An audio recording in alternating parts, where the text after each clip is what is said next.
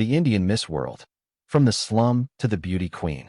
The novel opens as a dramatic, multi-books narrative exploring the intertwined lives of two Indian women, a mother and her daughter, whose stories unfold against themes of poverty, love, and cultural conflict. Main points. Central characters. A beautiful poor Indian woman and her pretty daughter whose lives change after meeting a wealthy Saudi sugar daddy in downtown Bombay, India. Tone and purpose. The author presents the story as one of truthfulness, resilience, and steadfast courage, inviting readers to witness an extraordinary journey. Structure. The tale is divided into 6 books, each addressing distinct episodes. Book 1, The Arab Sugar Daddy and the Beautiful Indian Girl. Book 2, The Indian Child Bride and the Old Arab Husband. Book 3, The Indian Miss World and the Rage of Muslims of the World. Book 4, Christina and the Complete Jew. Book 5, The Tears of God, Jews, Blacks, and Muslim Women. And Book 6, The Hidden Life of the Prophet Muhammad. Social commentary. The introduction reflects on India's harsh realities, poverty, hunger, and daily struggles for survival, contrasting them with the glamour and tragedy of the protagonist's experiences. Underlying themes: love across cultural divides, exploitation, faith, and the endurance of women amid systemic hardship. In essence, the novel sets up a sweeping saga that blends romance and social critique, positioning the Indian Miss World as both a symbol of beauty and a vessel for exploring inequality and resilience. Premise: the Indian Miss World. From the slum to the beauty crown follows intertwined mother-daughter stories shaped by poverty, power, love, and cultural conflict. Core arc: a beauty title victory becomes a catalyst for public backlash and personal turmoil, highlighting the gap between glamour and lived reality. Central conflict: the narrative emphasizes coercive control and exploitation, captivity, manipulation, forced marriage dynamics, rather than rescue or empowerment. Key theme: institutions and social systems fail vulnerable women. Law, religion, and celebrity culture can all reinforce domination instead of delivering justice. Big takeaway: the novel frames fame and respectability as modern disguises for captivity, using the protagonist's experiences to critique inequality and power. After Aphrodite Khan wins Miss World, her life turns from triumph to turmoil. The novel portrays her victory not as liberation, but as the beginning of deep personal and social conflict. Problems Aphrodite Khan faces: religious backlash. Her win provokes outrage among conservative Muslim communities, who see her success as a betrayal of faith and modesty. Public condemnation. She becomes the target of protests and denunciations, symbolizing the clash between modern female empowerment and traditional expectations. Isolation and fear. The hostility forces her into seclusion. She struggles with threats and rejections from both society and family. Identity crisis. Aphrodite wrestles with guilt and confusion, torn between pride in her achievement and shame imposed by cultural judgment. Loss of freedom. Fame becomes a prison.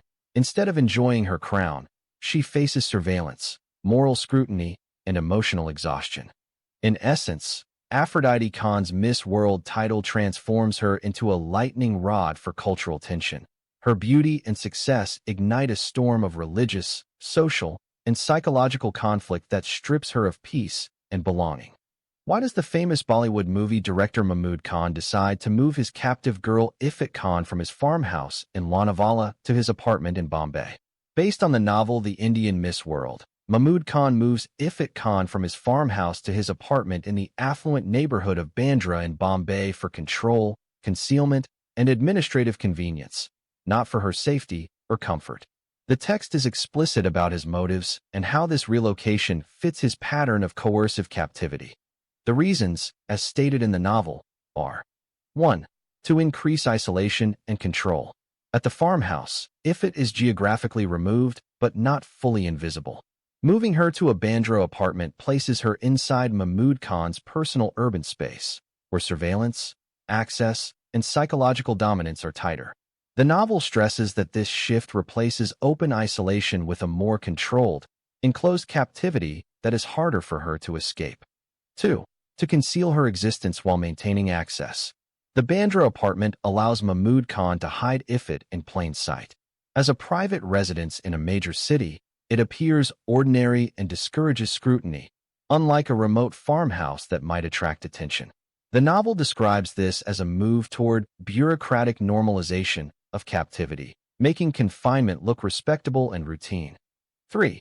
To facilitate coercion into a secret Islamic marriage. The relocation is directly linked to Mahmud Khan's plan to force Ifrit into a secret marriage. The text explains that the apartment creates the controlled environment needed for sustained psychological pressure, fear of Sheikh Ahmed, threats of exposure, and dependency, until marriage can be presented as her only protection. 4. To enable documentation and mobility control. Unlike the farmhouse, the apartment supports Mahmud Khan's administrative goals. The novel notes that marriage functions as a bureaucratic tool. It helps him manage liability, documentation, and potential movement across borders while keeping Ifrit legally and socially trapped. The move is therefore strategic, not incidental. 5. To shift from overt force to psychological imprisonment.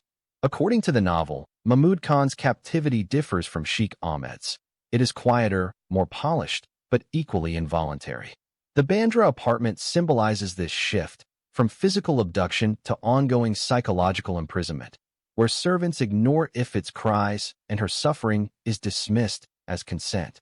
In summary, Mahmud Khan moves Ifrit Khan from the farmhouse to his Bandra apartment to tighten control, hide her more effectively, coerce a secret marriage, and normalize her captivity through urban respectability and bureaucracy. The text emphasizes that this is not an act of protection but the completion of her cycle of captivity, where apparent rescue simply leads to a new, subtler form of imprisonment.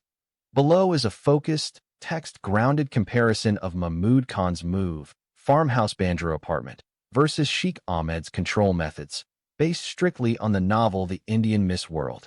1. Source of authority. Sheikh Ahmed. Authority type, religious and legal. His control over Ifrit is institutionalized. Sharia law, clerics, and courts legitimize the forced child marriage and grant him custody. Ifrit's consent is declared irrelevant by law. Abuse is reframed as marital right. Key point: Sheikh Ahmed does not need secrecy. His power is recognized and protected by the system. Mahmud Khan. Authority type: personal, criminal, bureaucratic. He has no legal or religious right to Ifrit initially.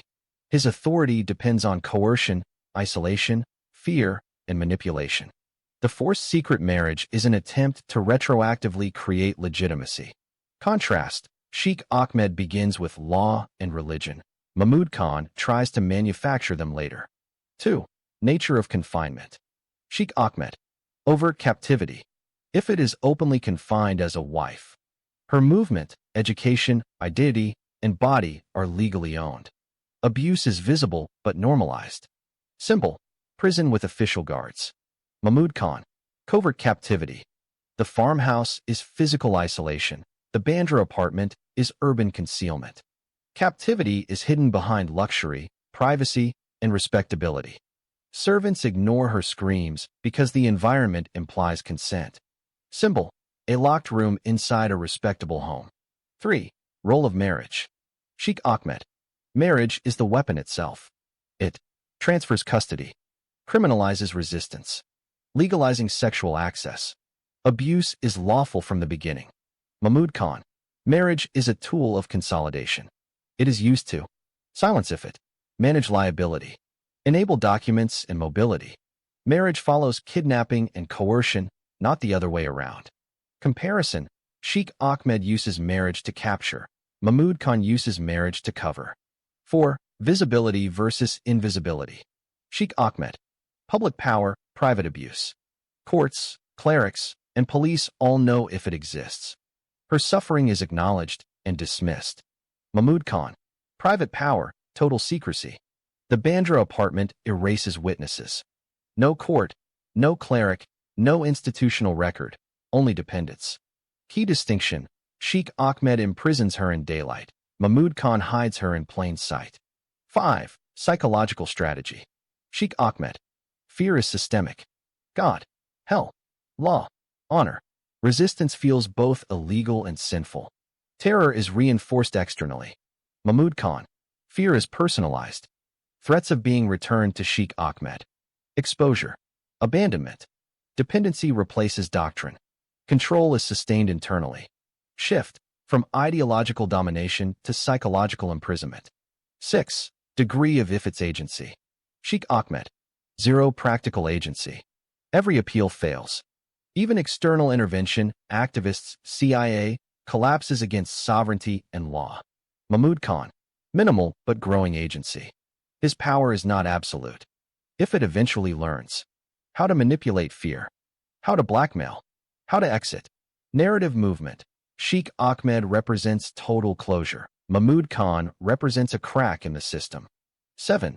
What the move to Bandra represents. The move from farmhouse to Bandra is not a retreat from violence. It is an evolution of it. From rural isolation, urban normalization. From brute force, sustained coercion. From obvious crime, bureaucratic quietness. It mirrors a thematic shift. Sheikh Ahmed equals sacred power that cannot be challenged. Mahmud Khan equals modern power that depends on silence. One-sentence synthesis. Sheikh Ahmed controls Ifit through law, religion, and open legitimacy. Mahmud Khan controls her through secrecy, psychological dependence, and bureaucratic disguise, making the Bandra apartment not a refuge from captivity, but its modernized continuation. Why the movie director Mahmud Khan introduces his second Muslim wife Ifit Khan to Bollywood as a film actress. Below is a source-grounded explanation, based strictly on the novel, of why the film director Mahmud Khan introduces his second Muslim wife, Ifit Khan, to Bollywood as a film actress. The novel is explicit that this decision is strategic, not benevolent, and serves multiple overlapping purposes. 1. To legitimize and conceal an illegal, coercive marriage. Mahmud Khan's marriage to Ifit is secret, coerced, and criminal in origin. Unlike Sheikh Ahmed, Mahmud lacks religious or legal authority at the outset. Introducing Ifit to Bollywood as an actress allows him to reframe her public identity. From abducted captive aspiring actress. From hidden prisoner, visible public figure. The text makes clear that this visibility is protective camouflage. In Bollywood, Ifit's presence is explained by ambition and patronage rather than coercion.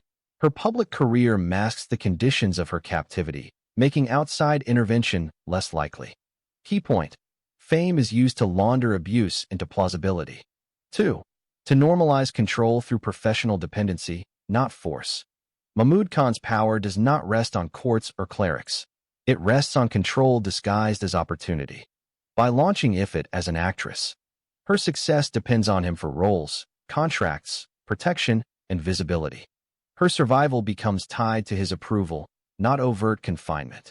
The text stresses that this is a transition from physical imprisonment to psychological and economic captivity. Work replaces chains. Contrast with Sheikh Ahmed. Sheikh Ahmed controls through law. Mahmud controls through career dependency. 3. To bind Ifit socially to him and silence resistance. Once introduced as his actress, Ifit's credibility as a victim diminishes. Any claim of coercion can be dismissed as ingratitude, ambition, or scandal. The novel highlights how Bollywood's culture of patronage and silence absorbs abuse rather than exposes it. By placing Ifit inside that system, Mahmud ensures that servants, colleagues, and industry insiders ignore warning signs. Resistance becomes reputational suicide for her. Visibility does not equal freedom. It becomes another form of confinement. 4. To transform her body from privately abused to publicly commodified. Under Sheikh Ahmed, Ifit's body is privately abused, religiously justified, legally owned. Under Mahmud Khan, her body becomes publicly displayed, commercially valuable, professionally controlled. The book is explicit that this shift is not liberation but repackaging. Exploitation does not end. It changes form, from sacred entitlement to market exploitation. 5. To distance himself from Sheikh Ahmed's shadow. Mahmud Khan repeatedly uses fear of Sheikh Ahmed to control Ifit. By placing her in Bollywood, he positions himself as her rescuer and protector. He creates a narrative where he is the gateway to safety and status. The text notes that this is false. Mahmud completes Ifit's cycle of captivity by presenting exploitation as salvation. 6. To assert masculine and professional dominance. Introducing Ifit as an actress also serves Mahmood Khan's ego and status. She becomes proof of his power as a director and patron. Her fame reflects back onto him. Control is aestheticized as mentorship. The story frames this as modern patriarchy, domination that no longer looks brutal, but is no less real. One paragraph synthesis, citation ready. Mahmood Khan introduces Ifit Khan to Bollywood not to free her, but to legitimize and conceal her coerced marriage, replacing physical captivity with professional dependency. By recasting her as an actress, he masks abduction and abuse behind ambition, normalizes control through career patronage, and silences resistance by making visibility appear voluntary. Unlike Sheikh Ahmed's overt religious and legal domination, Mahmood's power operates through reputation, economic dependence, and public plausibility, transforming Ifit's body from privately abused property into a publicly commodified asset while preserving her fundamental unfreedom. Below is a direct linkage between Mahmood Khan's decision to introduce Ifit Khan to Bollywood and the novel's broader critique of modern celebrity culture, grounded in the text. Celebrity culture as a modern system of control. In the Indian Miss world, celebrity culture is not portrayed as liberation, but as a contemporary mechanism for disciplining vulnerable bodies, especially women emerging from extreme abuse. Mahmood Khan's introduction of Ifit to Bollywood functions as a case study in how modern visibility replaces traditional confinement without restoring freedom. Where Sheikh Ahmed represents pre-modern domination, religious law, custodial marriage, and overt ownership, Mahmood Khan embodies modern patriarchy, control exercised through opportunity, publicity, and success. The novel critiques celebrity culture as uniquely effective because it conceals coercion beneath admiration. Visibility without agency. The novel dismantles the assumption that visibility equals empowerment. By turning Ifit into a film actress, Mahmood Khan does not free her. Instead, he rebrands captivity as aspiration.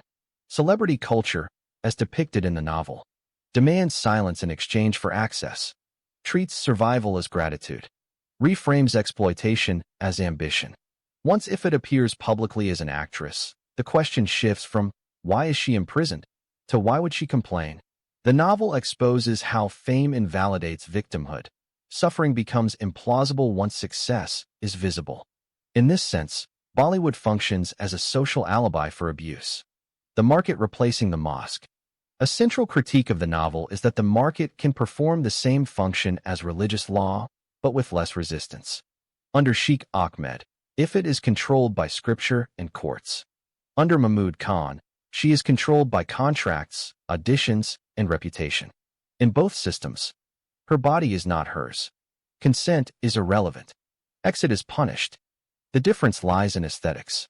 Religious captivity is brutal and explicit. Celebrity captivity is polished, seductive, and applauded. The novel suggests that modern audiences are more comfortable celebrating exploitation when it produces glamour. Celebrity as psychological captivity. The story emphasizes that Mahmood Khan's move from private confinement, farmhouse, apartment, to public exposure, Bollywood, marks a shift from physical imprisonment to psychological incarceration. Celebrity culture traps Ifit by making her economically dependent on her abuser, tying her identity to public perception, turning resistance into reputational suicide. The novel critiques how modern systems no longer need chains. They manufacture desire and dependency instead. Success becomes another lock. Commodification as continuation of abuse. Ifit's transition from captive wife to actress is not a transformation of status, but of use. Sheikh Ahmed exploits her privately as religious property. Mahmood Khan exploits her publicly as commercial capital. The novel's critique is surgical. Exploitation does not end when it becomes profitable, it intensifies. Celebrity culture simply scales abuse, dispersing accountability across agents, studios, audiences, and admirers. Ifit's body moves from the sacred economy of patriarchy to the entertainment economy of capitalism, but remains equally unfree. The illusion of rescue. Mahmood Khan presents Bollywood as salvation, reinforcing one of the novel's core warnings. Systems that rescue without granting autonomy merely reinvent captivity. Explanation. This functions as the story's governing warning line, framing later rescues, jail, shelter, fame, as plot reversals where safety arrives but control remains. Celebrity culture positions the abuser as mentor, protector, and gatekeeper. The novel shows how this illusion is harder to resist than overt violence, because rejecting it appears irrational, ungrateful, or self-destructive.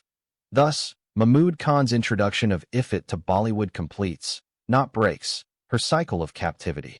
Synthesis, the novel's argument. By linking Ifat's Bollywood career to Mahmood Khan's control, the novel advances a broader critique. Modern celebrity culture is a post-religious system of domination that disguises coercion as opportunity and markets survival as success. Fame, in the Indian Miss world, is not the opposite of captivity. It is its most sophisticated form. Explanation. This line relabels the success arc as a trap, so the reader treats public visibility as the next stage of conflict rather than a resolution. Here is a clear, source-grounded account of how Rani Krishna tries to save Aphrodite Khan from going to jail, and whether she succeeds, based strictly on the Indian Miss world. Separating actions from outcomes and cite only what the text explicitly states. How Rani Krishna tries to save Aphrodite Khan. 1. She personally posts bail, twice. When Aphrodite faces imprisonment following legal pressure stemming from her accusations against Mahmood Khan, Rani Krishna intervenes directly by posting bail.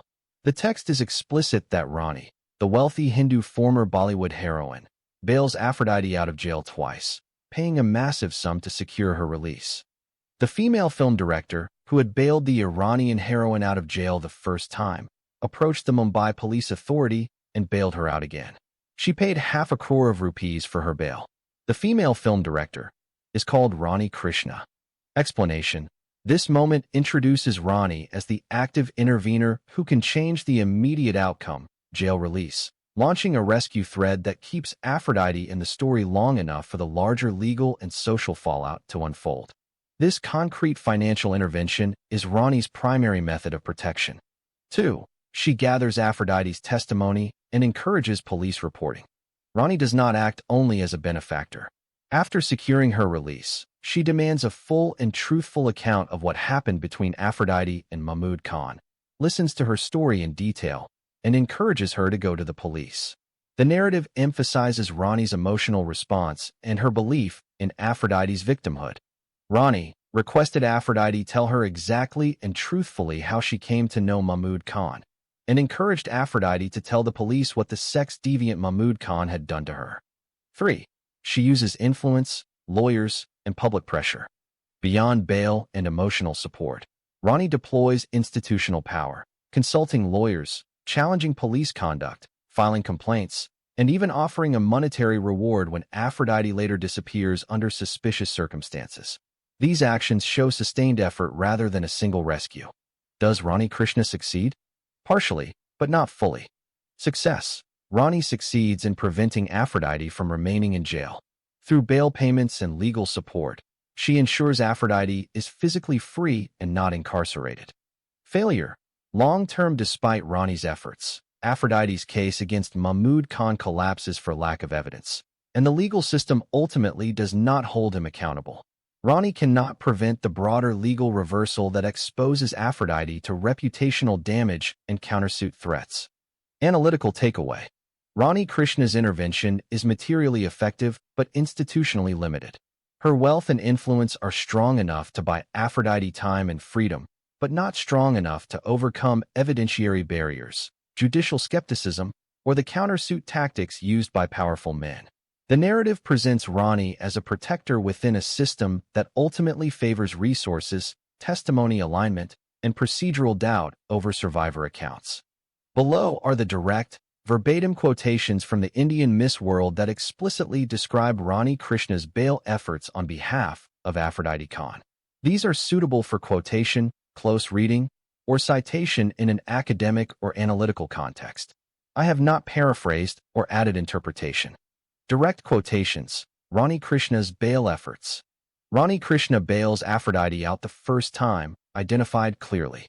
The female film director, who had bailed the Iranian heroine out of jail the first time, approached the Mumbai police authority and bailed her out again. Explanation: this confirms the rescue is repeated, turning what could be a one-off incident into an ongoing pattern that escalates the conflict and raises the stakes of Aphrodite's vulnerability. Second, bail and exact amount paid. She paid half a crore of rupees for her bail.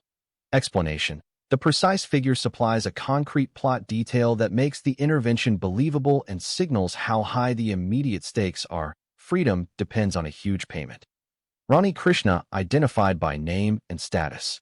The female film director who bailed Aphrodite out of jail twice is a wealthy Hindu woman. She is called Rani Krishna.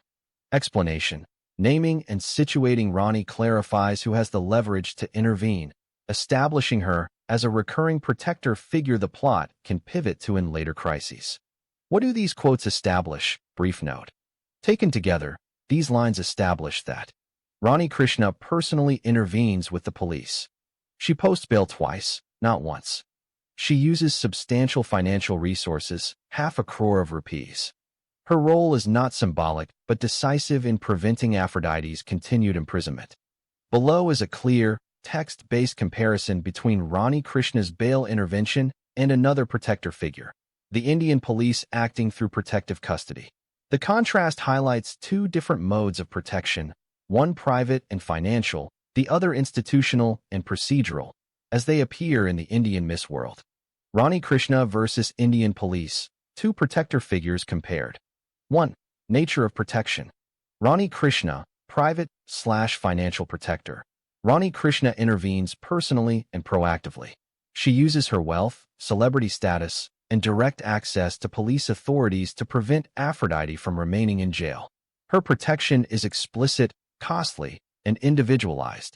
She pays bail herself, twice, to secure Aphrodite's release.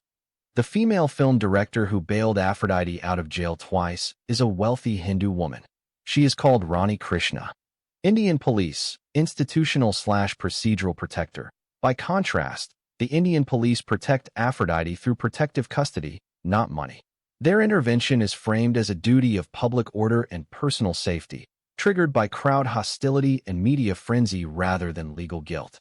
Aphrodite Khan owed her rescue to 15 police officers and has been taken into protective custody. She is not under arrest.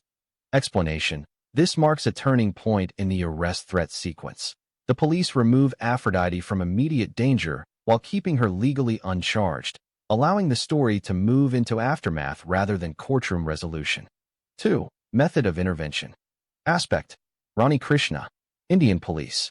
Mechanism: posting bail, hiring lawyers, direct payment. Physical rescue, custody without arrest. Cost: half a crore rupees for bail. No financial transaction. Legal posture: operates within the bail system. Operates outside criminal prosecution. Duration: repeated, ongoing support. Immediate, situational protection. Rani's intervention buys Aphrodite freedom, while the police intervention removes Aphrodite from danger without entering the adversarial legal arena. 3. Emotional and relational dimensions. Rani Krishna's role is also maternal and emotional. She listens to Aphrodite's testimony, weeps with her, believes her, and urges her to report the abuse to authorities. This personal investment goes beyond legal mechanics. Rani requested Aphrodite tell her exactly and truthfully how she came to know Mahmud Khan, and encouraged her to speak to the police. The police, in contrast, act impersonally and procedurally.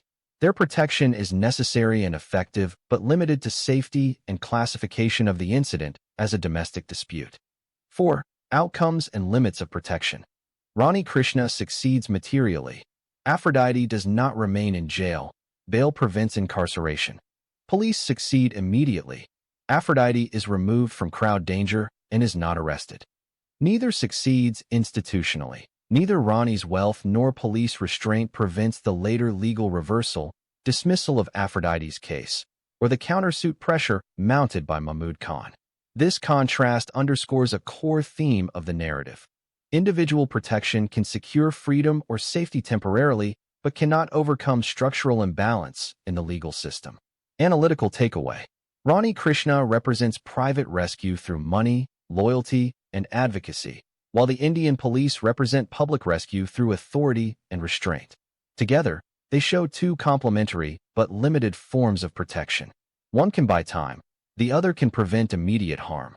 Neither, on its own, can guarantee justice when power, evidence, and institutional credibility align against the vulnerable. Excerpts from the novel about the blackmailing of Mahmud Khan. But then this brutal torture came to an abrupt halt one day, with a single phone call the evil sadist received. The caller left a message on his cell phone implying that he knows all about the new teenage girl he is keeping at his farmhouse.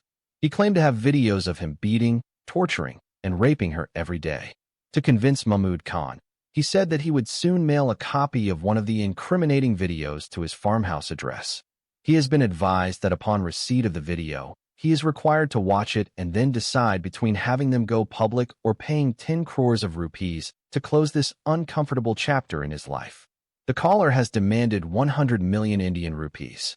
The renowned Bollywood film director understood a public scandal of this degree would be the final nail in his coffin and sound a death bell on his illustrious career, not to mention he might go to jail forever or get hanged for it.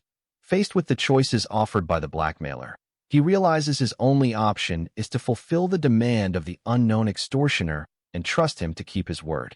He knows from the confidence of the caller and the way he spoke that he has indeed come into possession of some illicit tapes of him and his captive female victim Ifat Khan. What troubled Mahmud Khan the most was how the caller managed to sneak inside his highly secured farmhouse and videotaped his sex sessions. After he had blackmailed Ifat Khan for secret Islamic marriage and sex, he had removed all the secret surveillance cameras that he had installed to spy on her and see her stripping naked every time she took a shower or watched pornographic videos and masturbated bare naked. He is adamant about restricting access to Ifat's bedroom whenever he is in the bedroom with her, and he locks the wide doors. He doubted any of his servants would have the resources or guts to spy on him, nor did he believe they had the brains or know how to leverage the situation to outsmart him. This is not his first time around the block. He knew what he was doing. His modus operandi had never varied with any of his former female victims. Some of those girls were even younger than Ifat. One girl was 14 years old and another 15 years old when he brought them together at the same time and raped them and stole their virginities. Yet nothing like this had ever happened before. No one had ever objected to those underage girls he had seduced into his bedchamber. In the past, he even once slept with a 9-year-old girl who was supplied to him by a Muslim pimp from the Grand Road neighborhood, which is called Ferris Road brothel houses, without any of his servants objecting or reporting him to law enforcement. That female child was bought from her parents in Aligarh city through the Islamic mock marriage of female children and brought to Mumbai. Then her fake Muslim husband sold her to the Muslim pimp at Grand Road. The pimp resold her to the Bollywood pedophile, Mahmud Khan. Unfortunately, that poor female child could not survive the unbearable torture of child rape by an evil sadist and died within 3 days from the time the wicked Muslim man began to rape her. She was buried inside his farm prison, and her sad story was buried with her. No servant had ever breathed a word to the police, nor had they tried to blackmail their evil master for raping to death a female child of 9. By the way, most of his menservants, maidservants, and security guards are Muslims. So, he knows if they objected to his marriage to a 9-year-old Muslim girl from Aligarh city, he would have reminded them of their prophet Muhammad and his 6-year-old girl, the child bride Aisha. For that reason, the famous film director has concluded that his nemesis must then be an intruder. Mahmud Khan is not too worried about the amount of money that the blackmailer has asked for. He is phobic about the very real possibility that his caller might continue to blackmail him indefinitely, with no guarantee of a permanent solution, and with the possibility of losing crores and crores of rupees. He decided to figure out a way to get out of the mess he created for himself, get the incriminating videos back from his blackmailer, and silence him forever. If he could determine the blackmailer's location, it would be a simple matter to get his gangsters to neutralize him and retrieve all the videos in question. By the way, in India, every big politician, influential religious leader, and wealthy and famous man must either be a gangster with his dangerous gang to protect him from other gangs or be affiliated with an existing gang and pay them regularly to protect him and also protecting his family members. Therefore, Mahmood has one of the most dangerous Muslim gangs in Mumbai. Hindus and other gangs fear Muslim gangs more than they fear Satan and his demons. No matter how influential and smart he might be, still, the famous film director could not trace the phone call. His blackmailer has placed the call from a public phone in the Dadar neighborhood. That night, Mahmood could not sleep until he filled his big stomach with many bottles of Kingfisher beer. Understandably, that night is the only night he allowed his new female victim Ifat Khan to sleep, unmolested, since the day she had yielded to his blackmail and agreed to marry him as his second secret Muslim wife. When Mahmood Khan awoke the following day, he found that the postman had already delivered the mail. As promised, the video arrived in his regular mail. He went to his private office, closed all windows and doors, and inserted the video cassette in the player attached to his TV. What greeted his eyes was incredible. The footage is sharply focused as if shot by a professional. This particular tape was videotaped while he held a whip in his right hand and flogged Ifat Khan on her back and buttocks, while she was fully naked with vivid footage of red and swollen bruises on her body. The audio of the footage showed him biting into her shoulder and her crying out in unbearable pain. He continued biting her viciously, and she screamed even louder. He watched as the footage showed him releasing his bite and reaching around with his left hand to maul her breast. Ifat's screams reached a crescendo, and her body spasmodically jerked when he twisted her nipple. He watched as he dropped his whip and began to slap Ifat in her face, striking her with her ear. She pulled away from him, and he reined her back in with a violent and sustained yank of her long hair. The tape showed her yielding to the pull and screaming for help. His image on the screen showed a laughing man, driven by her cries and pain, standing in front of her with a full erection. Ifat looked defeated without a shred of clothing to cover her delicate young body. He can see her black pubic hair covering her vagina. The following scene showed him sodomizing the 18-year-old girl. He is neither gentle nor shows any restraint. After a few minutes, Mahmood Khan could not believe that the old man who is holding the young girl and beating and raping her is him. He simply does not see himself as an evil sadist until confronted with a third perspective. He felt as if an evil spirit had possessed his soul and led him to do things no rational human being would ever do to another person. If he had a gun in his hand, he may have emptied the magazine of bullets into the TV screen. Faced with the abject reality of what he had become, he felt miserable and wished the earth would open up and swallow him whole. The greatest Bollywood film director understood that if the video reached the police, he would go behind bars for the rest of his life. His great career in Bollywood will go up in flame and smoke, and he will never be able to show his face in public again. He would probably be rejected and disowned by his wife and son. Thus, he decided to do whatever he could to stop the blackmailer from sending porn videos to the police and the media. His first reaction is to figure out a way to get rid of all the incriminating evidence. In his disturbed mind, Ifat's presence has now become a huge liability. Thinking that the only way to dispose of her is to murder her and bury her body in the ground somewhere inside his huge farmhouse. Working out various murder scenarios in his head, he realized that this would not change anything, as this could hardly deter his blackmailer. The fact that he is definitely under surveillance by the blackmailer might mean that his demands would probably escalate if he ever obtained evidence linking him to the murder of his female victim Ifat Khan. Mahmood Khan decided that the best way to neutralize Ifat as a threat would be to make her a public figure. He must take her out of the hiding and show her to the public. He simply needs to give her a leading role in his new upcoming movie. He knows that he can still blackmail her and force her to act in his film. The shooting of his latest movie has just commenced, and he decided to cancel the contract he made with his current top heroine and replace her with Ifat Khan. He can get the 23 crores of rupees he gave to the actress Alia Bhatt and make his new actress Ifat Khan act for him and pay her nothing. Alia Bhatt is an actress and singer of Indian origin and British citizenship who works in Hindi-language films. One of the highest-paid actresses in India, as of 2019, her accolades include 4 film awards. Alia Bhatt gets paid for each movie 23 crores, which equals $3.1 million.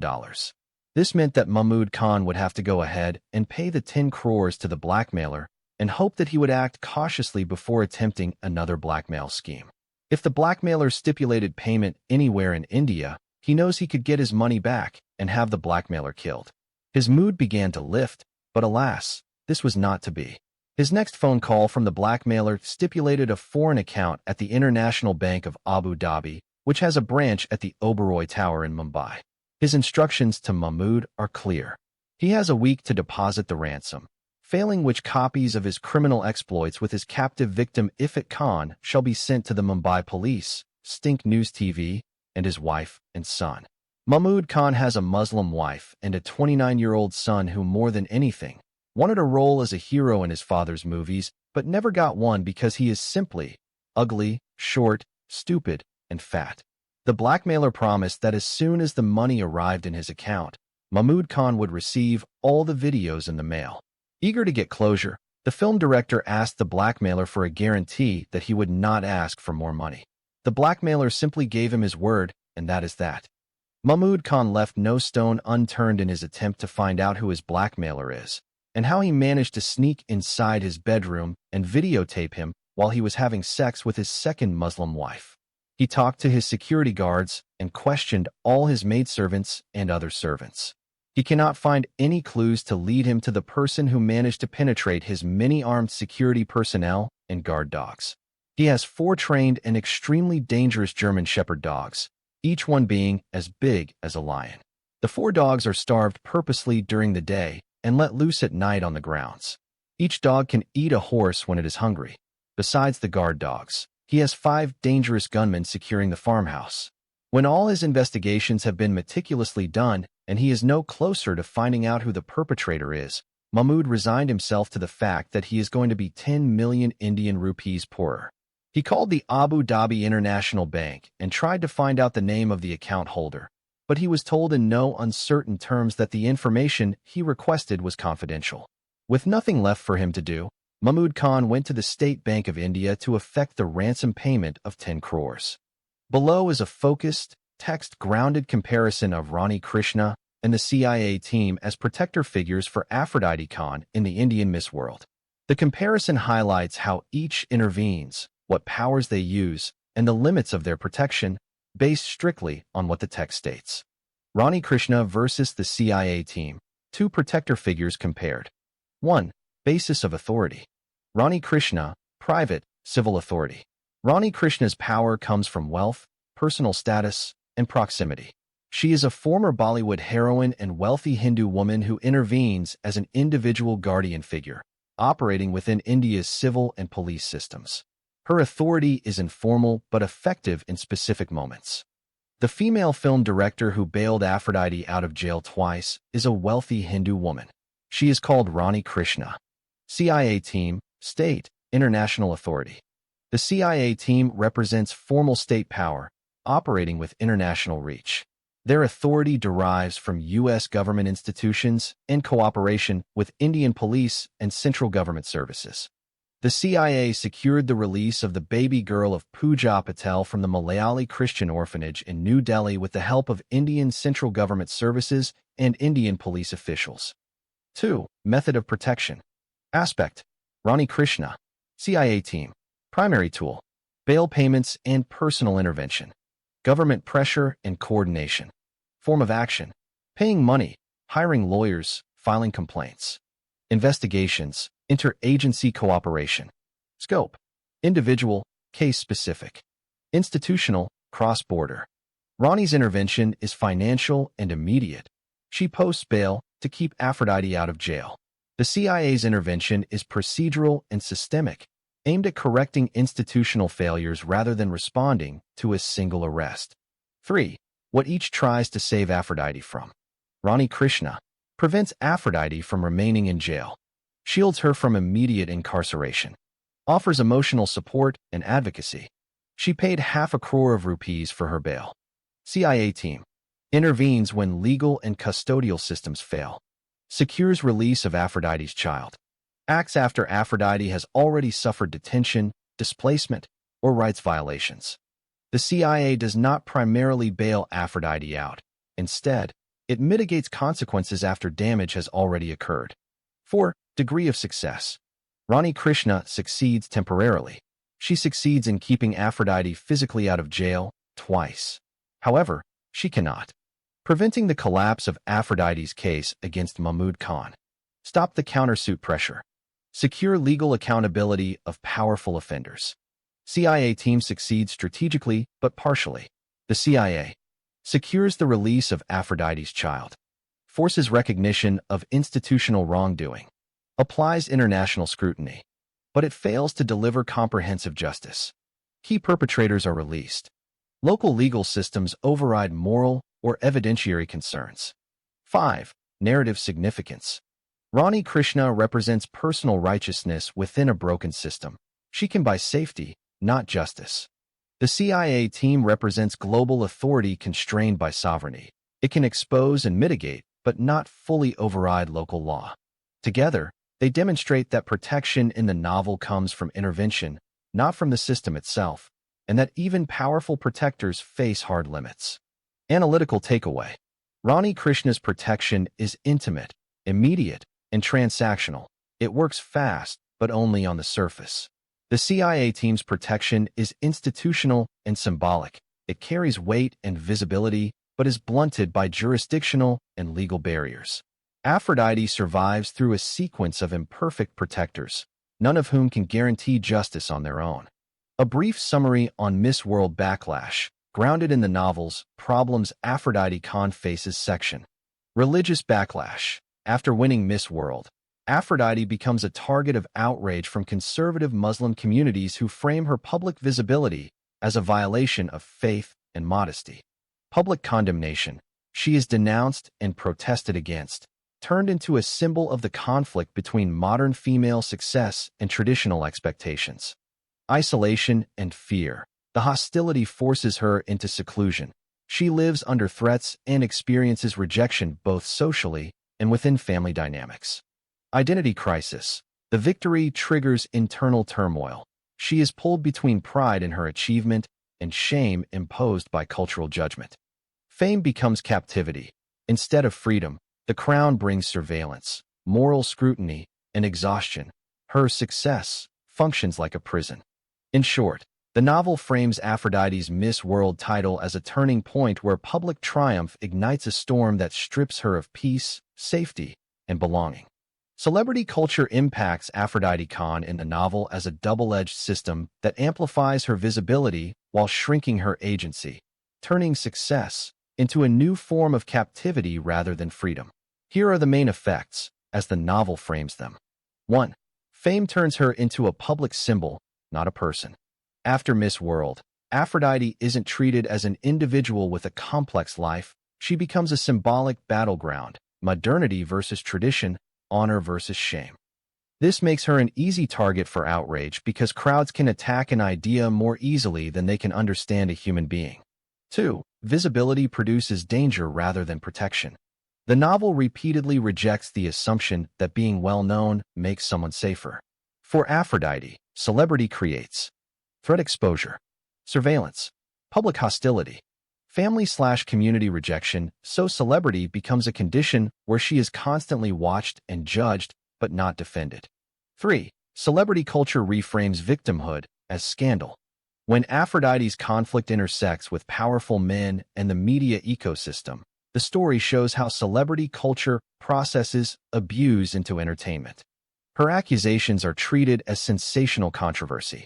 Her suffering is reduced to headlines and gossip frames. The public focus shifts from harm done to her to how the story affects reputations. In the novel's logic, fame doesn't validate her.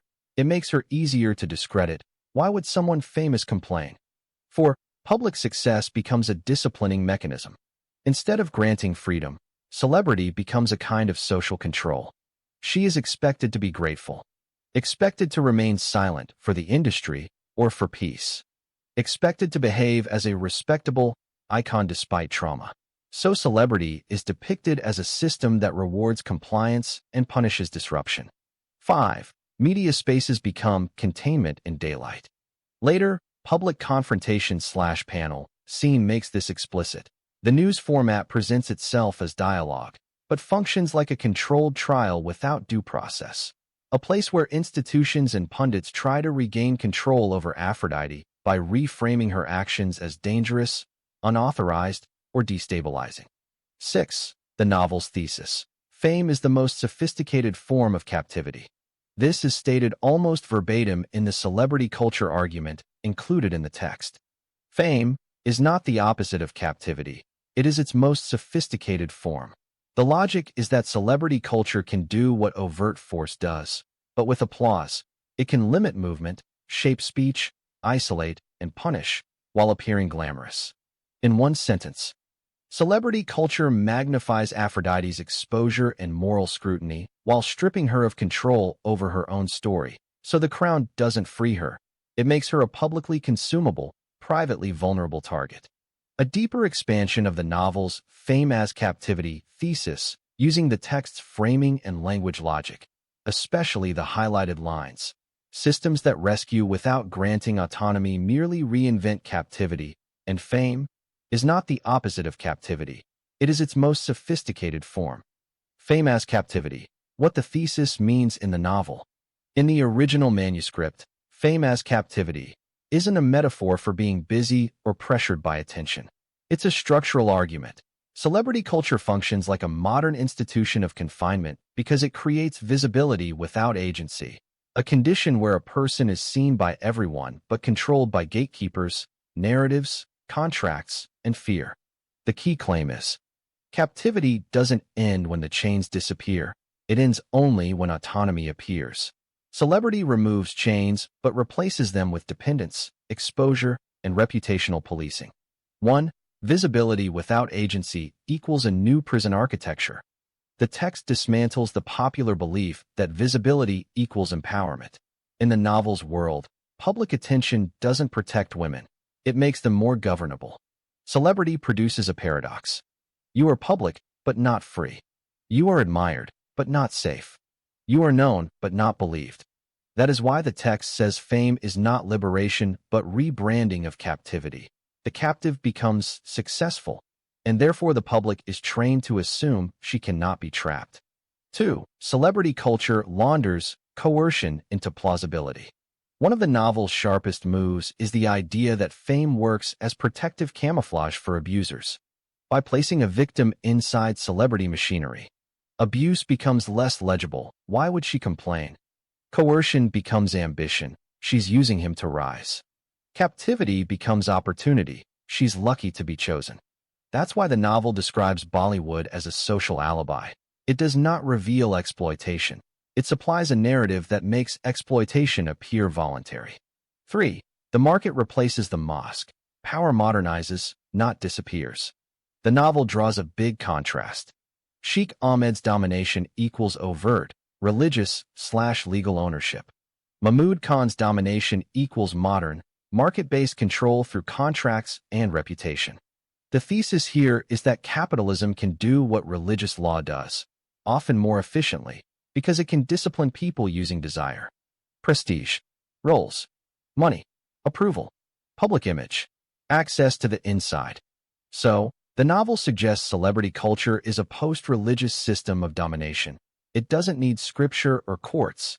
It uses industry logic to compel silence and compliance. 4. Fame turns resistance into reputational suicide. In the framework, celebrity culture punishes dissent by making the cost of speaking unbearable. If the woman speaks, she becomes unstable, ungrateful, scandalous. If she stays silent, she survives inside the system. So, freedom becomes conditional. You are free only if you perform gratitude in silence. This is why the novel insists success becomes another lock.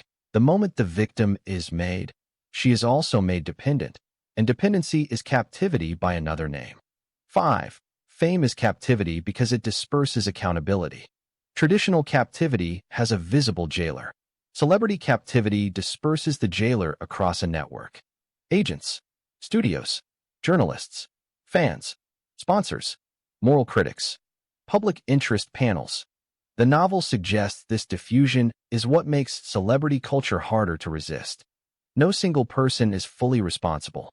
Everyone can claim they are just doing their job. The victim cannot fight an entire ecosystem. So, exploitation scales. It becomes more durable because it becomes collective. 6. Rescue becomes a plot trap. Each rescue introduces a new enclosure. This is crucial. The thesis isn't just about fame. It's about a cycle. The highlighted warning line states the novel's governing logic. Systems that rescue without granting autonomy merely reinvent captivity. That means jail can be a rescue, protection, but still control. Shelter can be rescue, but still dependency. Fame can be rescue, but still gatekeeping. Rehabilitation can be rescue, but still surveillance. So, the story's emotional cruelty is that escape is repeatedly offered as a doorway, only to reveal itself as another room. 7. How this applies specifically to Aphrodite. For Aphrodite, fame makes her a symbol for cultural conflict, modernity versus tradition, a target of moral and religious outrage, a person whose suffering is processed as controversy, not harm, someone protected by visibility but actually exposed by it. In the novel's logic, the Miss World crown is not an ending. It's the start of a higher security enclosure. Her public identity becomes a cage that travels with her. In one thesis-ready paragraph, you can drop this into the novel. In the Indian Miss World, celebrity culture is not framed as liberation, but as the most sophisticated form of captivity because it produces visibility without agency. Fame rescues women from one kind of confinement only to bind them into another, one governed by reputation, patronage, economic dependence, and narrative control. By rebranding coercion as ambition and exploitation as opportunity, celebrity culture launders abuse into plausibility, making victimhood appear implausible once success is visible. The market replaces the mosque. Where religious law once disciplined bodies through overt authority, modern celebrity disciplines through desire, access, and the fear of reputational ruin. In this system, resistance becomes professional suicide, accountability disperses across an ecosystem, and survival is exchanged for silence. So the crown does not end captivity, it modernizes it. Celebrity culture affects Aphrodite's agency in the novel in an extremely specific way. It multiplies how many people can influence her life, while reducing how much control she has over her own narrative, safety, and choices. In other words, it produces visibility without authority, and that's why the novel frames fame as a sophisticated form of captivity. Here's how that works for Aphrodite. Using the ideas and scenes that do appear in the text, Miss World backlash, protective custody, bail/public scandal, and the later panel discussion containment scene. 1. Her identity gets converted into a public property. After Miss World, Aphrodite becomes a symbol people argue about: modern womanhood versus tradition, honor versus shame. Impact on agency. She loses the ability to define herself privately because her identity is now continuously defined by others: community leaders, commentators, crowds, and institutions.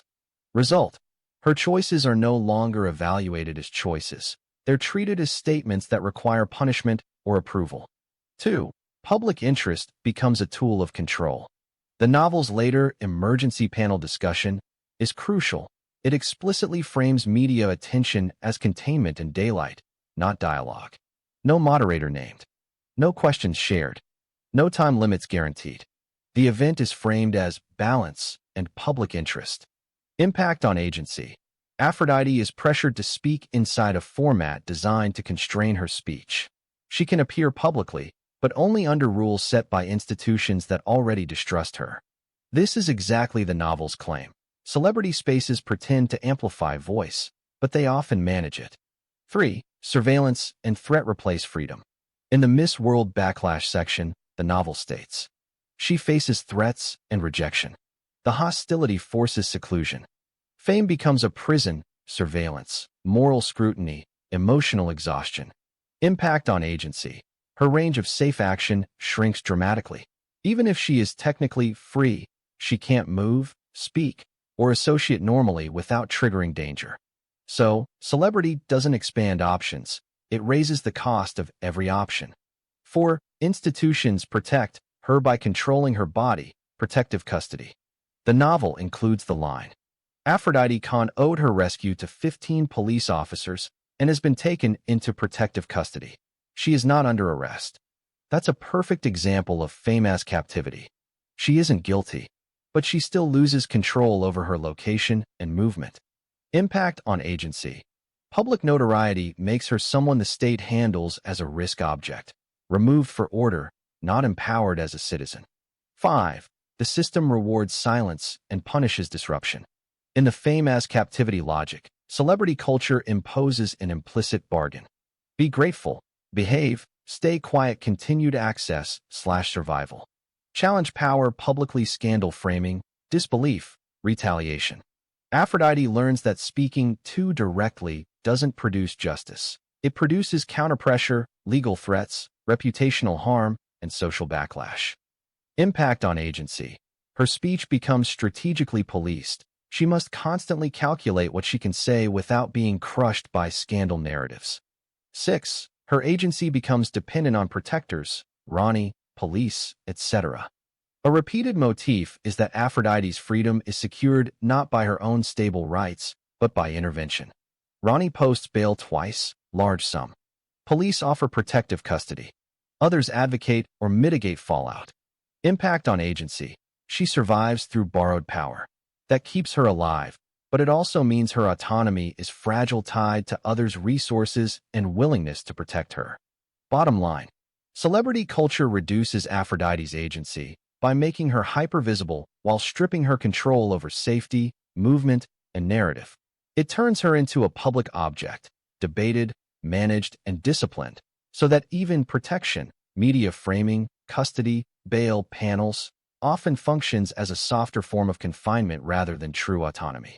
Rani Krishna functions in the novel as Aphrodite Khan's primary human protector figure, someone whose protection is immediate, practical, and relational, but also structurally limited. She can buy safety and create refuge, but she cannot force the legal system to deliver justice. Here's how her role works, based strictly on the passages in the novel.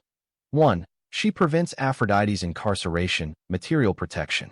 Rani's most concrete protective act is posting bail, twice. This is framed as decisive intervention that changes the immediate outcome, jail release. The novel explicitly states Rani approached the Mumbai police authority and bailed her out again, and paid ₹500 crore for bail. This positions Rani as someone who can convert wealth and status into immediate freedom, especially when institutions are inclined to detain or punish Aphrodite. Meaning, Rani's protection begins as literal release from confinement. 2. She shifts protection from public custody to private refuge. Where the police provide temporary protection through protective custody, Rani provides ongoing safety through housing and guardianship. The text emphasizes that after release, Aphrodite is penniless, homeless, without reliable institutional support, exposed to redetention, exploitation, or disappearance. Rani takes her into her home as a form of survival intervention, and the novel frames that home as the first space where Aphrodite is not imprisoned, commodified, or used. Meaning, Rani replaces short-term procedural protection with long-term lived protection. 3. She treats Aphrodite as credible, emotional, and epistemic protection. Rani does something institutions often do not. She believes in Aphrodite. The novel says she demands a truthful account, listens in detail, reacts emotionally, and encourages Aphrodite to report Mahmood Khan to police. This matters because belief functions as protection in a world where victims are routinely reframed as scandal or liability. Meaning, Rani protects Aphrodite's voice and dignity, not just her body. 4. She uses influence and persistence beyond one rescue. The novel portrays Rani as sustained and strategic, consulting lawyers, challenging police conduct, filing complaints, offering a reward when Aphrodite disappears. So, she is not a one-scene savior. She is a recurring protector whose actions continue after the crisis moment. Meaning, protection becomes a campaign, not an episode. 5. She becomes a guardian angel figure, maternal, not transactional.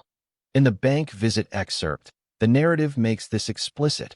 Aphrodite is afraid to go out alone, asks Rani to accompany her, and Rani reluctantly agrees, effectively acting as a guardian who negotiates with authorities and reduces danger. The text even uses the phrase, reluctantly. Rani assumed the role of a guardian angel, and Rani describes Aphrodite as being, like her daughter, emphasizing a maternal/kinship frame rather than a celebrity-manager relationship. Meaning, Ronnie's protection is framed as care, not control. 6. Limits. She can buy safety, but she cannot guarantee justice. The novel is very direct that Ronnie succeeds partially. Success. Aphrodite does not remain in jail. She is physically free. Failure.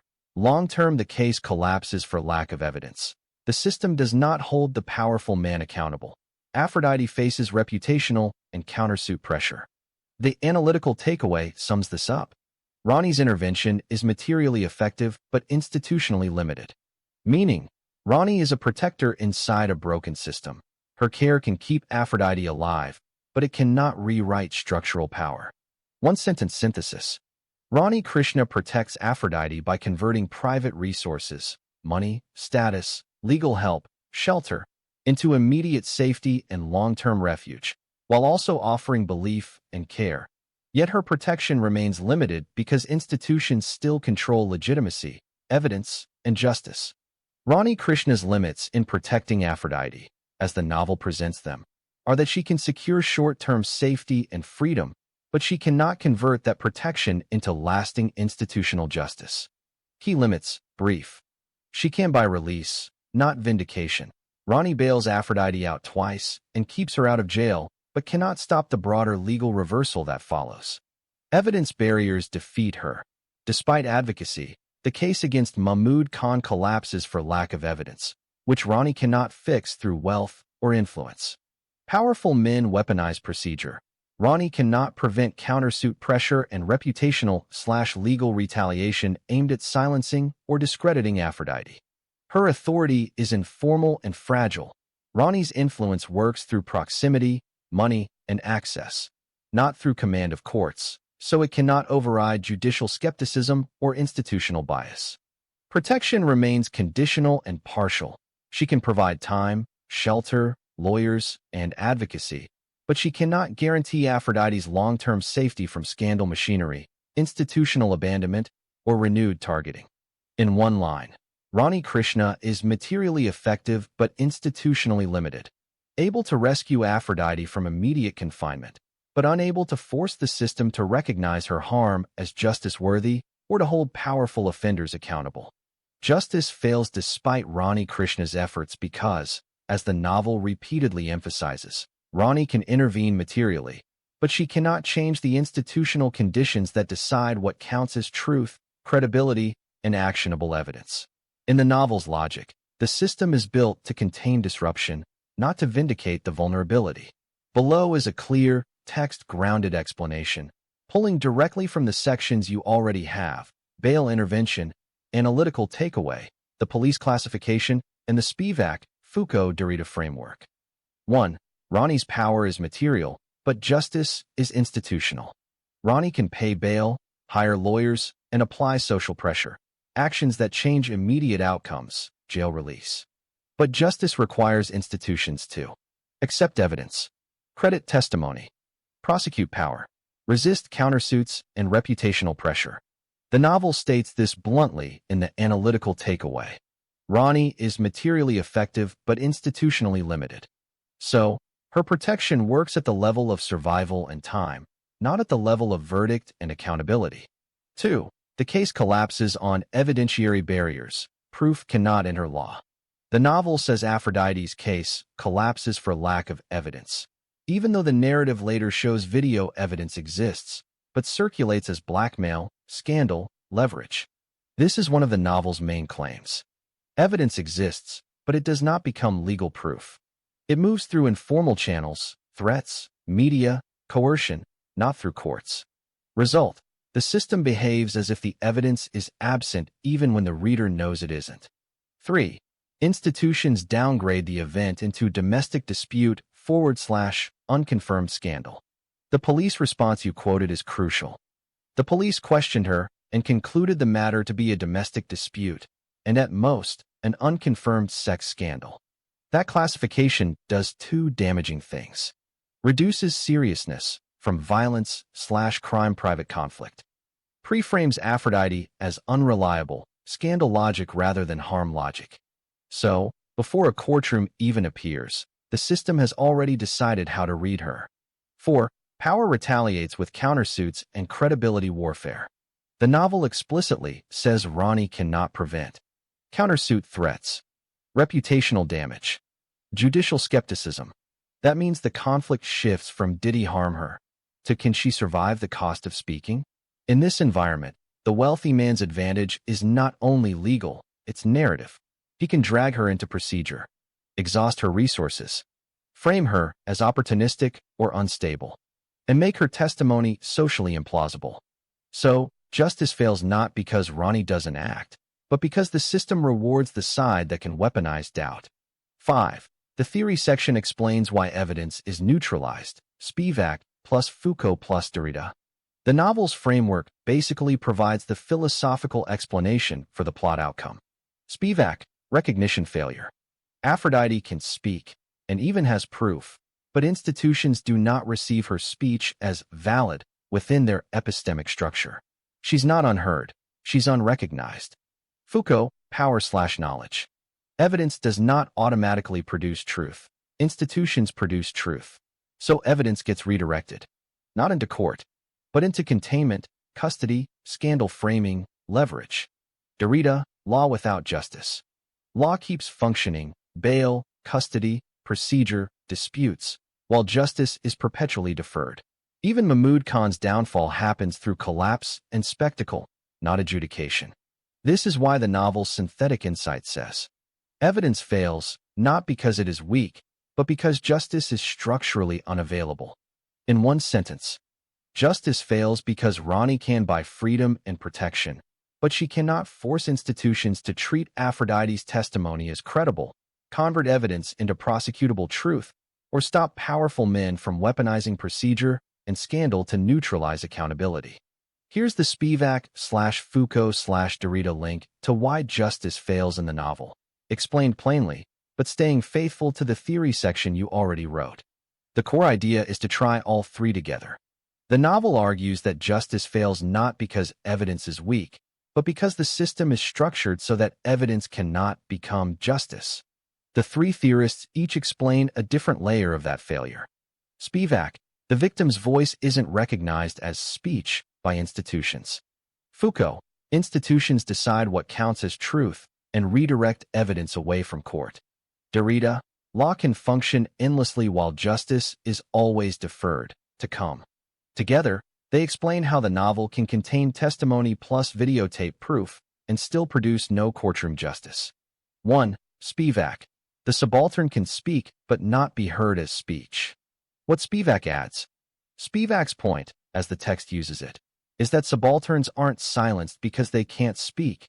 They're silenced because dominant systems can't receive their speech as legitimate. How it maps onto this story. In the novel, Aphrodite/Ifit has testimony and even videotaped evidence. But institutions treat her as scandal, domestic dispute, or unreliable woman. So, the evidence exists yet fails to count. The text's key Spivak move. The tape does not speak in court because the system is aligned against the kind of subject it would vindicate. Even proof is filtered through credibility and status. Spivak explains recognition failure. The victim is not intelligible to power in a way that produces justice. 2. Foucault. Evidence is not neutral. Truth is produced by power. What Foucault adds. For Foucault, truth isn't something institutions discover. It's something they produce through rules, categories, and acceptable narratives. So, evidence doesn't automatically create accountability.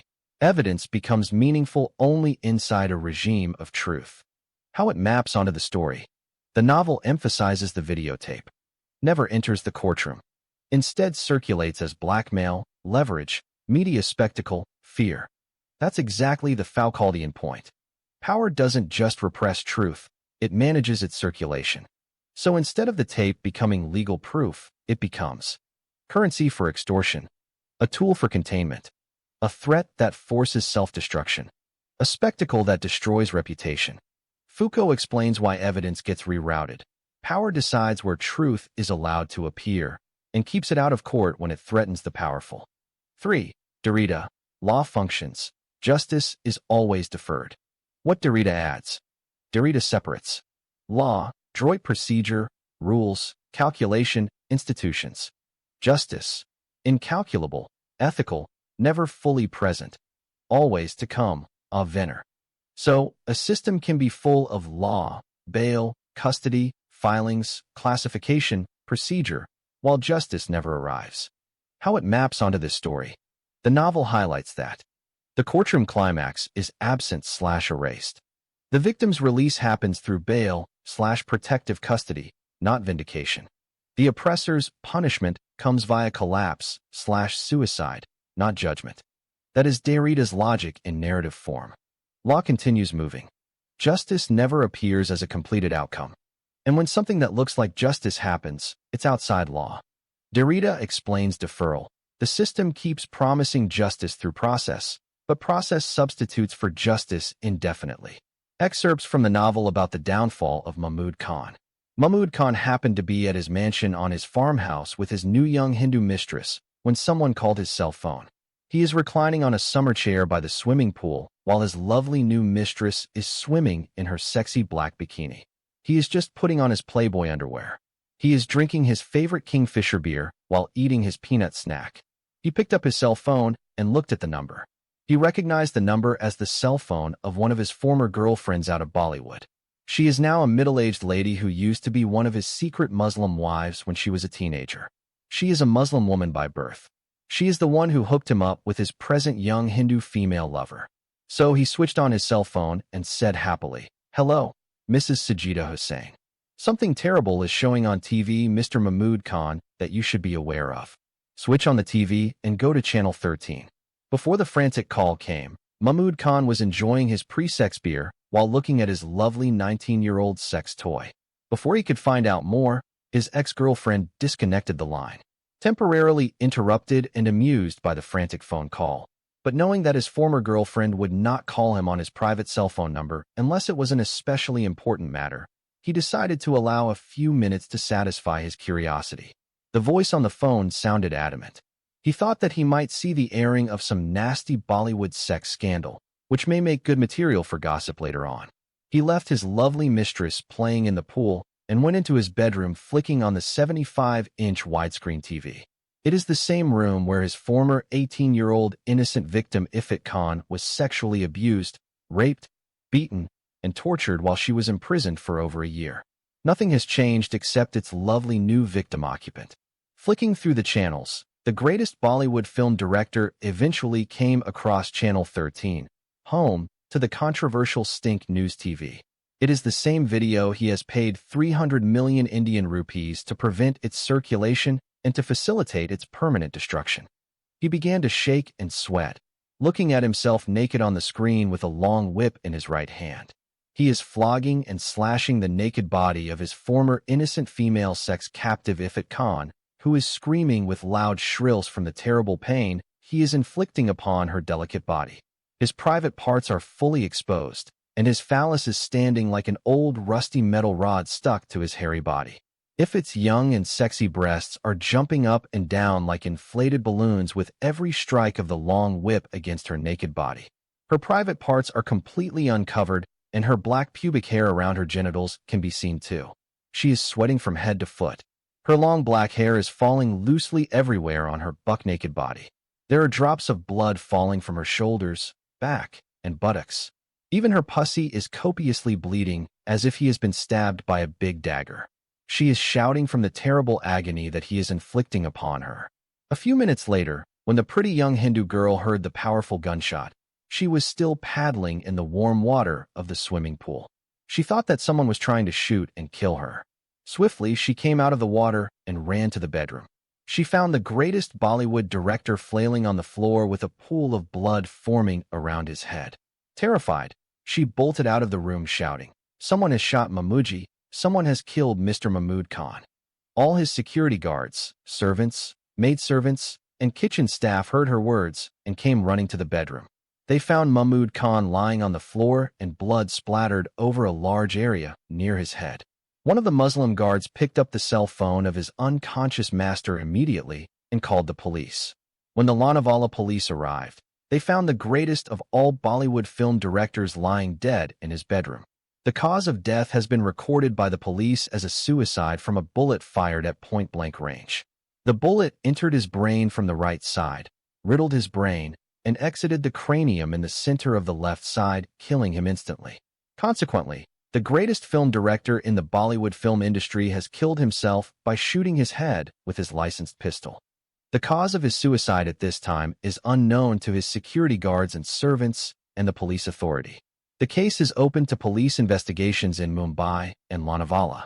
Below is the scene rewritten strictly as a screenplay sequence, using standard industry formatting, slug lines, action, minimal dialogue, beats. It is designed to drop directly into a film script or be adapted into a shooting draft. Plain text. Screenplay isn't fully supported. Syntax highlighting is based on plain text. Int. Film studio, main set day. A sea of lights blaze down on an elaborate set. Crew members move with the focused fatigue of a long shoot nearing its end. A clapperboard snaps. Director. Rolling and action. The leading hero, early 30s, charismatic, composed, delivers his final lines opposite Aphrodite Khan, mid-20s, luminous, guarded. Their chemistry is quiet, restrained, real. The camera pushes in. Hero. Soft, sincere. This time, I'm staying. A beat. Aphrodite holds his gaze. Something unscripted flickers in her eyes. Director, OS. Cut. Applause ripples across the set. Crew clap. Some cheer. Director. That's a wrap, everyone. Relief breaks out. Laughter. Someone uncorks a bottle. Assistants hug. Phones appear. Photos are taken. Aphrodite steps away, removing herself from the attention. At the edge of the set stands Javed Khan, half hidden behind stacked light stands. He hasn't moved. His eyes never leave the hero. No one notices him. The hero exits the lit area, heading toward Int. Studio corridor, continuous. A long, narrow passage behind the set. Costumes hang on rolling racks. The noise from the stage fades. The hero loosens his collar, relaxed now. Finished. He stops. Javed stands at the far end of the corridor. A charged stillness. No music. No dialogue. Hero. Riddled his brain. Javed? Javed steps closer. His face is calm. Too calm. Javed. You weren't supposed to be here. The hero frowns, confused. Javed closes the distance. A sudden, violent movement. Quick, decisive, irreversible. The hero collapses, hitting the floor hard. Silence.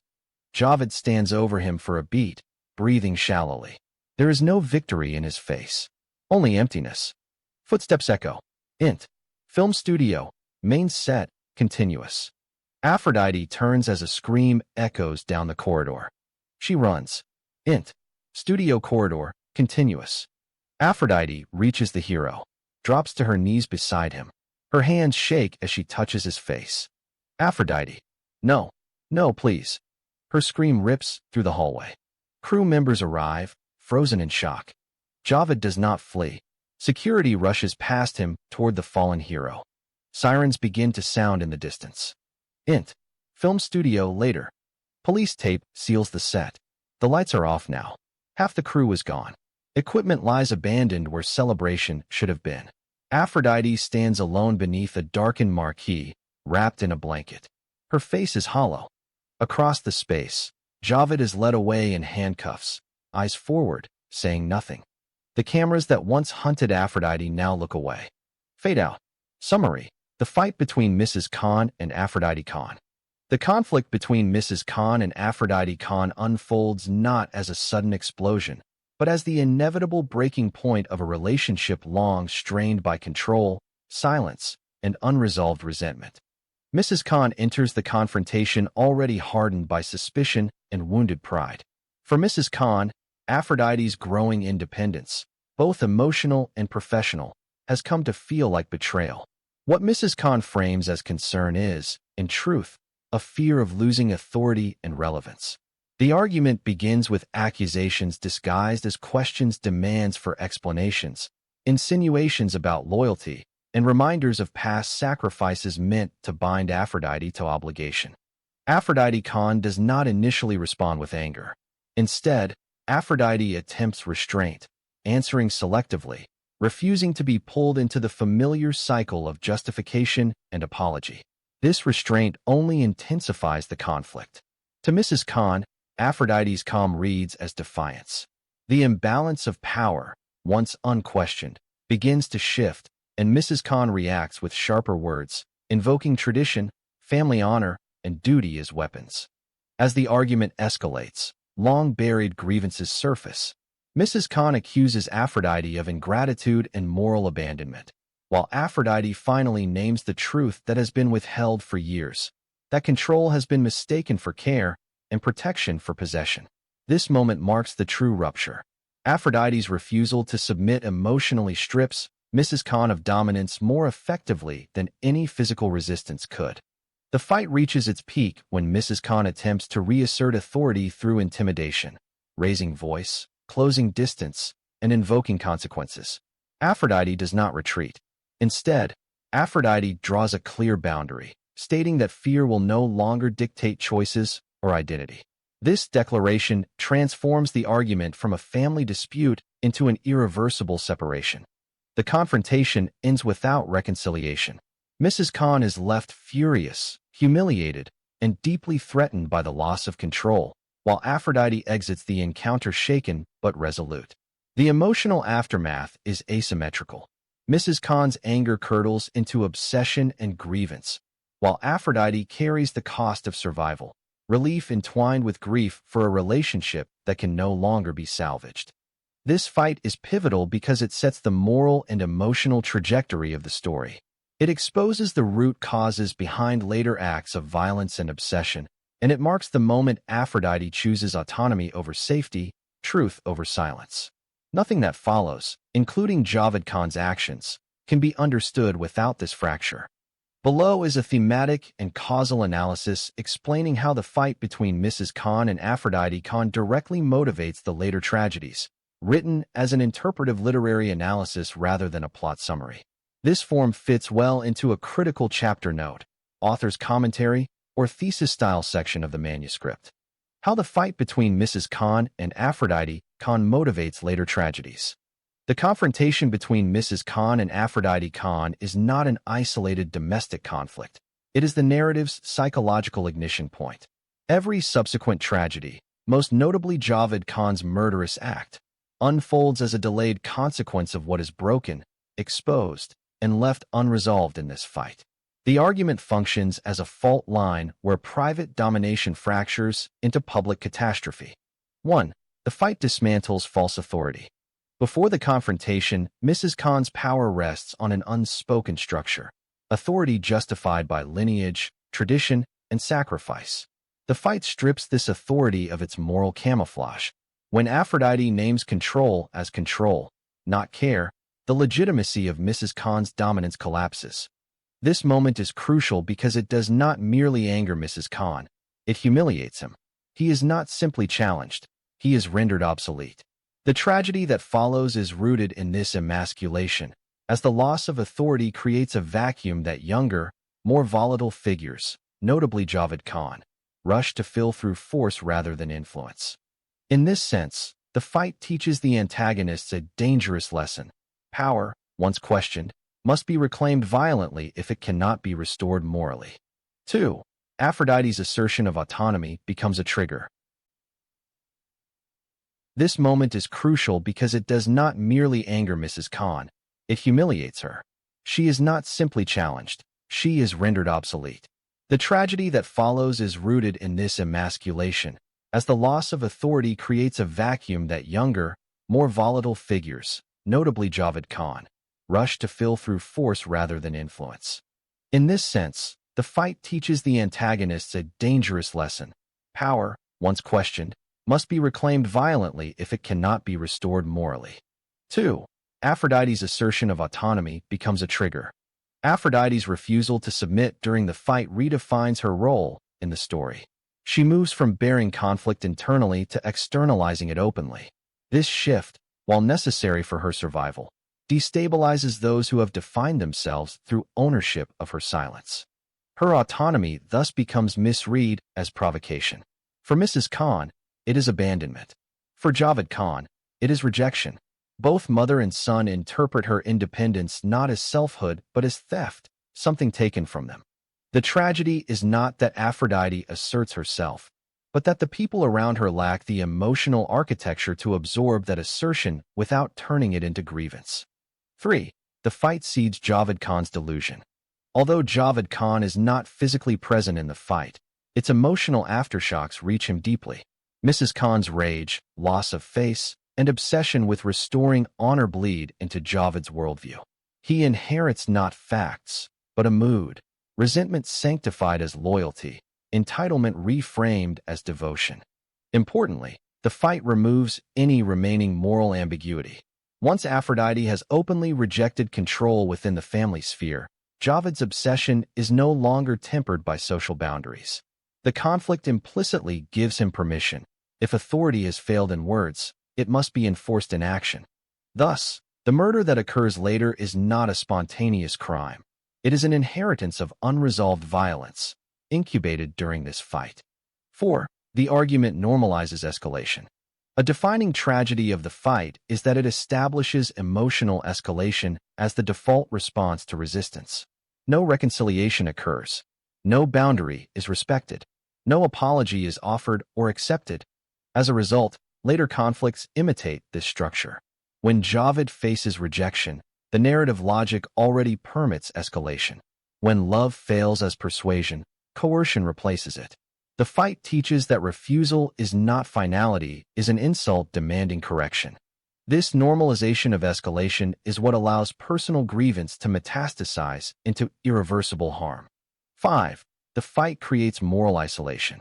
After the confrontation, Aphrodite stands alone, not only emotionally, but narratively. She has separated herself from her oppressors, but she has not yet found full protection or understanding. This moral isolation is essential to the tragedy. It leaves her vulnerable to obsession acting unchecked. Simultaneously, Mrs. Khan and Javed Khan inhabit echo chambers of wounded pride. Without dialogue, accountability, or introspection, grievance becomes self-justifying. Violence enters not as madness, but as perceived necessity. 6. From private conflict to public ruin. The final tragedy, the murder of the leading hero, Samir Krishna Khan, marks the transformation of private domination into public atrocity. What begins as a family argument ends on a film set, in front of an industry and a nation. This is no accident. The fight primes the story's moral arc. When control is defended at all costs, it eventually requires spectacle. The film industry setting amplifies this outcome. Cinema, built on illusion, becomes the stage where truth finally erupts uncontrollably, because unresolved violence always seeks witnesses. Conclusion. The fight between Mrs. Khan and Aphrodite Khan is the story's ethical crossroads. It exposes the fragility of authority rooted in fear, the danger of mistaking endurance for consent, and the catastrophic cost of unanswered entitlement. The later tragedies are not deviations from this moment. They are its logical fulfillment. Without this confrontation, the murder would appear abrupt or excessive. With it, the tragedy becomes inevitable. Quotations about the visit of Aphrodite and Rani to the International Abu Dhabi Bank. Shortly after the release of the Iranian heroine, and moved back to her residence, the Hindu woman Rani has recollected the events surrounding the evil Muslim who took his own life because he could not face the public scrutiny of his crimes. An idea crept into her mind, and she shared it with Aphrodite one day. Why don't you go to the Abu Dhabi International Bank and find out whether that coward of a man paid the ransom that the blackmailer had asked him for? It is 10 crores, isn't it? Rani Krishna understood that 10 million rupees is a lot of money for a penniless and homeless girl like Aphrodite Khan who has no family or relatives either in her motherland India or the land of unlawful detention, rape, and abuses in Iran, or anywhere else in the whole world. Rani wants to use some of the money to finance Aphrodite's homecoming to the film industry. She may have been a film director, but she does not have the kind of money needed to make a large-budget film. Bollywood directors would invite financiers to underwrite the cost of the film, but no financier would offer 5 crores of rupees on a movie directed by a small-time female director like Rani Krishna. Explaining the situation she is in, Rani told Aphrodite that if Mahmud Khan had truly deposited the 10 crores of rupees in her account, Then she would retell Ifit's tragic life story and let her play herself in her movie. At first, Aphrodite is hesitant to go to the foreign bank. The name of the Abu Dhabi International Bank brought back stark reminders of her evil Saudi husband.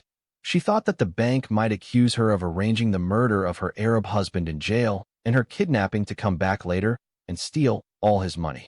Also, it makes her hesitate to see the cruel murder of her lover in front of her eyes while they are acting in the last scene of the movie. It made her hate Bollywood and everything to do with it. It was Ronnie who kept on assuring her that nothing would happen to her and that it was worthwhile checking it out. She said to her, the bank manager would say to her either her account was closed by her Saudi husband before his murder or Mahmood Khan had deposited nothing in her account. In either case, she has nothing to lose and nothing to be afraid of. Aphrodite is reluctant but gives in to Ronnie's suggestion and off they go. Aphrodite is too afraid to venture out alone. Hence, she asks Ronnie to accompany her. She told Ronnie about the second separate account that her Saudi husband created for her when he wanted her to travel to Switzerland with his first lawyer, Sheikh Aldin Barkatullah Habiballah. The account number that Aphrodite gave to her Hindi and English teacher is the second account. She could not give the number of the joint account because it contained many complicated numbers, letters, and signs. In contrast, she remembered her separate account number because it is simple and contained only numbers. The late old Saudi man had deposited in that account 14 crores of rupees, 140 million Indian rupees. He wanted to purchase his freedom by bribing the judge of the High Court, his Muslim lawyer, and the two police commissioners of Mumbai and Hyderabad. Notwithstanding, the kidnap of Ifit by the men of Mahmood Khan had frustrated that secret deal. Rani Krishna used her car to travel with Aphrodite Khan from her residence in Bandra to Churchgate. She has a male chauffeur. So, she sat in the back seat with Aphrodite and began to chat with her while the car ate up the distance to the bank. The journey is expected to take about an hour and 40 minutes, but Mumbai traffic is unpredictable, sometimes stretching an hour's drive into 2 hours. Everything depended on the traffic conditions and the time of day. As the private car droned on, Aphrodite dozed off in the first half hour, after a futile fight to stay awake. When in jail, a peaceful night's sleep was out of the question. Every night, she was used for someone's entertainment and sexual pleasure. She would be brought back in the early morning and only allowed to sleep for a couple of hours before waking up call. Once the wake-up call was taken, the opportunities for rest were few and far in between. For Aphrodite, her days in a rotten Indian jail were added to the torture she had come to know all her life. Besides starving, she was bullied by the female guards and inmates, probably out of envy or jealousy. Each suspect or convict was entitled to a single meal a day. She could expect to be given a plate of lentils and rice, with an egg for protein. That was it. You could eat it all up at one time or save a portion for later. That was your choice. Chicken, beef, fish, and other edible meat were rarely served. Very often female gondaus would rob the food of the less aggressive female inmates and let them starve to death inside the jails. Fortunately, the Iranian heroine was kept in solitary confinement most of the time, and that saved her from the full brunt of bullying by female thugs. Aphrodite fell asleep on Rani's lap and decided to let her be.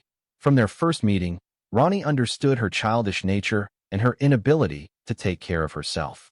As a mother who had nurtured her child well, she now extended this hospitality to Aphrodite. She decided to house her and care for her as long as she could. She expected that one day Aphrodite would find a good man who would love her and take care of her. In the meantime, with her skills and know-how, she is going to leverage her outstanding beauty and create Aphrodite's career and fortune. When the car reached the Abu Dhabi International Bank, in the Nariman Point neighborhood, Rani roused Aphrodite from her nap and told her to go in and talk to the bank manager. Aphrodite refused to go in alone and begged Rani to come in with her. At first, Rani is not willing to accompany her inside the bank. She is worried that the bank management might ask her to reveal the nature of her relationship with Aphrodite or accuse her of trying to use her money for some selfish gain. Aphrodite does not care about that and insists that Rani come in with her. She told her that she needed her to help her in case the bank manager called the police and asked them to arrest her for murdering her Saudi husband inside the jail. Reluctantly, for better or worse, Rani assumed the role of a guardian angel and agreed to go in with her terrifying charge. It was Ronnie who talked to one employee inside the bank in Hindi and told her the purpose of their visit. When the employee demanded to know the relationship between the two women, Ronnie said to her that Aphrodite was staying with her in her house, and she was like her daughter. Ronnie Krishna knows that saying Aphrodite is her relative would be shooting herself in the foot. No one in India is going to believe that a Krishna can be related to a Khan. It is just like saying God and Satan are close relatives.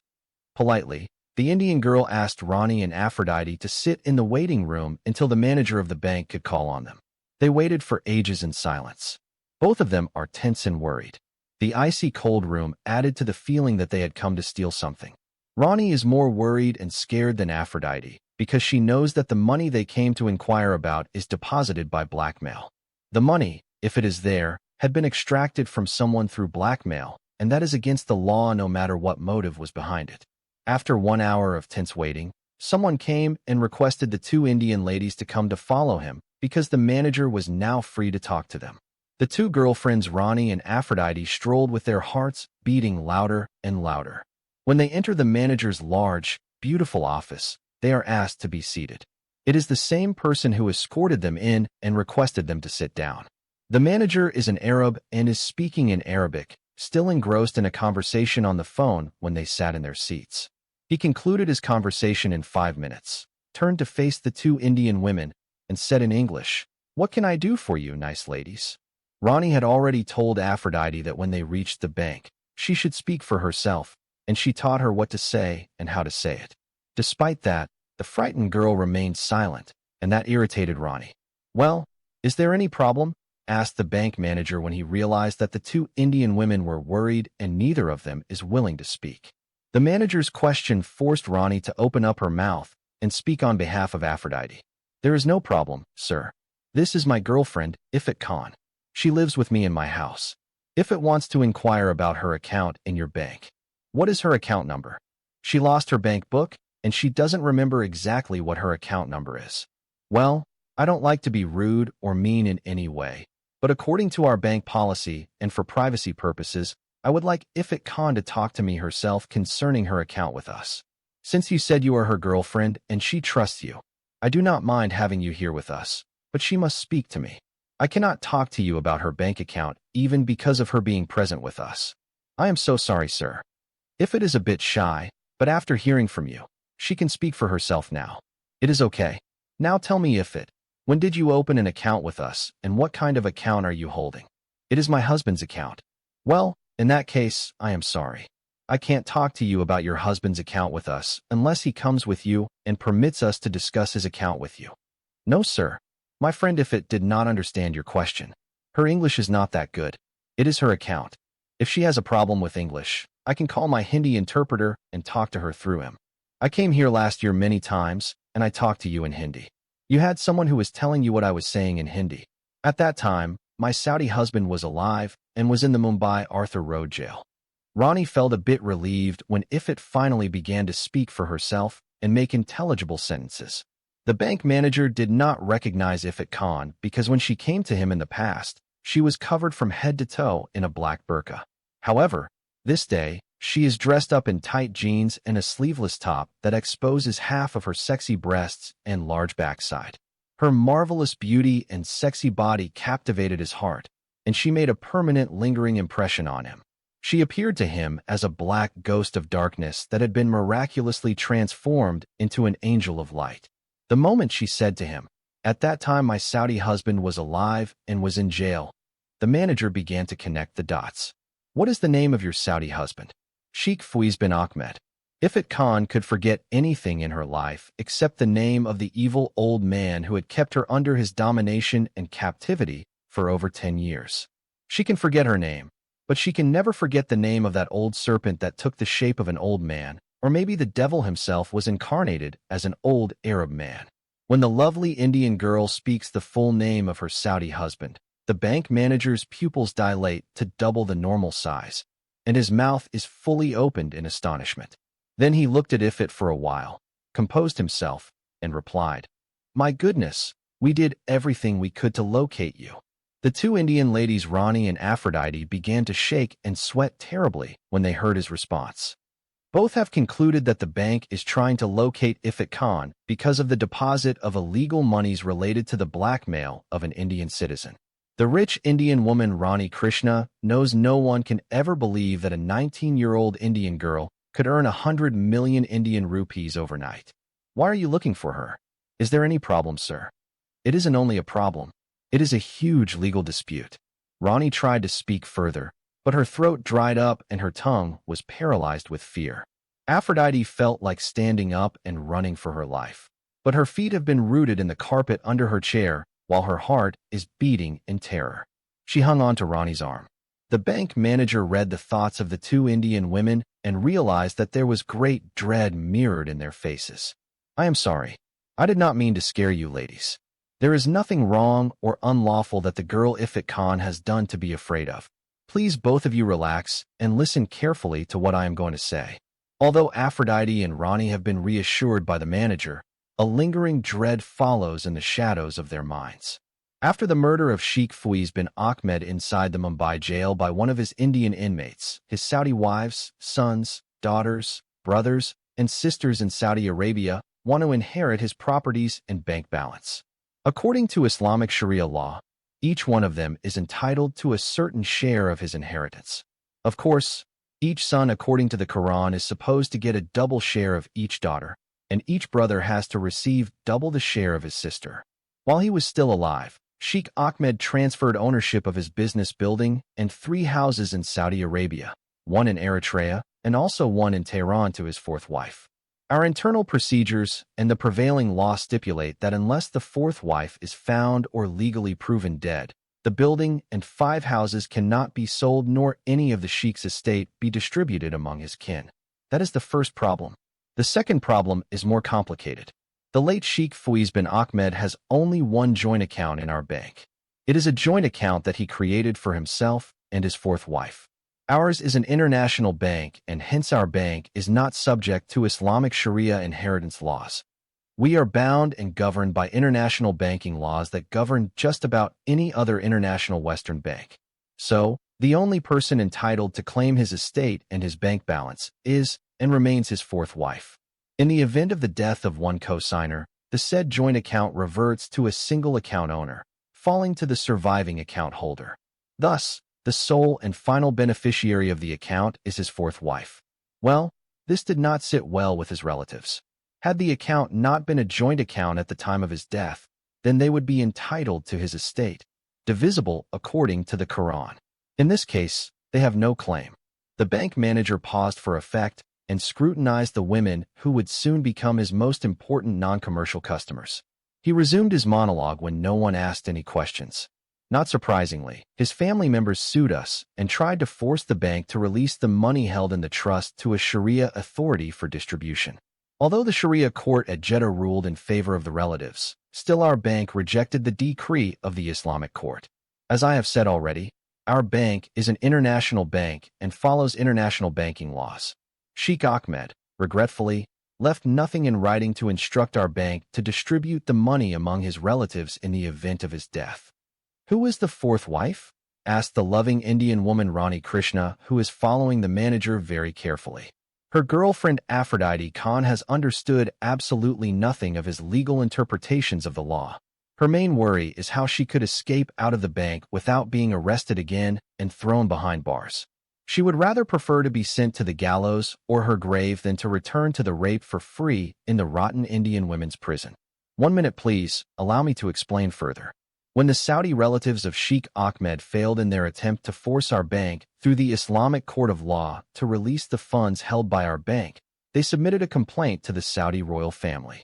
They expected that the Saudi royal family would exert pressure on the Abu Dhabi International Bank in their favor. We can only assume that the royal family seemed to know of the international laws that govern foreign banks and hence did not interfere. Now our bank wants to get hold of the 4th wife and place the matter in her hands because the legal disputes with the sheikh's relatives are costing us a lot of legal fees. This naturally means that we have not left a stone unturned while trying to locate the 4th wife. We have used all means necessary, including placing legal notices in the newspapers in Saudi Arabia, Iran, Eritrea, and of course, India, and we have sponsored advertisements using the local media in all countries to this end. All this time, we have been unable to locate the slightest clue about her whereabouts, as if the earth has opened and swallowed her inside. Is the fourth wife an Indian?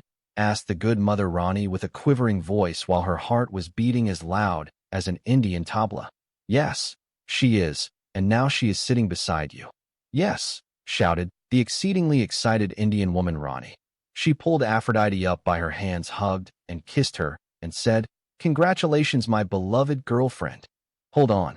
Before you congratulate her, you should ask me how much money she has in our bank." The extremely happy mother let go of Aphrodite's body and looked at the bank manager. Before he said anything, the manager entered the name of Ifat Khan on his computer, and then he whistled loudly and said excitingly, "Ifat Khan, you are the richest woman in India. You have 2 accounts with us. In one account, you have a total of 44 crores of Indian rupees. In case you do not know how much money in a crore in Indian currency, 140 million rupees is. This is equal in the American currency to $2 million US.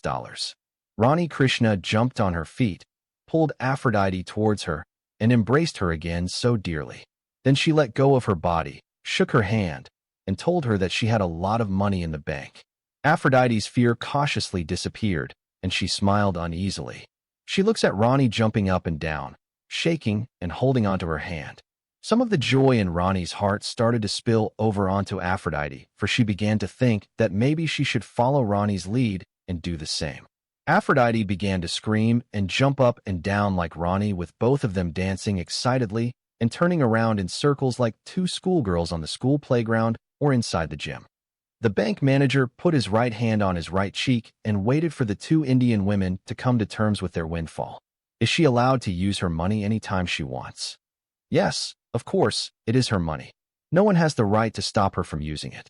All I need to see is 2 official documents verifying her identity. Rani had already anticipated that demand and prepared Aphrodite with her Indian passport and ration card. Once again, Rani hugged Aphrodite, and this time she printed another kiss on her cheek. Can she get a debit card or a bank book so that she can have access to her funds? Yes, she can. Even if she wants to withdraw any amount of money now, she can get it. By the way, sir, Ifat Khan is the most beautiful Bollywood film actress in history. Her first movie was a great hit, and now she has millions of fans. I never knew she was an actress. The last time she visited our bank, she was a different girl. She wore an Islamic abaya and niqab. That is why I failed to recognize her today.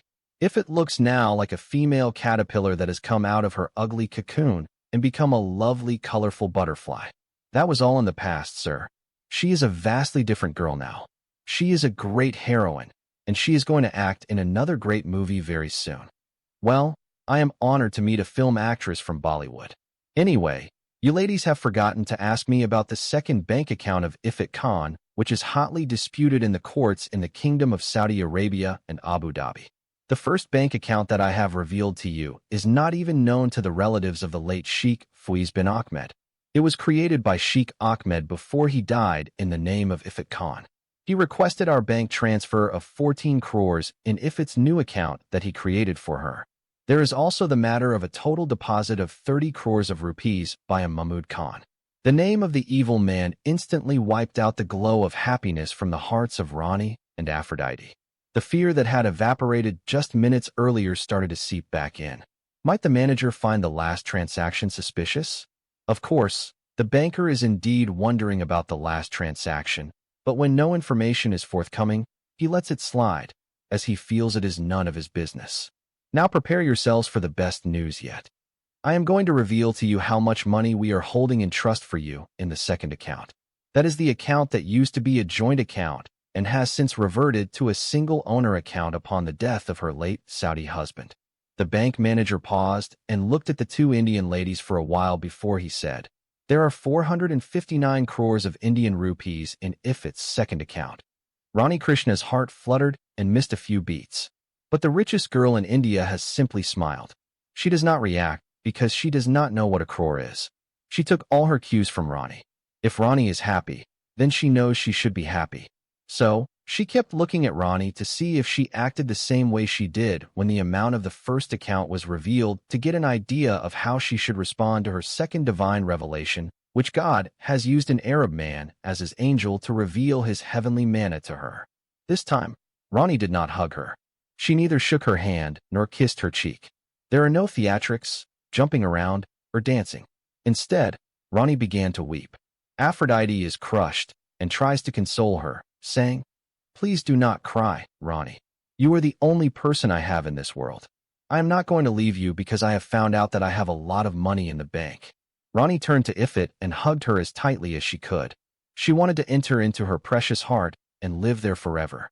Then she said to her, "I am not afraid that you are going to leave me because of the huge amount of money. When I found you in jail and took you into my house, you had no money. And if you still do not have any money, I will continue to remain your best friend and give you shelter and protection. However, I am weeping for the terrible abuses you went through at the hands of those who have since died and left this wealth in your possession. It is the God in the heavens I have to acknowledge.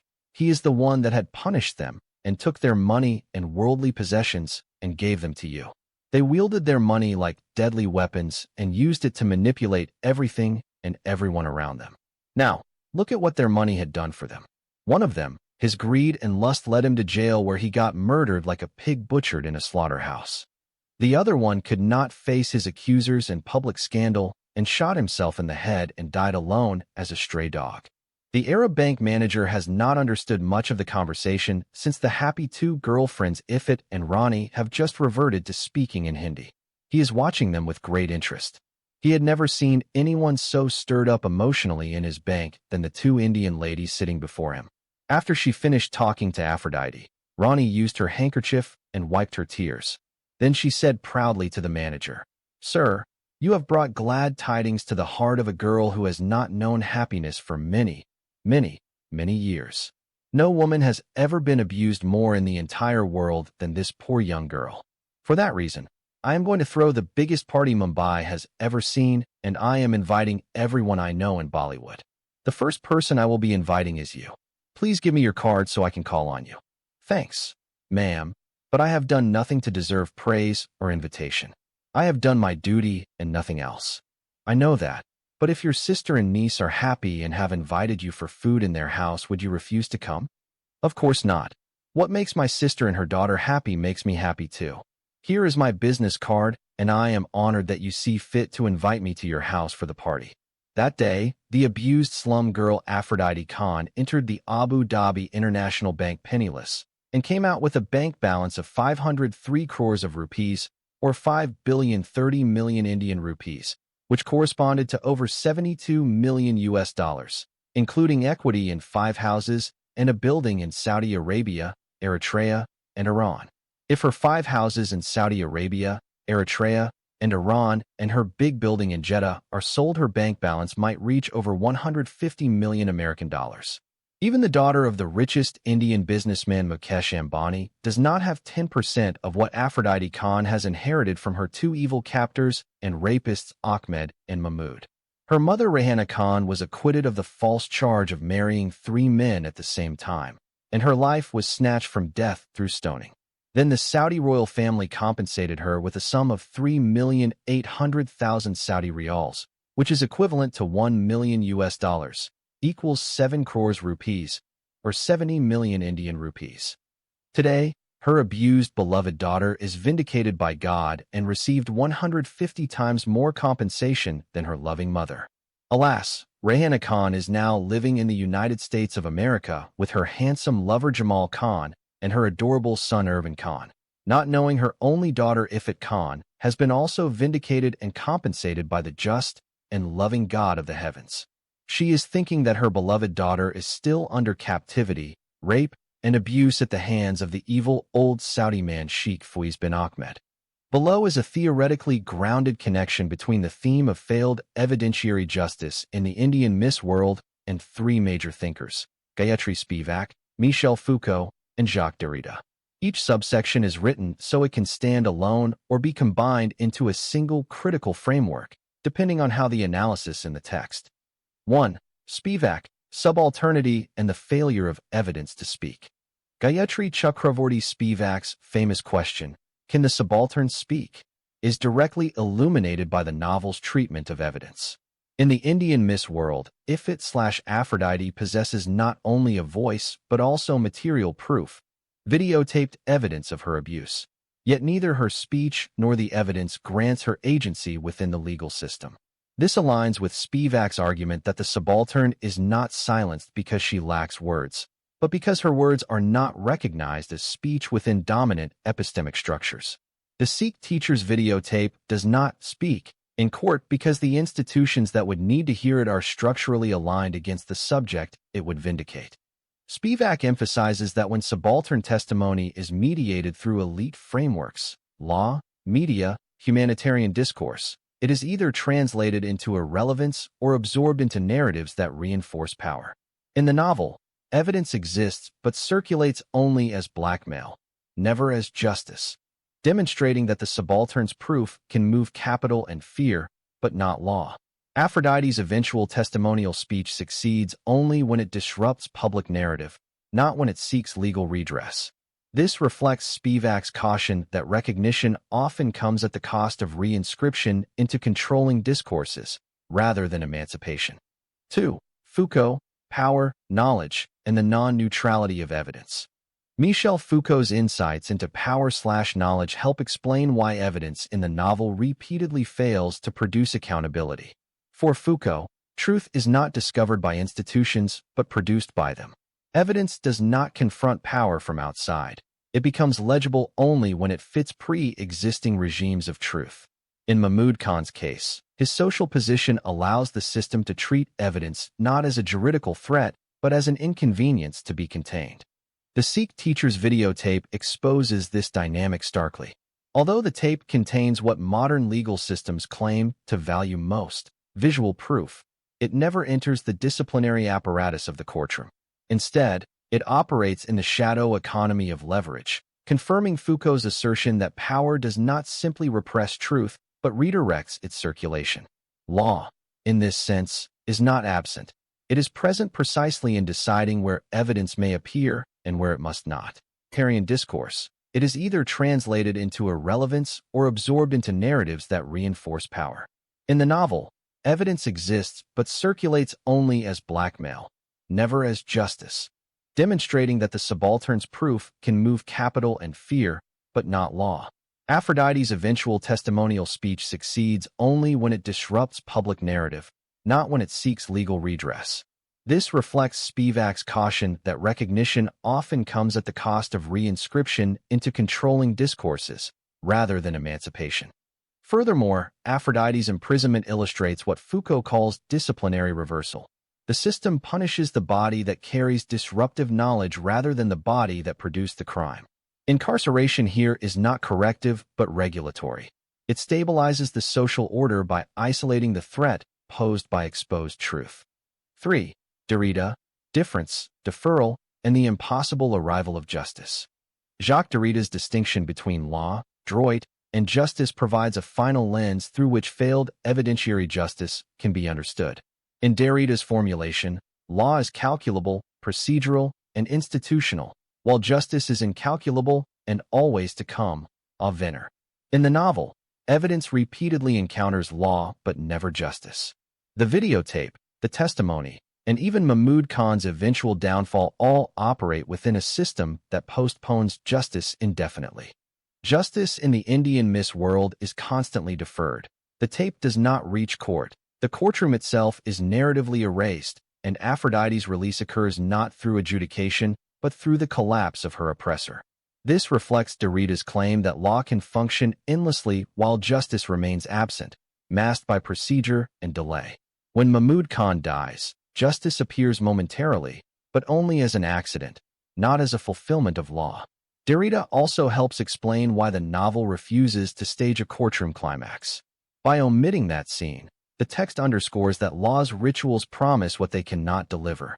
Justice arrives only when law is bypassed, exposing a profound tension between legality and ethical redress. Synthetic insight. Taken together, Spivak, Foucault, and Derrida illuminate the novel's central claim. Evidence does not fail because it is weak, but because justice is structurally unavailable. The subaltern may speak, Spivak, truth may exist, Foucault, and law may proceed, Derrida, yet justice still does not arrive. In the Indian Miss world, failed evidentiary justice is not an anomaly, but the expected outcome of systems designed to protect power rather than confront it. One-sentence synthesis, thesis ready. The Indian Miss World exposes failed evidentiary justice by revealing how subaltern testimony, Spivak, truth production, Foucault, and legal procedure, Derrida, converge to neutralize evidence, ensuring that justice remains indefinitely deferred while power remains intact. Below is a carefully grounded narrative explanation of why Rani Krishna decides to keep Aphrodite Khan in her house after Aphrodite becomes homeless and penniless, staying strictly within what the novel explicitly establishes and avoiding invented details. Why Rani Krishna takes Aphrodite Khan into her home. Rani Krishna's decision to shelter Aphrodite Khan is driven by a convergence of immediate necessity, moral recognition, and personal identification, rather than sentimentality or opportunism. In the novel, Aphrodite becomes homeless and penniless at the precise moment when she is most vulnerable. She has been released from police custody, publicly disgraced, stripped of documentation, and cut off from any family, state, or institutional support. Rani Krishna recognizes that without immediate protection, Aphrodite would almost certainly fall back into detention, sexual exploitation, or disappearance. First, Rani acts out of practical humanitarian urgency. The text makes clear that Aphrodite has no passport in her possession, no money, and nowhere to go after her release. The police release her from custody without reintegration or protection, reflecting the novel's critique of carceral abandonment. Rani understands that freedom without shelter is merely a different form of exposure. Taking Aphrodite into her house is therefore an act of survival intervention, not charity. Second, Rani's decision is shaped by her personal knowledge of Mahmud Khan and the film industry's predatory mechanisms. Rani is not a naive rescuer. She has first-hand experience with Mahmud Khan's power, manipulation, and sexual coercion. Because she knows how the industry protects powerful men while discarding inconvenient women, she immediately understands that Aphrodite's vulnerability is systemic, not circumstantial. Housing Aphrodite becomes a way of removing her, temporarily, from the circuits of exploitation that would otherwise reclaim her. Third, and most crucially, Rani perceives Aphrodite not as a scandal figure, but as a childlike, profoundly unprotected survivor. The novel repeatedly emphasizes Aphrodite's emotional immaturity, lack of formal education, and inability to navigate the world independently. Rani observes that Aphrodite cannot safeguard herself, not because of weakness, but because her entire life has been structured by captivity and control. This recognition triggers what the novel frames as a maternal response. Rani assumes the role of guardian long before any formal adoption is discussed. Fourth, Rani's choice is influenced by remorse and historical entanglement. She understands that she once benefited from the same system that destroyed Aphrodite. By intervening now, she is not only helping Aphrodite, but also refusing complicity in a structure she once survived.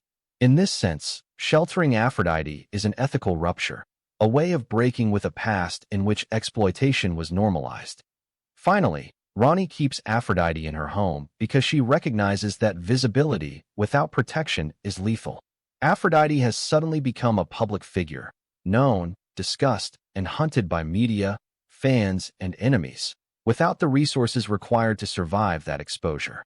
Rani's home becomes the first space in the novel where Aphrodite is neither imprisoned nor commodified, but simply allowed to exist under watchful protection.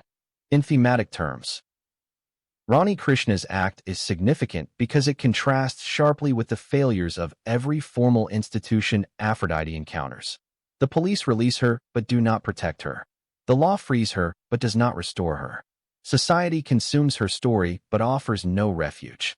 Rani's home becomes the first non-extractive space Aphrodite enters, a place where care is not exchanged for silence, sex, or spectacle. Condensed insight, thesis ready. Rani Krishna shelters Aphrodite Khan because she recognizes that legal freedom without protection reproduces vulnerability, and that survival for a woman marked by scandal requires immediate, personal guardianship when institutions retreat. Below is a clear, step-by-step narrative tracing of how Rani Krishna's decision to shelter Aphrodite Khan evolves into formal adoption and a deliberate identity transformation, grounded in the internal logic of the Indian Miss World. From shelter to adoption, how care becomes identity. 1. Shelter as emergency guardianship. When Rani Krishna first brings Aphrodite Khan into her home, the relationship is explicitly protective rather than relational.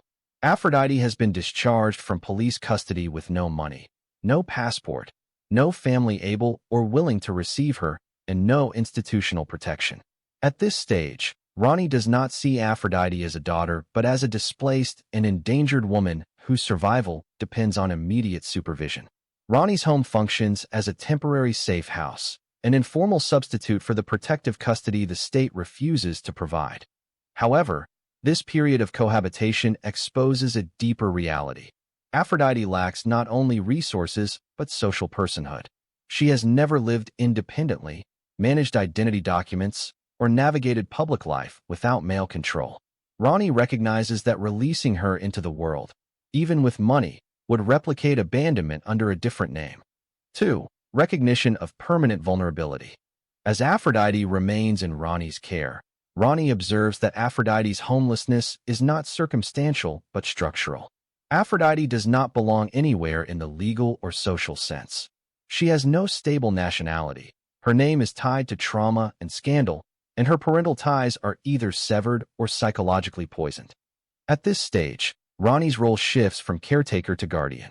The novel emphasizes that Aphrodite behaves in childlike ways, seeking permission, lacking self-confidence, and depending on Rani for decisions. Rani understands that Aphrodite has been raised under captivity, not socialization. This makes short-term shelter ethically insufficient. 3. Emotional substitution and maternal transfer. The relationship deepens through daily intimacy rather than dramatic declaration. Rani cooks for Aphrodite, protects her from the media, explains the outside world, and shields her from re-exploitation. Over time, Rani begins to occupy roles previously filled by absent or abusive figures: protector, translator, decision-maker. This maternal transfer is mutual.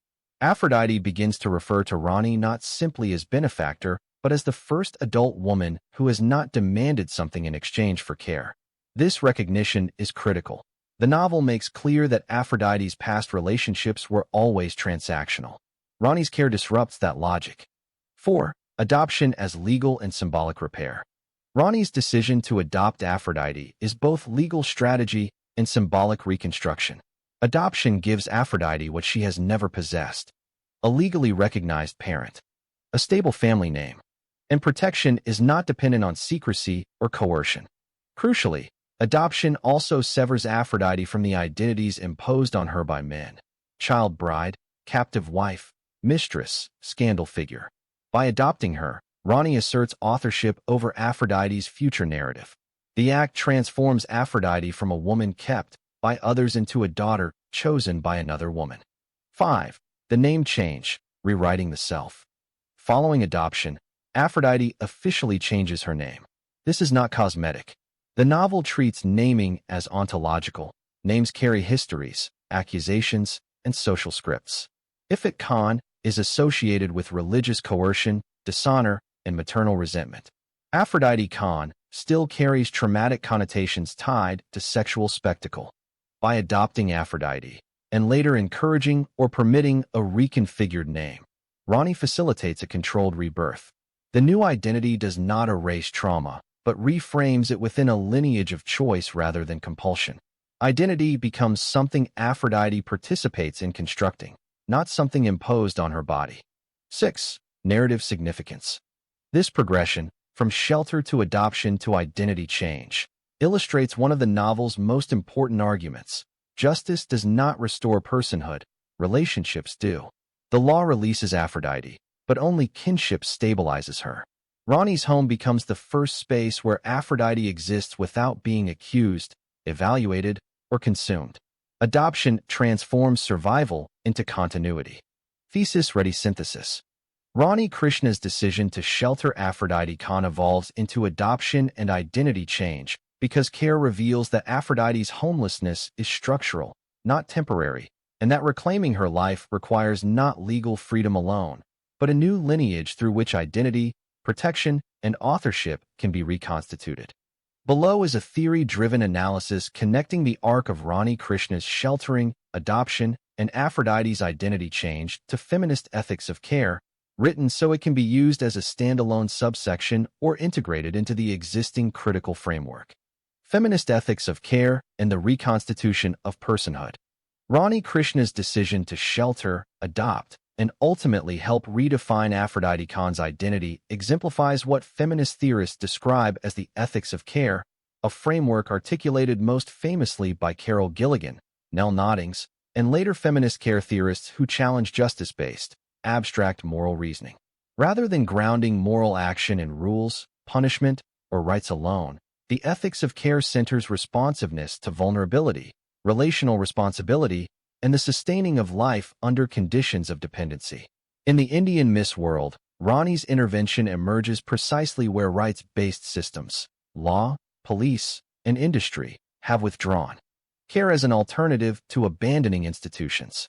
The state releases Aphrodite from custody, but provides neither protection nor restoration. This moment reveals a core critique embedded in care ethics. Formal justice without care reproduces harm.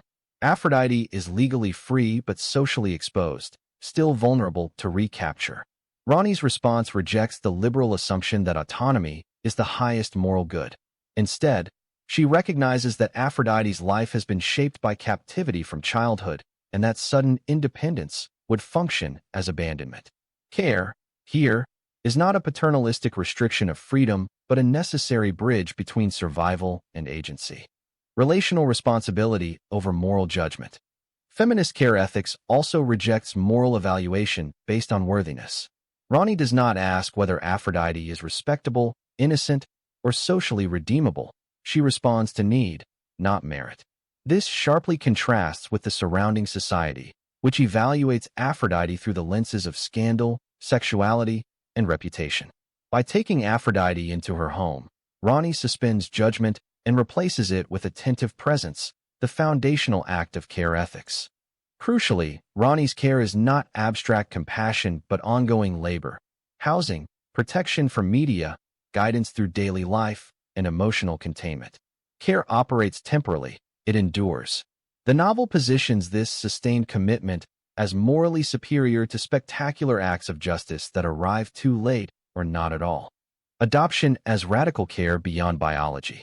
The decision to adopt Aphrodite formalizes what care ethics recognizes as chosen responsibility. Care is not limited to biological kinship. It is generated through sustained relational engagement. Adoption, in this context, functions as an ethical declaration. Aphrodite's life is worth stabilizing beyond crisis management. Rani's choice affirms that belonging is constructed through care rather than blood, culture, or religion. This move is especially significant in a novel structured around patriarchal ownership and coercive guardianship. Adoption by another woman stands as a counter-institution, transforming guardianship from control into preservation. Aphrodite becomes a daughter rather than a possession, marking a shift from transactional relations to reciprocal care. Identity change as care-enabled agency. From a care ethics perspective, Aphrodite's identity change is made ethically viable only because care precedes choice. Autonomy emerges after safety, not before it. Rani does not impose a new identity on Aphrodite, but creates the conditions under which Aphrodite can participate in reshaping her own name, lineage, and public self. This sequencing is critical. Feminist care ethics insist that agency is relationally supported, not individually summoned. The novel thereby challenges narratives of empowerment that demand self-reinvention without protection.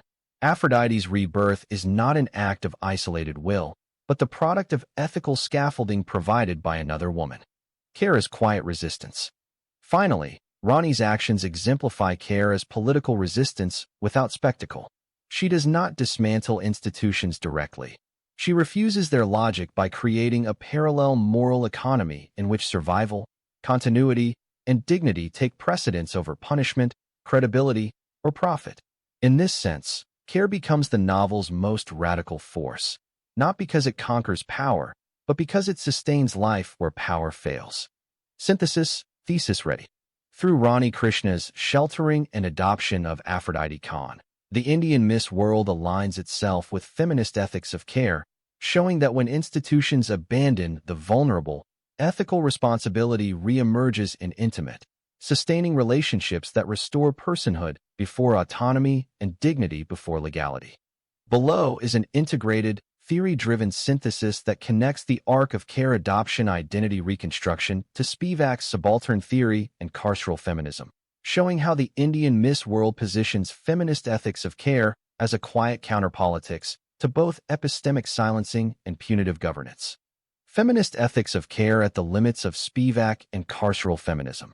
The arc that begins with Rani Krishna sheltering Aphrodite Khan and culminates in adoption and identity reconstruction can be read as a direct intervention at the points where both subaltern speech, Spivak, and carceral responses to gendered harm, carceral feminism, fail.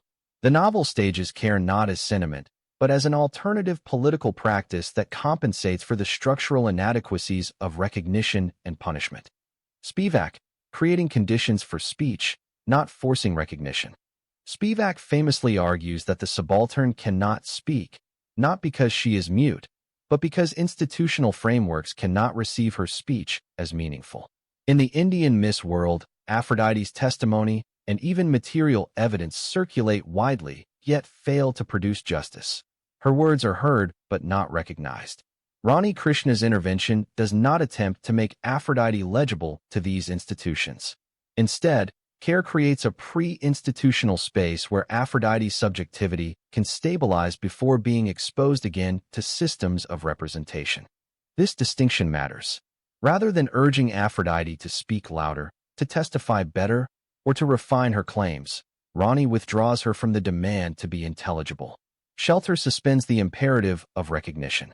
Adoption then formalizes this suspension by anchoring Aphrodite's identity in a relationship rather than in discursive validation. In Spivak's terms, care does not give voice to the subaltern. It protects her from being sacrificed to the demand for voice before survival is secured. Care against carceral feminism, refusing punishment as proxy for justice. Carceral feminism, the reliance on policing, imprisonment, and punishment to address gendered violence, appears in the novel only to be quietly discredited. The legal system incarcerates Aphrodite under defamation mechanisms while failing to protect her from further harm. Even when Mahmud Khan is arrested, justice arrives not through procedural vindication, but through his removal as a threat. The state's response is reactive, punitive, and ultimately insufficient. Rani's ethics of care directly counters this logic. She does not seek harsher penalties or expanded state control to protect Aphrodite. She recognizes that carcerality itself has already been a tool of harm. Aphrodite has lived most of her life under confinement, by marriage, by men, by prisons, by reputation. Another regime of control, even one labeled protection, would simply rebrand domination. In this sense, the novel aligns with critiques of carceral feminism that argue punishment often substitutes for support while leaving structural vulnerability intact. Rani's home offers what prisons and courts cannot: continuity, safety, and dignity without surveillance or exchange. Adoption as anti-carceral feminist praxis. Adoption functions as a radical care-based alternative to both liberal autonomy and punitive justice. It rejects the assumption that adulthood equals self-sufficiency, recognizing instead that long-term abuse produces extended dependency. Care ethics accepts dependency without pathologizing it. Against carceral feminism's emphasis on accountability through punishment, adoption affirms accountability through relational commitment. Rani binds herself to Aphrodite's future rather than demanding retribution for her past. This move reframes justice as ongoing responsibility, not a completed verdict. Identity change, agency after care, not before. Both Spivak and critics of carceral feminism warn against demanding agency from the harmed subject too soon. The novel follows this caution precisely. Aphrodite's identity transformation occurs after shelter, not as a condition for receiving it. Care precedes choice. Only once stability is restored does Aphrodite participate in redefining her name, lineage, and public self. This sequencing is a quiet but powerful rebuke to narratives that celebrate resilience while ignoring the labor that makes it possible. Identity change here is not performance for redemption. It is a care-enabled reclaiming of authorship. Synthesis, where Spivak shows that recognition can re-inscribe domination, and critics of carceral feminism show that punishment can reproduce harm, the Indian Miss World locates an alternative in feminist ethics of care. Rani Krishna's sheltering and adoption of Aphrodite Khan neither demands speech nor demands punishment. Instead, it creates the conditions under which survival can precede justice, and dignity can precede autonomy. Thesis-ready synthesis sentence. By integrating feminist ethics of care with Spivak's critique of recognition and the failures of carceral feminism, the Indian Miss World positions relational guardianship as a quiet but radical alternative to both epistemic silencing and punitive justice, showing that for the most vulnerable women, care accomplishes what law and punishment cannot. The next public confrontation. It does not begin as a debate. It begins as a summons. The venue is announced less than 24 hours in advance, an emergency panel discussion hosted by a prominent news channel, framed as balance, necessity, public interest. Aphrodite agrees to attend only after Rani reads the invitation twice and notes what is missing. No moderator named. No questions shared. No time limits guaranteed. This is not conversation. It is containment, attempted in daylight. Still, Aphrodite goes. The studio is colder than it needs to be. Lights glare down with clinical insistence. Around the table sit 5 figures who have rehearsed their concern into smoothness. A policy analyst, a senior bureaucrat, a religious scholar, a philanthropist, and the host, smiling, attentive, controlled. Aphrodite takes her seat. Rani remains off camera, exactly where leverage lives. The host opens gently. "We want to thank you for joining us," he says. "Given the controversy surrounding your recent announcement, we felt it was important to hear directly from you." Controversy, not backlash, not misrepresentation. The frame is already set. Aphrodite inclines her head. She does not smile. The analyst speaks first.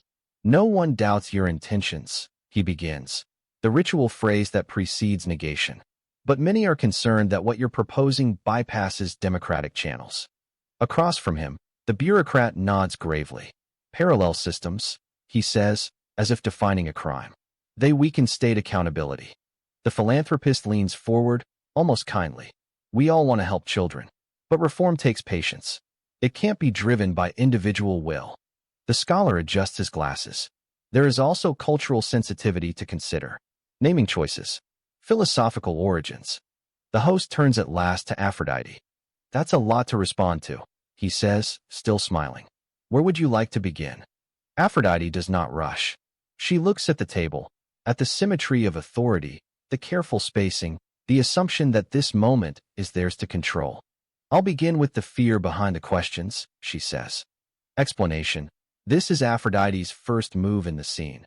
She seizes control of the exchange by redefining the panel's agenda, shifting the confrontation from Q&A to power struggle.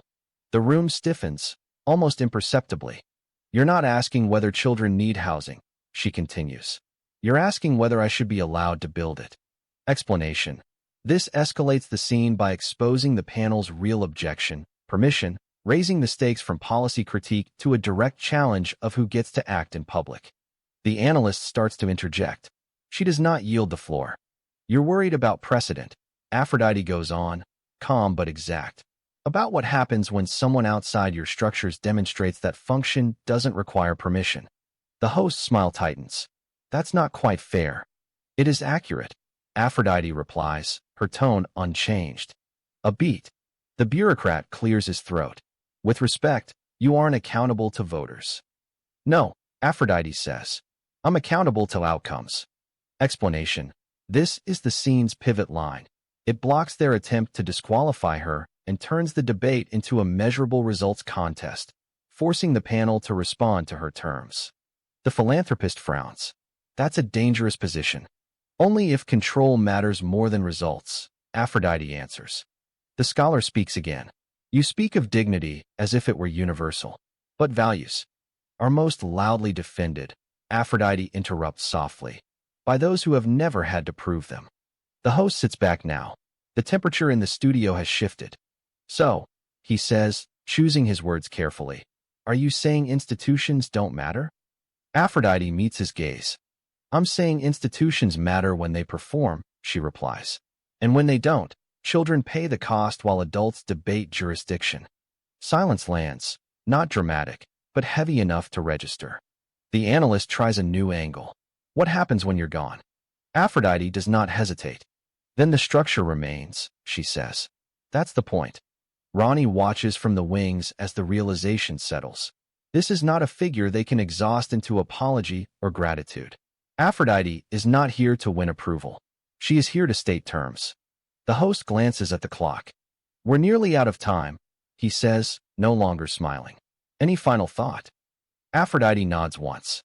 If what I'm doing threatens you, she says steadily, it's worth asking whether the threat is disruption or comparison. The cameras cut shortly after. Too abruptly. Explanation. This functions as the closing blow of the scene, ending the segment with a line that provokes backlash and ensures the confrontation will ripple into the next chapter, replays, reframing, and retaliation. Outside, commentators scramble to summarize what cannot be reduced to a soundbite. Inside the studio, the panelists avoid eye contact. No one shakes Aphrodite's hand. As she rises, Ronnie steps into view, not to shield her, but to walk beside her. This confrontation will be replayed, dissected, reframed again. But one thing is already clear. The press did not challenge Aphrodite to stop her. They challenged her because they could no longer move her. And everyone watching saw it. The morning after the panel does not arrive loudly. It arrives fractured. Aphrodite wakes to a screen already full, clips clipped again, sentences lifted from context and returned sharper, slower, heavier. Not outrage this time. Sorting. The public is no longer reacting. It is deciding where to place her. By mid-morning, the replay dominates every channel. The moment they loop is not the harshest exchange, nor the interruption. It is her stillness, the pause before she said comparison. Analysts freeze the frame as if it contains a secret. One headline reads, "She didn't flinch." Another reframes it within an hour. Why that should worry us. Opinion columns split differently now, not along political lines, but temperamental ones. Some praise her restraint. She refused theater. That unnerved the room. Others warn about it. Calm is not neutrality. It is strategy. A phrase begins to circulate by noon, attributed, misattributed, re-quoted until ownership dissolves. Quiet power is the most dangerous kind. Ronnie notices the shift before Aphrodite names it. They're no longer asking if you're right, Ronnie says, scrolling. They're asking what happens if you keep going. On social media, reaction moves in layers. Young teachers repost the clip where Aphrodite says outcomes. They caption it simply, "Finally." Aid workers debate her refusal to distribute cash, defending it with lived experience. One writes, "People who critique structure have never watched money vanish overnight." At the same time, a different thread gains traction, shared by think tanks, pundits, and policy commentators.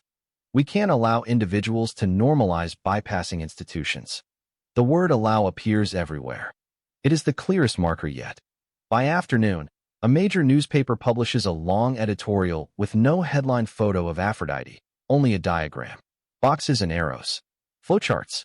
The text treats her shelters as a hypothetical problem to be solved. The conclusion is careful. We must ensure no single figure becomes indispensable. Aphrodite reads it twice. That's new, she says quietly. They're imagining me continuing. That evening, the reaction sharpens again, but differently. A former judge posts a brief statement online. It is not emotional. It is surgical. There is nothing radical about building what the state failed to maintain. The radical notion is that permission must always precede repair. It is shared widely, then screen captured, then quoted out of context, but the sentence holds. By nightfall, the public mood settles into something more complex than support or hostility. It becomes watchfulness. Crowds do not gather. Protests do not swell. Instead, people wait. Waiting favors the person who knows where they are going. In a late-night talk show, the host ends the segment with an off-script thought. She might be wrong, he says, but she's not confused. And that's different. Ronnie turns off the television. Outside, the city hums with its ordinary rhythms, unchanged and newly attentive at once. Aphrodite sits by the window, not reading now, not watching either, just thinking. They aren't done testing me, she says. No, Ronnie agrees.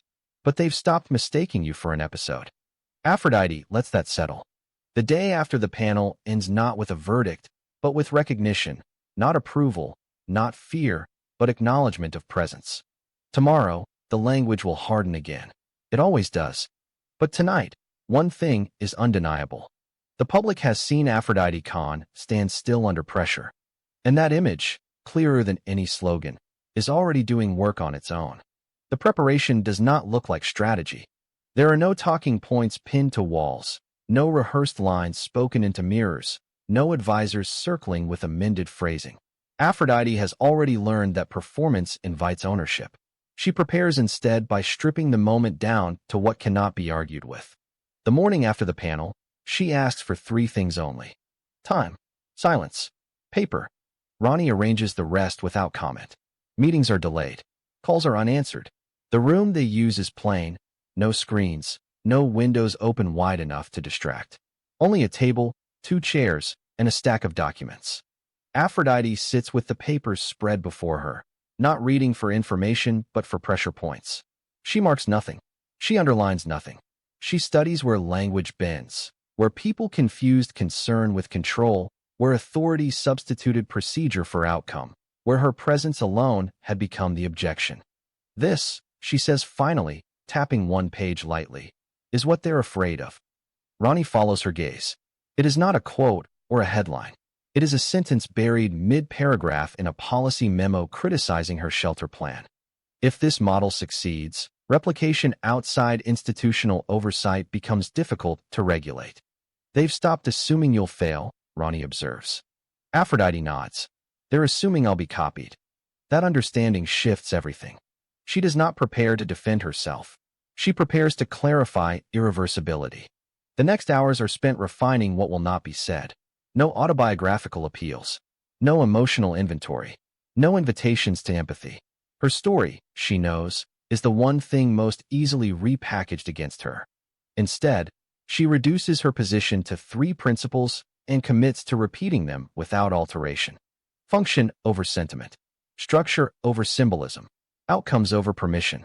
If challenged, she will return to those. If interrupted, she will pause. If provoked, she will name the fear aloud. In the afternoon, Ronnie suggests they review likely questions. Aphrodite shakes her head. I don't need to anticipate questions, she says. I need to hold the ground beneath them. She practices something else instead: stillness. Sitting without reaching for response. Meeting silence without filling it. Allowing discomfort to stand long enough that it reveals its source. This, she knows, was what unsettled the panel most. That evening, as the city dims, Aphrodite writes 1 page by hand. Not a speech, not a statement, a single paragraph. She reads it once. She does not revise it. Ronnie watches from the doorway. You're not preparing to convince them, Ronnie says. No, Aphrodite replies. I'm preparing to outlast the moment.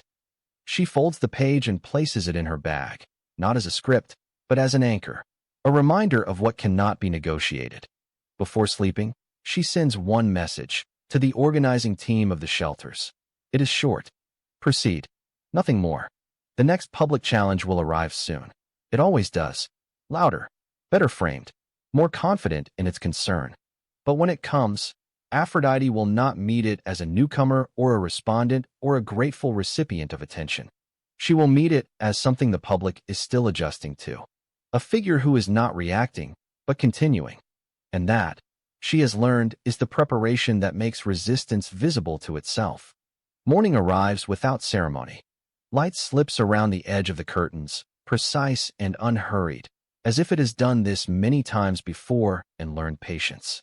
Aphrodite wakes before the alarm, not startled, not braced, just awake, aware of where she is and why. That alone feels different. She sits up slowly, feet touching the floor on her own terms. The room is quiet in a way that does not feel staged. No phones vibrating yet. No voices negotiating the day before it has begun. Across the small table lies the folded page she wrote the night before. She doesn't open it. That matters too. From the adjoining room comes the faint sound of movement. Ronnie, already up. Not hovering. Not waiting to react. Just present. The way a structure is present when it has been built correctly. Aphrodite dresses deliberately. Plain clothes. Neutral lines. Nothing that argues before she speaks. She has learned how quickly surface becomes distraction. When she opens the door between the rooms, Ronnie is pouring tea. You sleep? Ronnie asks, without checking her face too closely. Yes, Aphrodite answers. All the way. Ronnie nods, not pleased, not relieved, simply registering a fact that matters. They sit at the small table together. No screens yet. No summaries offered. Outside, the city is already noisier than it was last night. Morning traffic. Delivery trucks. Ordinary persistence. They'll come today, Ronnie says evenly. Statements. Invitations. Warnings dressed as requests. Aphrodite stirs her tea once, then stops. I know. Do you want to review what might be said? No, Aphrodite meets her eyes. I want to remember what won't change.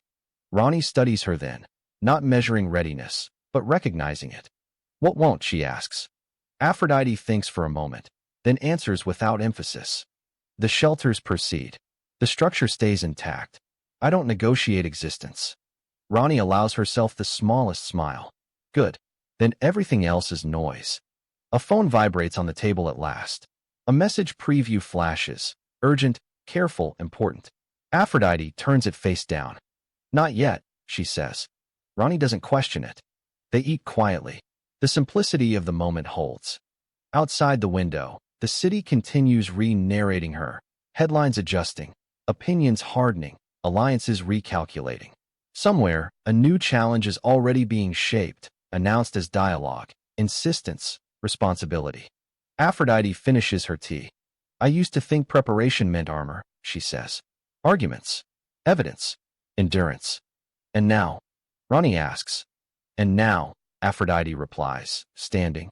It means deciding what I refuse to carry. She reaches for her bag. Inside it, the folded page waits, not as a shield, but as ballast.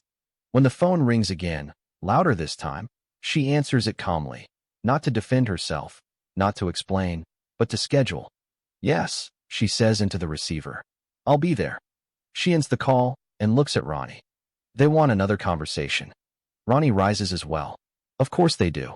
Aphrodite takes a breath, not deep, not dramatic, just enough. Then let's go, she says. I'd like to arrive unchanged. They leave the room together. Behind them, nothing is rehearsed. Nothing is abandoned. And as the door closes, the morning holds, not its breath, not its judgment, but its position, ready to see whether certainty can stand another day in public. Below is a concise, forward-looking summary of the key points Aphrodite will consistently emphasize in future public responses, distilled from her conduct, language, and preparation, not as slogans, but as positions she returns to without deviation. Core principles Aphrodite will emphasize. 1. Outcomes over authorization. She will shift every discussion away from who approved her toward what is being achieved. When challenged on legitimacy, she will return to measurable results. Children housed, fed, educated, protected. She will not defend her right to act. She will demonstrate the necessity of action. 2. Structure, not sentiment. Aphrodite will refuse emotional framing as the primary justification for her work. She will emphasize that compassion without infrastructure is fragile. Charity, in her framing, is not rescue. It is replacement of failed systems. 3. Non-negotiability of existence. She will make clear that the shelters, foundations, and systems already underway are not exploratory or provisional. Dialogue may shape refinement, but not existence. Any attempt to pause, delay, or review her work as a precondition will be treated as avoidance. 4. Accountability to outcomes, not opinion. She will distinguish between democratic accountability and reputational pressure. Public opinion, media framing, and institutional comfort will not replace responsibility to beneficiaries. Her work answers first to those affected, not to commentators or gatekeepers. 5. Replication as a feature, not a threat. When accused of setting dangerous precedents, she will clarify that success should be copied. Decentralization and scalability will be framed as strengths. She will resist efforts to render her indispensable. Permanence must outlast identity. 6. Silence as deliberate discipline. Aphrodite will not respond to every provocation or mischaracterization. She will allow silence to expose fear, exaggeration, and bad faith critique. Her pauses are strategic, designed to force others to articulate what they are truly protecting. 7. Refusal to perform gratefulness. She will not present herself as redeemed by wealth, rescued by institutions, or indebted for permission. Gratitude will not replace agency. Her tone will remain calm, exact, and unornamental, even under hostility. 8. Continuity over reaction. Above all, Aphrodite will emphasize that progress is happening regardless of scrutiny. She will meet challenges not by escalation, but by continuing the work unchanged. The message is implicit. This is not an episode. It is a trajectory. Below are Aphrodite's key positions rewritten explicitly as answers to hostile questions, phrased the way she would deliver them publicly: calm, exact, and non-defensive. These are not rhetorical flourishes. They are responses designed to end lines of attack, not inflame them. Hostile question. Aphrodite's answer. Who gave you the authority to do this? Answer. No one delegated authority to me. The absence of effective protection for children created necessity. I'm acting where that necessity was unanswered. Why are you bypassing existing institutions? Answer. I'm not bypassing institutions. I'm addressing gaps they failed to close. Where institutions perform, they remain relevant. Where they don't, lives are affected while discussions continue. Aren't you creating parallel systems that undermine democracy? Answer. Parallel systems only exist when primary systems do not function. Stability isn't undermined by solutions. It's undermined by prolonged failure. Why should the public trust a private individual with this scale of influence? Answer. Trust should be placed in outcomes, not personalities. If the work fails, it should be measured as such. If it succeeds, it should be replicated, even without me. Isn't this just charity shaped by your personal ideology? Answer. No. Sentiment is not the organizing principle. The shelters are built on continuity, structure, and accountability. Ideology doesn't keep the lights on, systems do. Why refuse to distribute cash directly to the poor? Answer. Cash disappears fastest where instability is highest. Shelter, food, healthcare, and education endure longer than money and reduce vulnerability instead of circulating it. Are you using trauma to justify unchecked power? Answer. I'm refusing to perform trauma publicly so others can debate whether it qualifies. The work doesn't rely on my story. It relies on addressing conditions that shouldn't persist. What happens when you're gone? Answer. Then the structure remains. If something depends on my presence to function, it's poorly designed, and I reject that model. Why name the project after Gandhi? Isn't that provocative? Answer. It's descriptive. The philosophy prioritizes dignity through restraint, permanence through structure, and service without ownership. Don't you think you're moving too fast? Answer.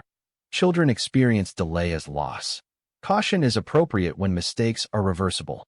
Hunger and exposure are not. Why won't you engage more with critics? Answer. I engage with criticism that improves outcomes. I don't negotiate existence or pause intervention to satisfy discomfort. Do you consider yourself accountable to anyone? Answer. Yes, to the people affected by the absence of protection. That accountability doesn't fluctuate with headlines. Has wealth changed your perspective? Answer. It changed my ability to act. It didn't change the problem. Are you trying to become indispensable? Answer. The opposite. If this only works because of me, then it fails by design. Summarize the party Rani Krishna organizes for her adopted daughter Aphrodite Khan and why she does so. In the Indian Miss World, Rani Krishna organizes an extravagant banquet party after legally adopting Aphrodite Khan, formerly Ifit/Amrita, as her daughter. What the party is like. Rani Krishna books the largest dining and dancing hall in Mumbai, the five-star Leela Palace, and invites the elite of the city, leading Bollywood actors, actresses, directors, producers, business figures, and senior Maharashtra government officials. During the gala, Rani brings Aphrodite to center stage and formally announces her adoption in front of this high-profile audience. Why Rani Krishna throws the party? To publicly announce the adoption. The party serves as a formal, society-level declaration that Aphrodite is now Rani Krishna's legally adopted daughter, signaling her new identity and status within Mumbai's elite circles. To launch a film project based on Aphrodite's life, Rani uses the event to announce that she has completed the script of a major film based on the true story of a 7-year-old Indian slum girl, and that the film will soon go into production under her direction. To introduce Aphrodite as the film's lead actress. At the same event, Rani declares that Aphrodite herself, now an Iranian heroine, will play the lead role, acting out her own life story in a movie titled The Child Bride and the Old Man. To elevate Aphrodite's public image and social standing. By staging the announcement in a luxury venue before Bollywood and political elites, Rani aims to recast Aphrodite from a traumatized former slum girl into a legitimate star and respected figure in high society. In short, the party is both a lavish social spectacle and a strategic public platform. It announces Aphrodite's adoption, unveils a prestige film project drawn from her life, and attempts to reframe her identity and future in the eyes of Mumbai's powerful circles. At the party, Rani Krishna announces a feature film project centered on Aphrodite Khan's own life story. Status and leadership. Rani Krishna declares that the script is complete and that she herself will direct the film, with shooting set to begin soon. Subject. The movie is based on the true life story of a 7-year-old Indian slum girl, drawing directly from Aphrodite's experiences. Casting. Rani reveals that Aphrodite Khan will play the lead role, effectively acting out her own life on screen. Title. The film is titled The Child Bride and the Old Man. In short, the project is presented as a serious, autobiographical drama authored and directed by Rani Krishna, with Aphrodite starring as herself in a film explicitly rooted in her childhood story. Before her adoption by Rani Krishna, Aphrodite Khan, born Ifat Khan, later also known as Amrita, Pooja, and Christina, comes from an extraordinarily traumatic and marginalized background, as described in the novel The Indian Miss World. Early life and family. Aphrodite is born into a poor Muslim family in a Mumbai slum, the daughter of Rehana Khan, an illiterate maidservant struggling to survive extreme poverty and social marginalization. She grows up amid hunger, instability, and constant vulnerability. Child marriage, captivity, and abuse. As a noticeably young child, Aphrodite is forcibly married to an elderly Saudi man, Sheikh Ahmed/Faiz bin Ahmed, and removed from her normal childhood entirely. Under the cover of religious legality, she is subjected to systematic sexual abuse, rape, confinement, and psychological terror. Her childhood is effectively erased and replaced by exploitation and fear, imprisonment, and repeated victimization. She endures multiple periods of detention and imprisonment, both in the Middle East and later in India, often without legal protection. During these times, she is abused by police officers, politicians, and powerful men, treated as disposable and criminalized despite being a minor and a victim. Loss of identity and social stigma.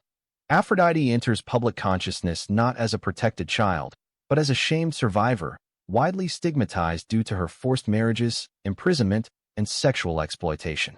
Her identity, citizenship status, education, and legal standing are all uncertain, leaving her isolated and defenseless. Pre-adoption condition. By the time Rani Krishna encounters her, Aphrodite is a deeply traumatized young woman, emotionally scarred, socially ostracized, and without a stable family or guardian. Despite having survived extreme abuse, she possesses no secure place in society until Rani Krishna later steps in and legally adopts her and restores her public identity. In short, before her adoption, Aphrodite Khan's life is defined by slum poverty, forced child marriage, sexual violence, imprisonment, and social rejection, making her adoption a sharp turning point in an otherwise brutal trajectory. Quotations from the original manuscript about the beauty pageant in Bombay City. When Rani Krishna announced that she had adopted Aphrodite Khan as her daughter, and she is going to be the leading heroine in her upcoming movie, the manager of the Abu Dhabi International Bank approached them, and enthusiastically suggested that the young woman Aphrodite Khan must enter the Miss World Beauty Contest. He said with full confidence, "She must compete in the beauty contest. I am quite certain she will win." Her Hindu mother Rani Krishna thanked him and dismissed his suggestion as wishful thinking coming from a man who liked to say good things to make people feel happy.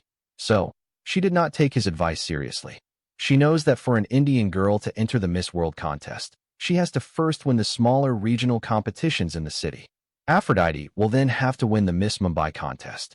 Following that, she has to go head-to-head with the female winners of the beauty contests of over 300 main cities in India.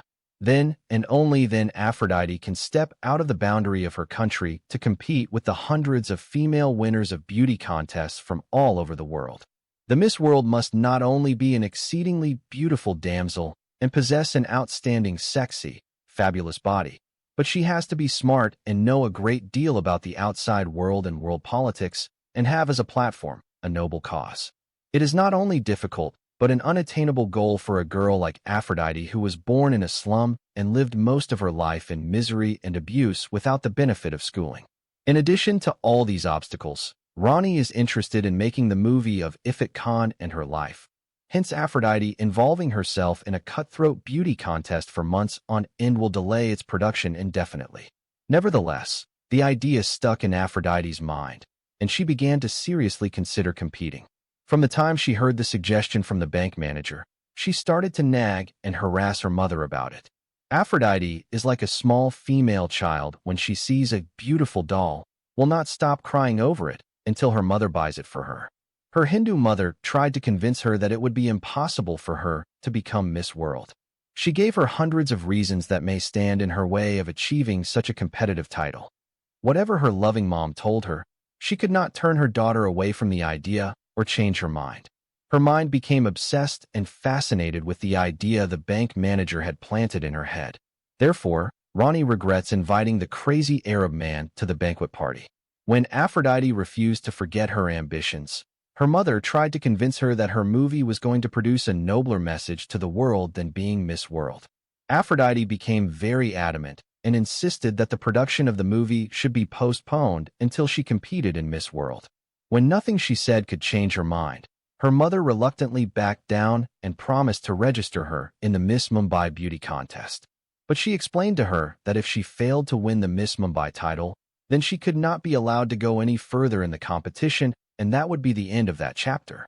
Aphrodite told her mother that the bank manager said she was the most beautiful girl in the world and that she must try out for Miss World.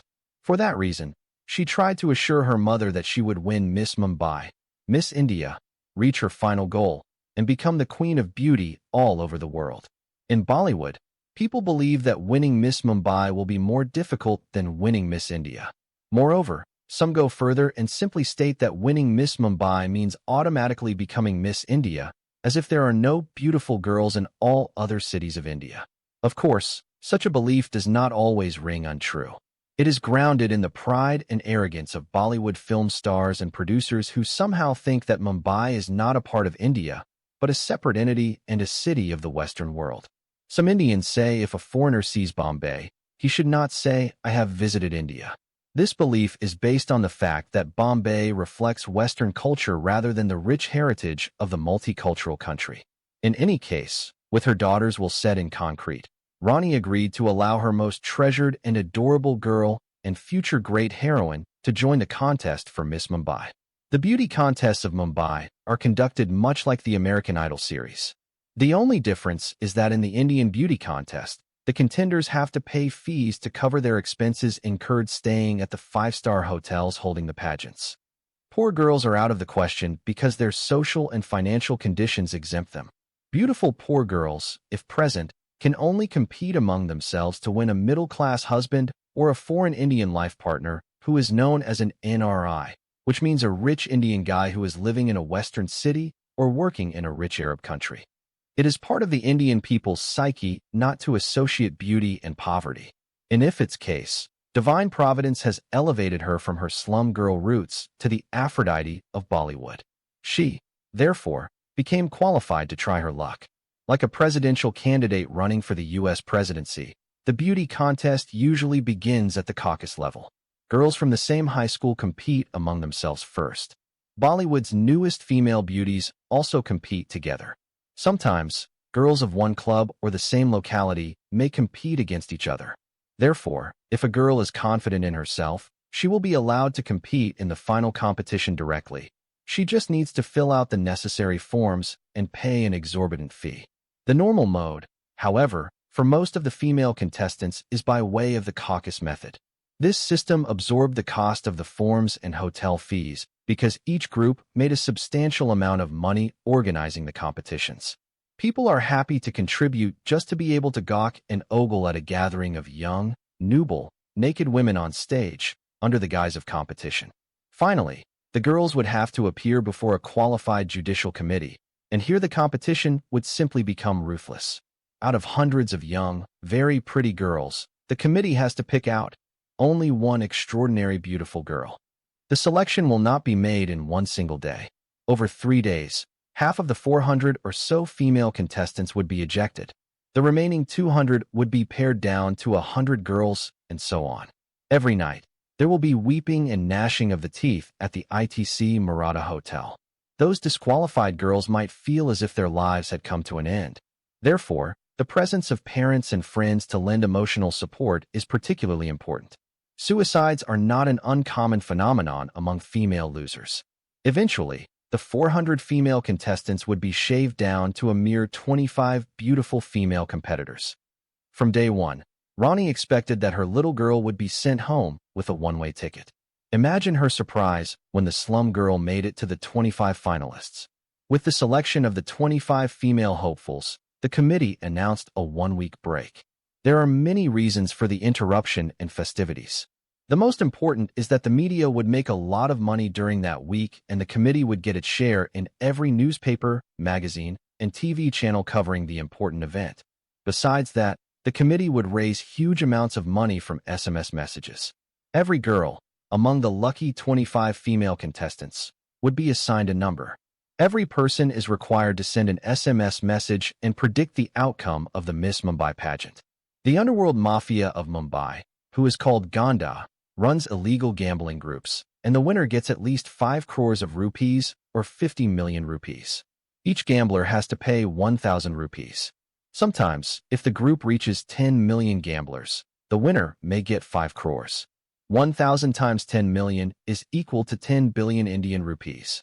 The Gandas give the winner 50 million rupees and keep for themselves 9 billion and 950 million Indian rupees. For an Indian girl to even be able to enter the Miss Mumbai contest is a considerable honor.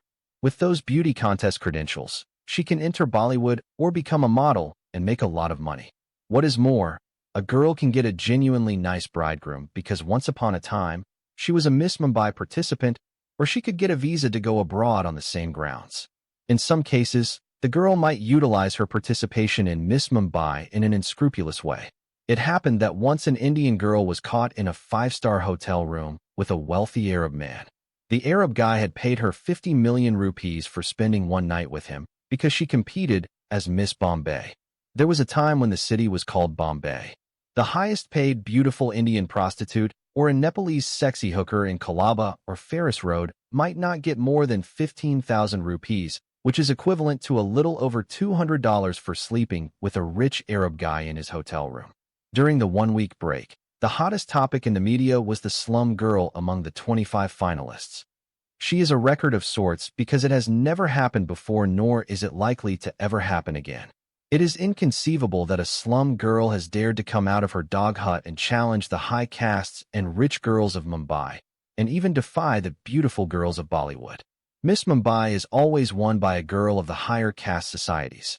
A slum girl winning Miss Mumbai would be like the moment Barack Hussein Obama was announced as the first black U.S. president. Some journalists and critics said that if the slummier types tried their hand at the title of Miss Mumbai, they should be accorded more honor than Barack Hussein Obama, who was portrayed as a black American. According to them, he is half white through his American mother and half black due to his Kenyan father, and also half Christian and half Muslim. That rare combination probably helped Barack Hussein Obama win the presidential election in the USA. The Mumbai slum girl Ifat Khan, on the other hand, is a 100% slum dweller, born to slum parents, from the same religious background of Islam. This scything observation might be lost to our Western readers, but in Ifit's case, her Muslim parents belong to the untouchable or low caste of Muslim Arzals who are forbidden to enter a mosque or touch the Holy Quran. By the way, according to Dr. Ambedkar, the father of the Indian Constitution, Muslims in India have a caste system, which is worse than that of the Hindus. They have divided themselves into ashrafs, nobles who claim to be direct descendants of the Prophet Muhammad, ajlafs, uncivilized or uncultured, and arzals, low caste or untouchables. Accordingly, if the slum girl won the beauty contest, she would make 3 records. 1. The first slum girl to be crowned Miss Mumbai. 2. The first Muslim girl to win the contest in Mumbai. And 3. The first low-caste Muslim girl to get that honorable title. The former Muslim girl who became Miss Asia, Zinat Aman, came in at number 3 in the Miss Mumbai beauty pageant. So far, no Muslim girl has ever won Miss Mumbai or Miss India. As it is expected, some disgruntled Muslim clerics threatened to issue fatwas condemning the so-called female impostor, Aphrodite Krishna Khan. They said that she was a liar and an abomination. According to them, how can a Muslim girl have her first name Christian name, her middle name a Hindu, and her last name a Muslim? For them, no good Muslim family would ever do such an abominable thing as to give their female child the name of a Greek goddess, a Hindu god with a Muslim name. For that reason, they concluded that she is either a Christian or a Hindu. They thought that she pretended to be a Muslim girl to marry a wealthy Saudi and receive a huge dowry in marriage and inheritance. Therefore, all the religious mullahs and imams urged Muslims all over Mumbai not to stand with her or support her with their SMS votes. Officially, that should have been the end of it for Aphrodite Krishna Khan, but the Muslim boys and girls did not see it that way. They wish and want Aphrodite Khan to win the beauty contest and be the first Muslim girl crowned Miss Mumbai, and also hope and pray to their exalted Allah and gracious Prophet Muhammad to make her Miss India and the Miss Universe. For that reason, they decided collectively to support her. On the final day, only the extraordinarily rich families, top government officials, and the Bollywood film stars were able to purchase the costly tickets to attend the final contest. Those who could not afford to buy the tickets to enter through the wicket gate of paradise and view the live pageant of the lovely half-naked virgins are expected to watch the competition on their televisions. 2 former Miss Universe and 2 Miss World have been added to be judging panel. This addition has raised public concern because all 4 girls are Hindu women. The original lineup of the female judges is an even combination of Hindus, Muslims, Sikhs, and Christians. Adding 4 more Hindu female judges at such a critical time might create a lack of equilibrium. Besides, many critics argued that a woman, despite being a former Miss World or Miss Universe, is simply not qualified to judge beauty in others. Nevertheless, the committee refused to remove the 4 new female judges. The contestant pool comprised 20 Hindu girls, 2 Christian girls, a Sikh girl, a Parsi girl, and of course a Muslim girl called Aphrodite Krishna Khan. The 25 girls are supposed to walk onto the stage one after another in their swimsuits. Every judge is required to rank each girl according to a scale from 1 to 10. The higher the number, the better. This first round will eliminate all but leave 5 girls. Then each girl should be judged based on her beauty, figure, and intelligence. The intelligence test consists of an interview question to be asked by one of the female judges.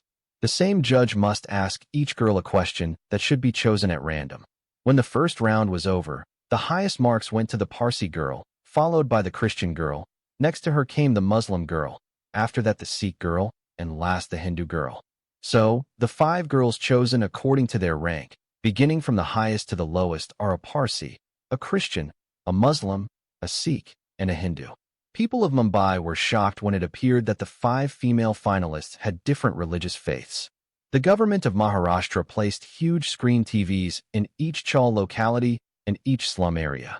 The poor and the lower than the poorest of the poor who could not afford to watch the contest in their houses due to lack of electricity, and those who do not have TVs have been encouraged to go to the public parks and open areas and watch it on the government-sponsored TV screens.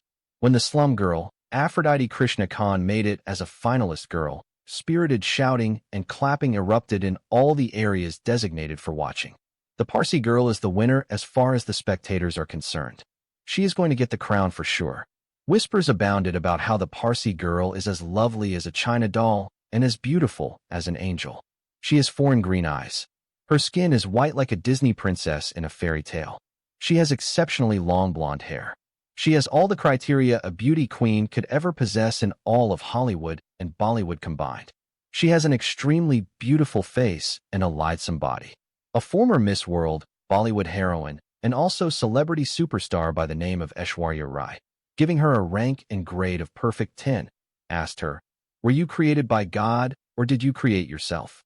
In the face of such distinguished praise from one of her female judges, everybody said that she is going to win it that night.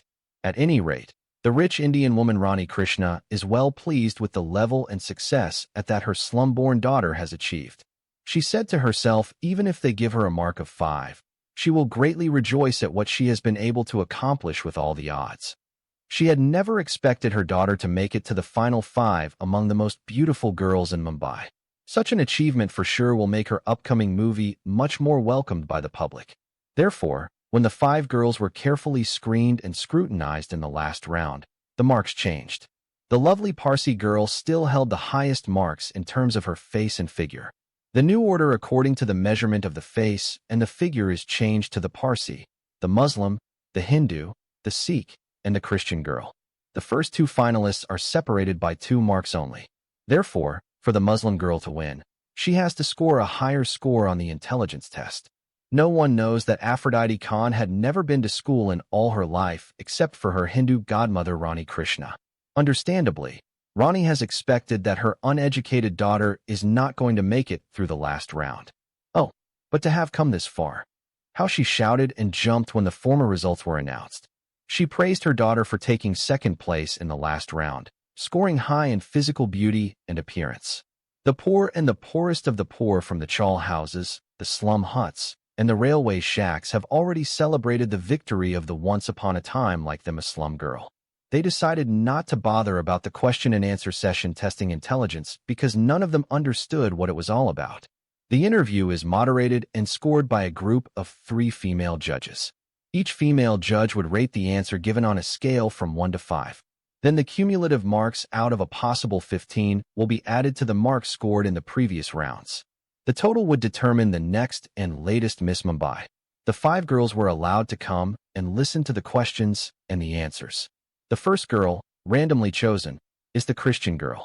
Her question has also been randomly chosen. It has to do with modern Indian history. She gave her answer, and in the last round 3 female judges jotted down her name and her marks. The next name is Parsi girl. She is asked what she would do to make a difference in the world if she became Miss World. She said that she would strive hard to stop people from killing each other and ask all the governments of other countries to eliminate all the terrorist groups of the world. The 3 final round female judges entered their marks. The third girl is the Sikh girl. She has been asked a question about world geography. She gave her answer too. The fourth girl happened to be the Hindu damsel. She is asked what she would do if she became Miss World to improve the status of women in the world. She said that she would call for equal treatment and equal opportunity for females all over the world. The last girl who does not need to be picked at random is the Muslim girl Aphrodite Krishna Khan. The only question left would be hers. The female judge asked her, "What would you do for the poor children living in the streets and the slums of Mumbai if you happened to be Miss World?" The judges, audience, and everyone else have become exceedingly shocked and also mad at the same time. Many people felt that the judging committee had deliberately insulted the slum girl by reminding her of her past miserable life. Oddly, the slum girl does not look a bit the least insulted. She looked excited and happy to hear her particular question. She faced her female judge with her head and chest held high. "I have already started to build the biggest building in Mumbai, and I am going to accommodate in it as many poor children of the slum areas as possible and from the streets of Mumbai. I am going to feed and educate them too. Lastly, I am going to name my building the Mahatma Gandhi Charity Shelter for orphan and homeless children." The judges laughed when they heard her childish answer. One of the female judges told her boldly that by lying she may automatically get mark a 0 score from all 3 judges. The slum-born girl stood her ground and challenged the female judge who accused her of purposely lying. "I am serious. I am not lying, and my mother will be able to vouch for me. She holds the papers to the building which is now under construction. You need tens of crores of rupees to build such a huge building. I have more than 500 crores in my bank account. You are not yet 20 years old, and you claim to have 500 crores. Yes, I do. Do you know that that amount you have falsely claimed to have in your bank account is equal to 50 billion Indian rupees, which is approximately about 72 million American dollars? Yes, I know it, and I have it in my possession. Only in your dreams. I'm afraid you have a highly active imagination, or have you drunk something like alcohol, or did you take drugs before you came here? Said the female judge sarcastically. Why don't you believe me? I did not enter this competition for Miss Mumbai lightly. I consider this position and title a profoundly serious matter, and I would not say something I did not mean. I also dislike the way you speak down to me and accuse me of lying. Just because I was born and brought up in a slum does not mean we can't accomplish things in life or have money. The angry judge ignored the slum girl and with a flourish picked up her pen. She is just about to give her a mark of 0 for lying. Before she could enter her score, she heard the voice of a man shouting in the audience. Wait a minute please before you judge her adversely. She is not lying. I am the manager of the Abu Dhabi International Bank. I can testify that this young Indian girl Aphrodite Khan has over 500 crores of Indian rupees in our bank. I am ready to provide a bank balance statement if the committee will give me time to go to the bank and bring it right away. The audience and the judges have become astonished by what the Arab man has said. So, none of them believed a word from what he had spoken concerning the slum girl. They figured he was a supporter planted in the audience. Rani Krishna has chosen to stay silent all this time because she does not want to disclose her daughter's huge finances in public. India's government most probably will levy huge taxes against her given that they have some of the highest taxes in the world. However, when the bank manager came forward and tried to defend her daughter, her silence was challenged. Therefore, she stood up and shouted, Yes, my daughter Aphrodite Krishna Khan has over 500 crores of rupees in her account. She has already started the construction of a big building, which is going to house more than 50,000 homeless children and their families in Mumbai. Here is a business card for the construction company that won the bid for making the 25-story building, and the project has already been approved by the government of Maharashtra. I have a copy of the official building permit right here. And I have a checkbook and bank book here with her name, Aphrodite Krishna Khan, and the account number if you need verification. She has over 500 crores in her account. As she spoke, she purposefully made her way to the stage. Rani Krishna thrust the building permit and bank papers on the table in front of the 3 female judges, and then she allowed the cameras to zoom in on the documents. The voice of the bank manager is heard again over the murmuring crowd. And what is more, the pretty young girl Aphrodite Khan has 3 huge mansions in Saudi Arabia, 1 villa in Eritrea, and 1 villa in Iran. She also has a 15-story building in her name in the city of Jeddah. Our bank also has official documents for her building currently valued at 55 million US dollars. In Indian currency, her building has a market value equal to 3 billion and 850 million Indian rupees. Guys, believe me, this Aphrodite Khan is the richest young Indian girl in all of your great country. A dead silence ensued. One could hear the drop of a pin when the bank manager spoke those last words. Her Hindu mother Rani lifted the official documents and bank books up high and challenged the female judges and any doubting person among the audience to view and verify them. If anyone still believes that my daughter is lying, let him come to me, and I will show him these official documents. The first one to overcome the shock of these testimonies is the judge who made fun of the former slum girl. She stood on her feet and went to the slum girl, embraced her, and began to cry and ask her forgiveness for misjudging her. She then went back to her chair, took out her pen, jotted down her grade on the scorepad, and remained quiet. The other 2 female judges came slowly out of their shell-shocked facades, tried to comprehend the scale and the implication of what had just been shown to them, and meekly wrote down their marks too. By now, Rani unobtrusively returned to her seat, and likewise the bank manager. Then another female judge came and collected the results of the IQ test. When the results were announced, the low-caste Muslim slum girl obtained perfect marks of 15 out of 15. Then the final result was announced, beginning with number 5 first. Number 5 is Annie D'Souza, the Christian girl. Number 4 is Simran Singh, the Sikh girl. Number 3 is Divya Rajkumar, the Hindu girl. The announcer paused and stared for some time at the lovely Parsi girl who was born and brought up in the opulent neighborhood of Bandstand Bandra, and then she looked at the Muslim girl who was born in the slum of Dharavi in Mumbai. This is her moment, and as with all masters of ceremonies, she is going for maximum effect. The hearts of both girls began to beat fast. The audience held their breaths. The poor and the poorest of the poor stood on their feet. Everyone knows that the time is now or never, whether the history of India is going to change that day, or it would never. If the slum girl has become the #1 beautiful girl and fairest of all, the city of Mumbai and the entire Indian nation is going to change. The master of ceremonies turned to the 2 remaining lovely female contestants. You 2 girls are unbelievably beautiful young ladies. It is doubly hard for the female judges to pick a female winner. If it is possible, we will crown you both Miss Mumbai this evening. Alas, that is not to be, and tonight, it is my honor to present the first runner-up, the lovely girl Miss Farnaz Palanji, the Parsi girl. She does not have to say anything more.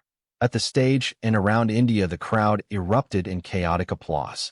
In the slum huts and chawl houses, the poor, the lower of the poor, and the destitute threw themselves, hugged each other, and began to cry, laugh, murmur, and babble uncontrollably.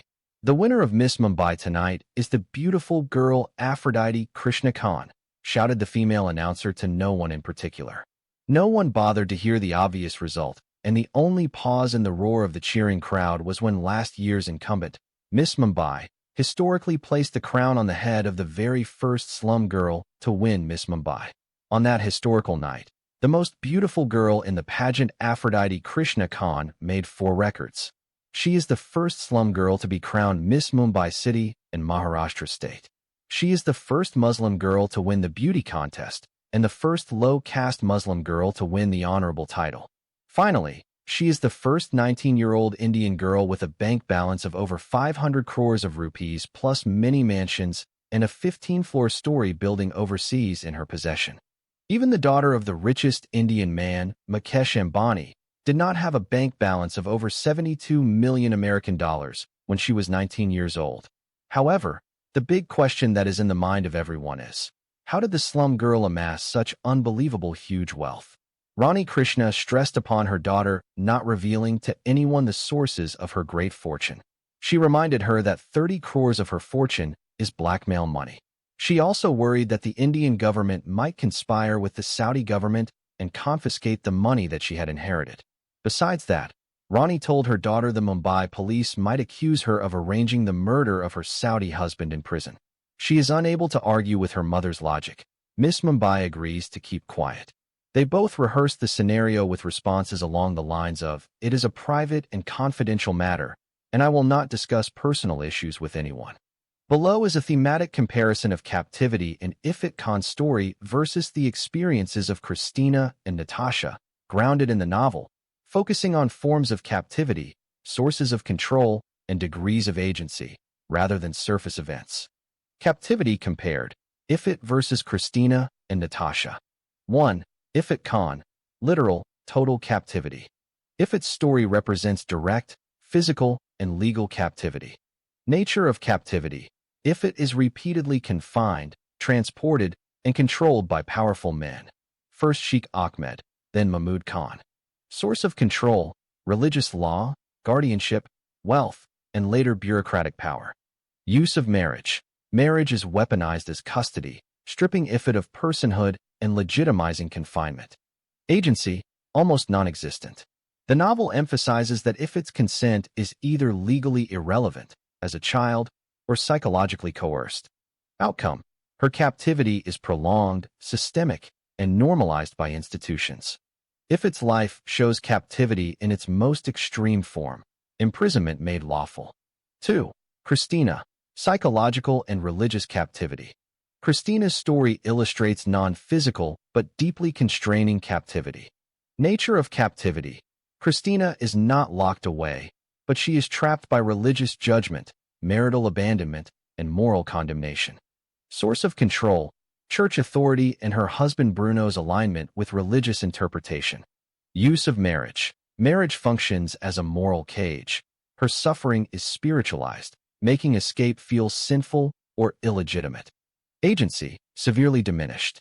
Christina is unable to divorce or resist meaningfully. Her despair becomes internalized. Outcome, emotional collapse and near self-destruction until external rescue intervenes. Christina's captivity is invisible yet devastating, enforced through belief rather than chains. 3. Natasha, confinement challenged and broken. Natasha's experience shows pressure without total captivity. Nature of constraint. She faces marital abuse and religious pressure, but not enforced confinement. Source of control, cultural and church expectations surrounding marriage. Use of marriage. Marriage is a site of struggle, not ownership. Agency, crucially present. Natasha exercises choice by seeking a civil divorce. Outcome, she exits the abusive marriage, even though religious tension remains. Natasha's story shows that captivity can be resisted when civil authority and self-belief are accessible. Key contrast. Character. Type of captivity. Enforced by. Ability to escape. Ifit. Physical, legal, total. Law, religion, wealth. Almost none. Christina. Psychological, moral. Religion, marriage. Only through rescue. Natasha. Social and marital. Tradition, church norms. Yes, through civil law. Thematic conclusion. Together, these stories show that captivity exists on a spectrum. If it embodies the most extreme form, where law and religion merge to eliminate agency entirely. Christina shows how belief systems can imprison without walls. Natasha demonstrates that when alternative authorities exist, captivity can be challenged and broken. The novel's larger argument is clear. Freedom depends not just on courage, but on which institutions a woman is allowed to appeal to. One-sentence comparison.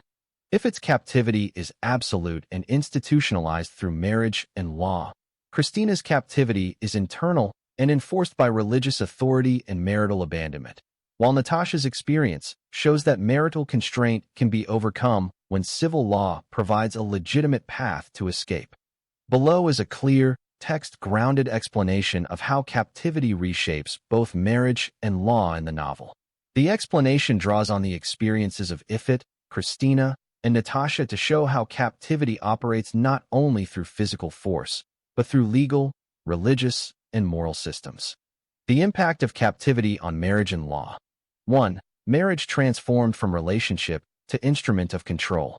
Under conditions of captivity, the text shows that marriage ceases to function as a mutual, protective bond and instead becomes a mechanism of confinement.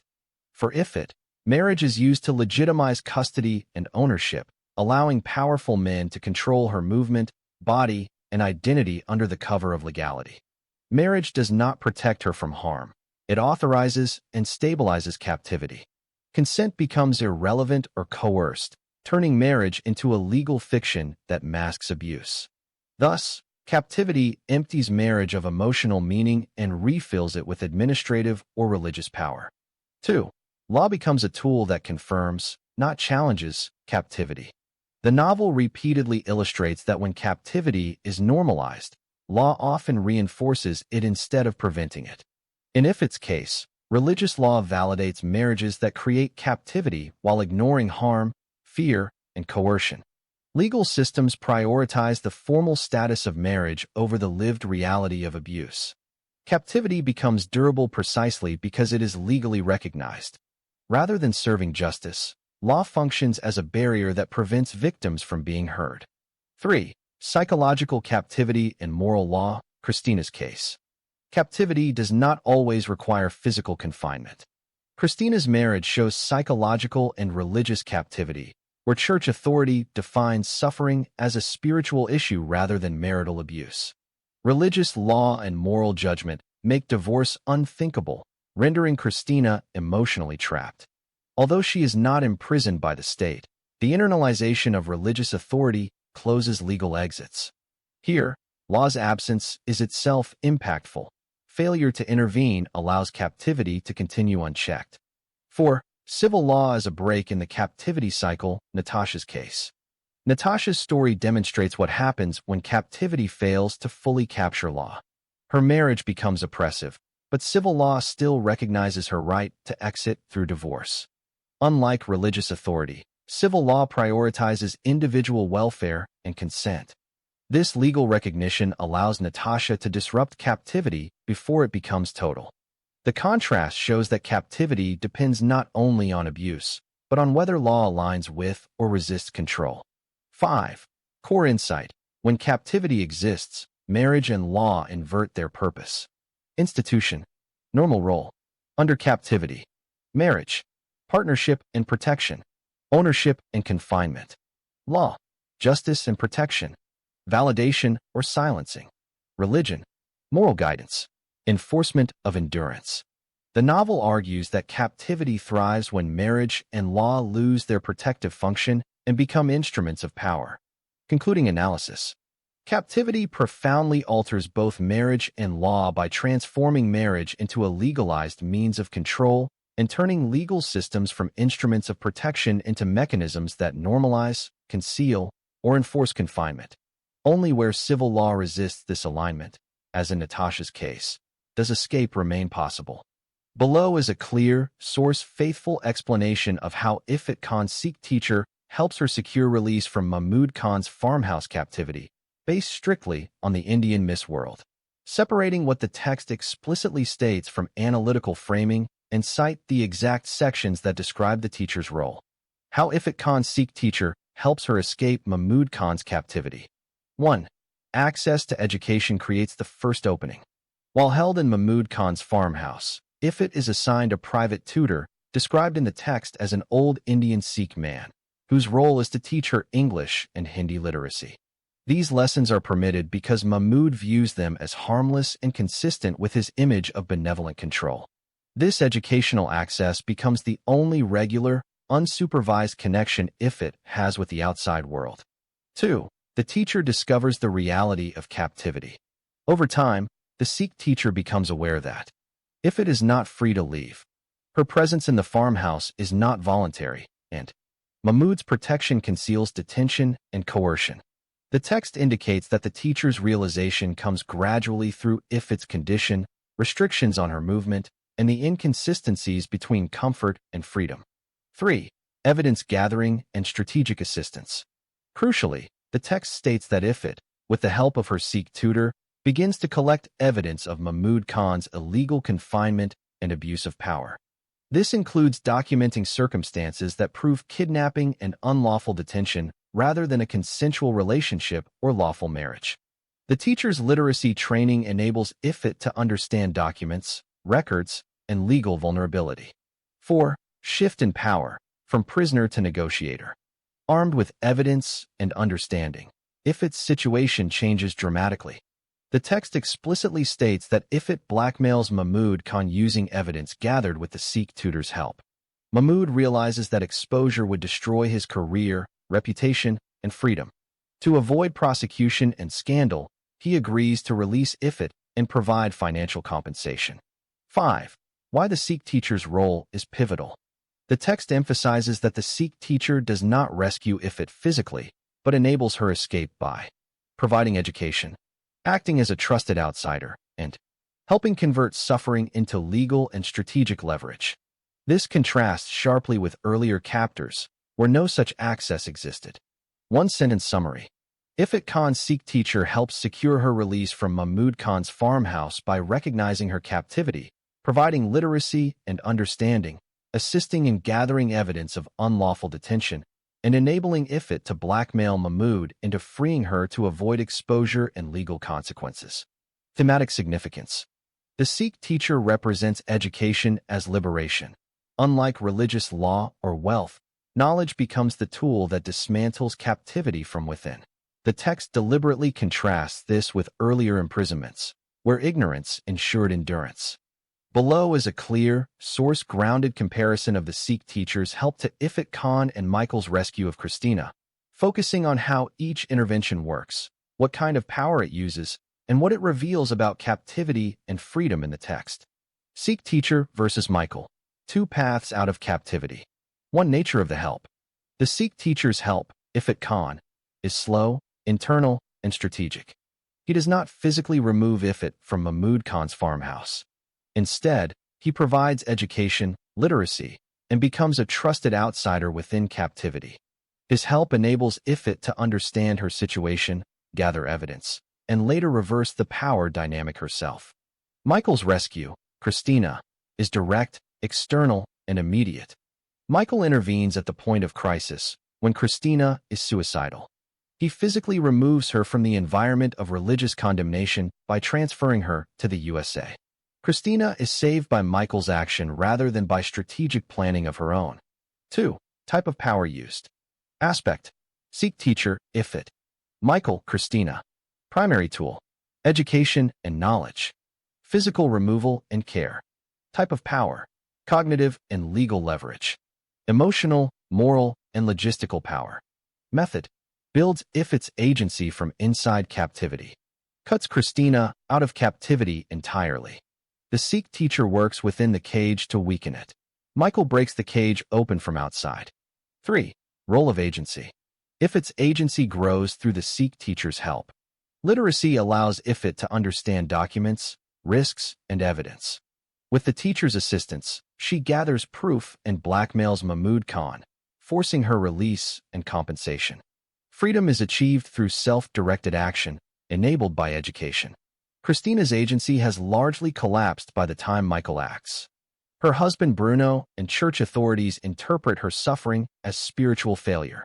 Christina does not initiate the escape. Rescue happens to her, not through her. Recovery begins only after removal from the oppressive environment. The second commentary on the Indian Miss World Book 1 and Book 2. 4. What each rescue reveals about captivity.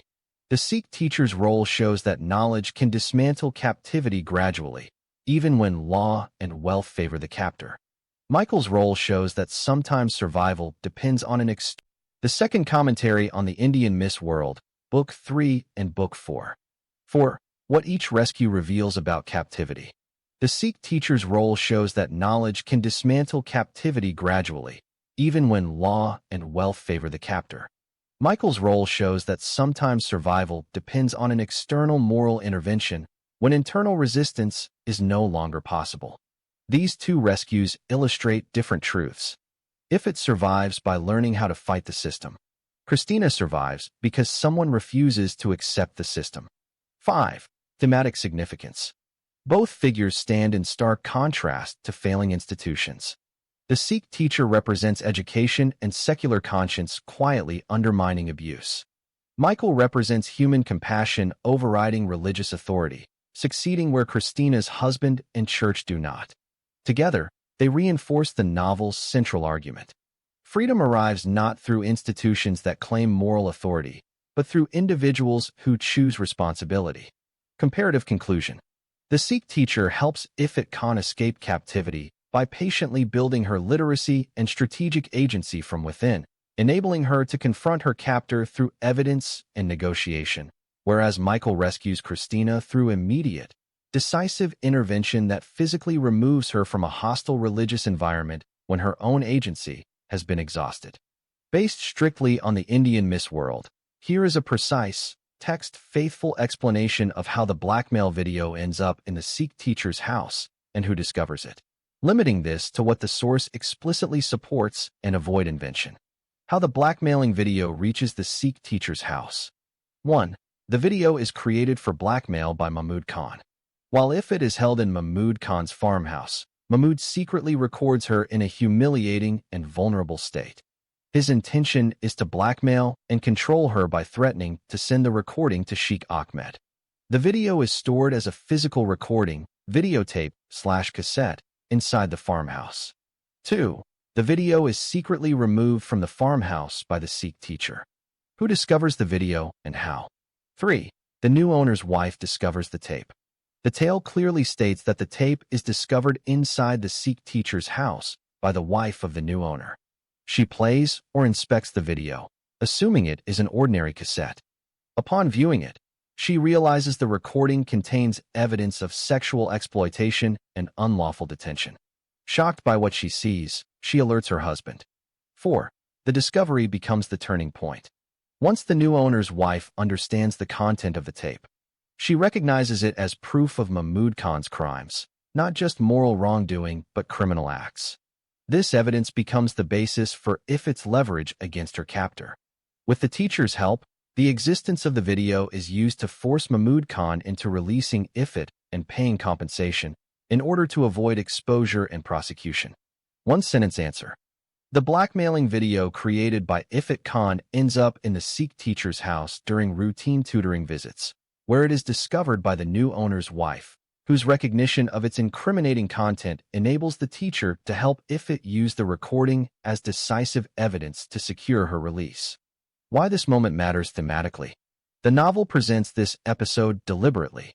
Mahmood's control collapses through carelessness, not law. Women's domestic space, the teacher's home, becomes the site where injustice is exposed. Truth enters the system through accident, not institutional vigilance. Below is a comparative, evidence-grounded analysis of the video discovery in the Sikh teacher's house alongside other moments in the novel where evidence triggers a reversal of power based on the text.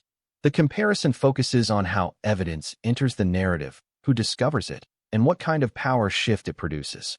Evidence-triggered power reversals, a comparative analysis. 1. The blackmail video in the Sikh teacher's house, Ifit Khan. Nature of the evidence. A hidden recording created by the Sikh teacher of Ifit Khan for blackmail, containing proof of illegal detention and sexual exploitation. How it surfaces. The video leaves the captor's control accidentally and is discovered inside the Sikh teacher's home, not through police or courts. Crucially, it is the wife of the new owner, a civilian with no institutional authority, who discovers its incriminating content. Resulting power shift. The captive, Ifit, previously powerless, gains direct leverage over her captor. Mahmood Khan's wealth and influence collapse instantly when faced with exposure. The reversal is private, tactical, and negotiated, ending in Ifit's release from prison and compensation rather than prosecution. What it reveals. Evidence does not empower victims when filtered through institutions. It empowers them when they can control its circulation. 2. Exposure of Sheikh Ahmed through pattern evidence, Rehana and Ifit. Nature of the evidence. Accumulated testimonies, financial trails, witness statements, and repeated patterns of abuse uncovered by external investigators and intelligence agencies. How it surfaces. Slowly and systemically, through investigation rather than accident.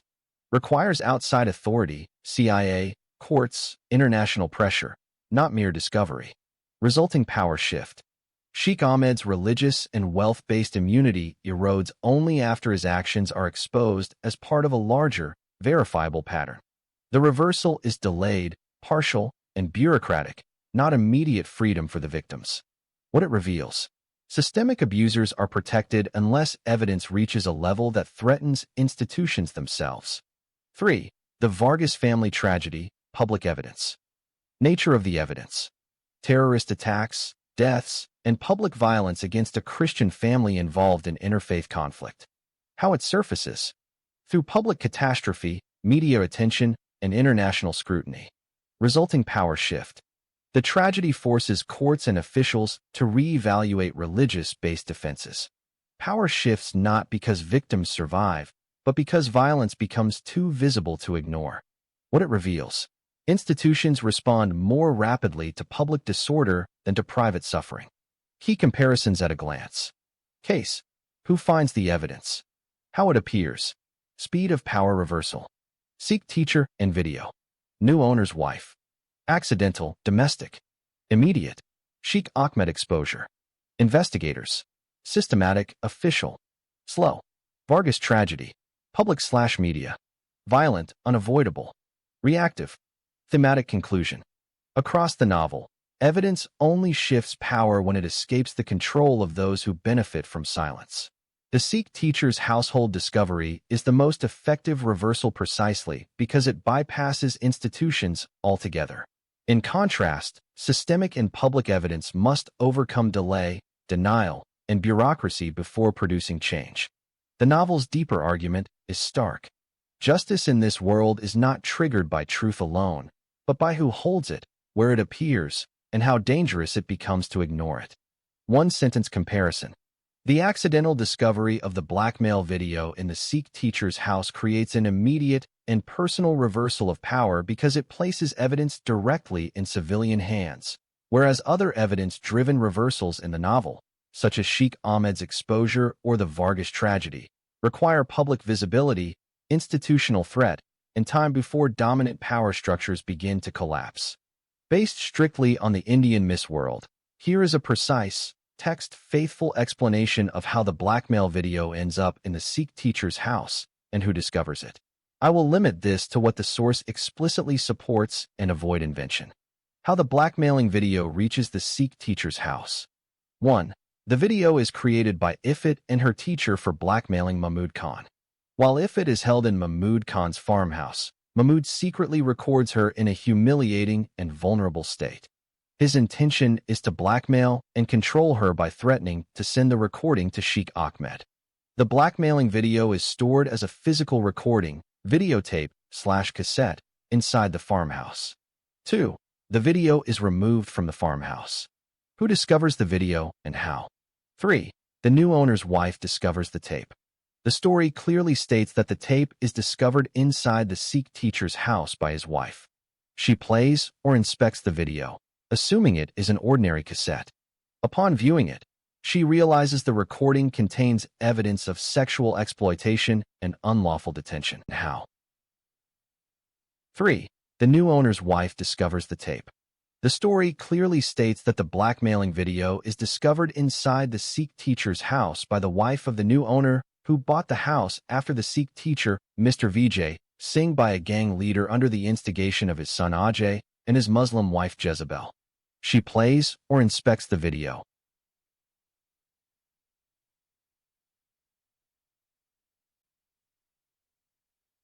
Who discovers the video and how?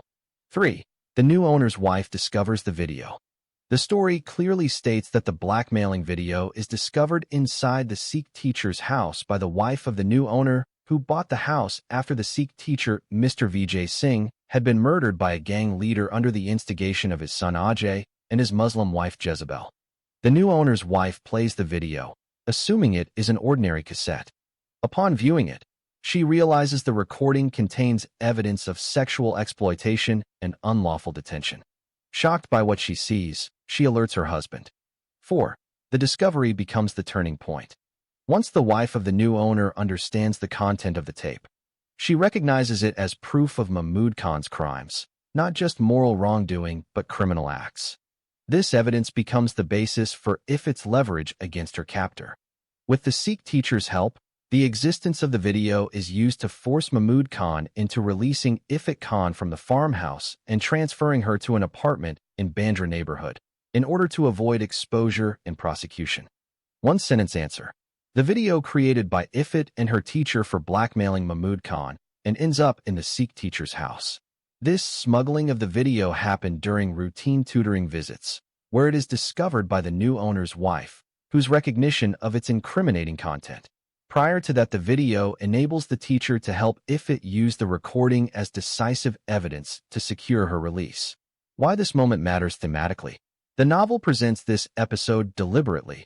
Mahmud's control collapses through carelessness, not law. Women's domestic space, the teacher's home, becomes the site where injustice is exposed. Truth enters the system through accident, not institutional vigilance. Quotations about the beauty contest in London. When the plane rolled to a stop, Rani Krishna took hold of her daughter's hand, disembarked, and headed to the arrival hall. The two of them remembered their previous visit when no one knew who they were. This time, things are vastly different.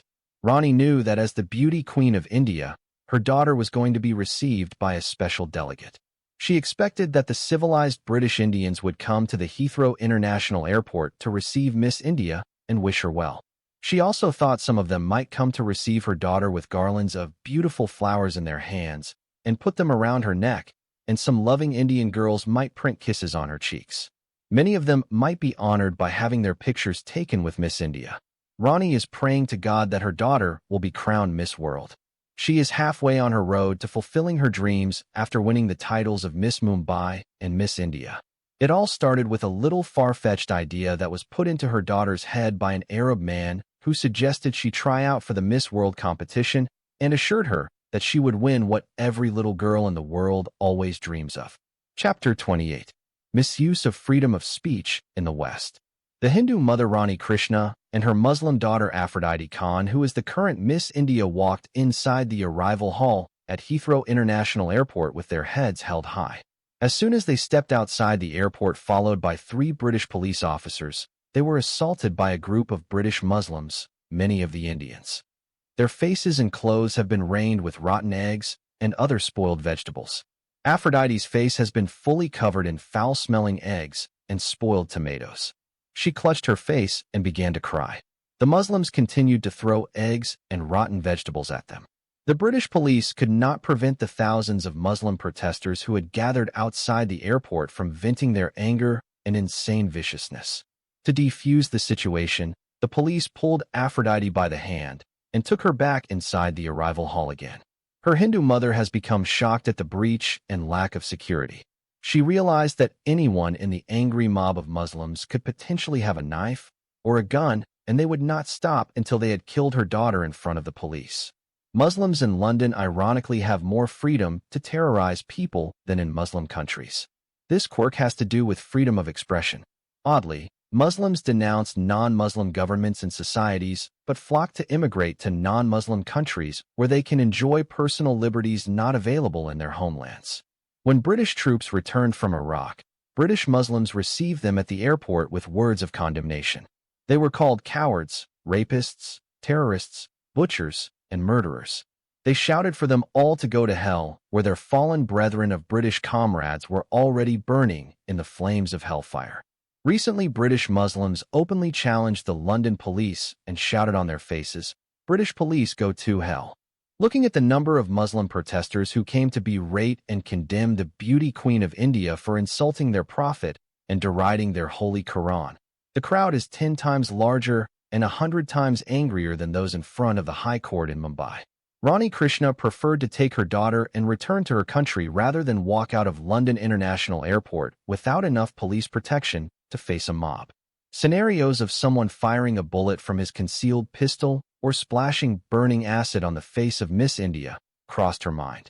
She said a short prayer of thanksgiving to her God that none of the protesters fired a bullet at them and that they were not stoned to death just for being alive. At first, the angry mother asserted that her daughter Miss India should not spend another minute on British soil and demanded that the same airplane that brought them has to take them back to India immediately. She asked the 2 female representatives of the beauty pageant who had come to receive Miss India, how could they allow her daughter to be attacked by a bunch of heathens, endure unprovoked violence, and suffer humiliation and death threats? She bristly stood her ground, loudly voicing her dissatisfaction at the fact that only 3 British police officers had been sent to receive and accompany them to their destination. Rani changed her mind when the British officers summoned the necessary reinforcements and seemed to have gotten the upper hand and brought the situation under their control. The British police did not expect Muslims to come to the airport on the day the Miss India contestant arrived. No one announced her arrival, and hence the police did not anticipate any well-wishers to show up at the airport. It is clear that the Muslims and Indian citizens have access to good intelligence and have received information from their friends and relatives in Mumbai about the beauty queen's arrival. It is also obvious some of the leading British imams sounded the alarm and instigated the uprising by urging their congregations to go to the international airport and protest the blasphemy allowed in the land of infidels. That day, the adopted Muslim daughter Aphrodite Khan, her Hindu mother Rani Krishna, and the 2 British female receptionists are escorted out of the Heathrow International Airport with more than 30 police officers. The police created a human barricade to protect Miss India and her entourage. As they left the airport, the frightened Hindu mother and her terrified Muslim daughter saw the Muslim protesters carrying signs and placards with condemning inflammatory words. "The dirty waif of Bollywood. She should go to her homeland.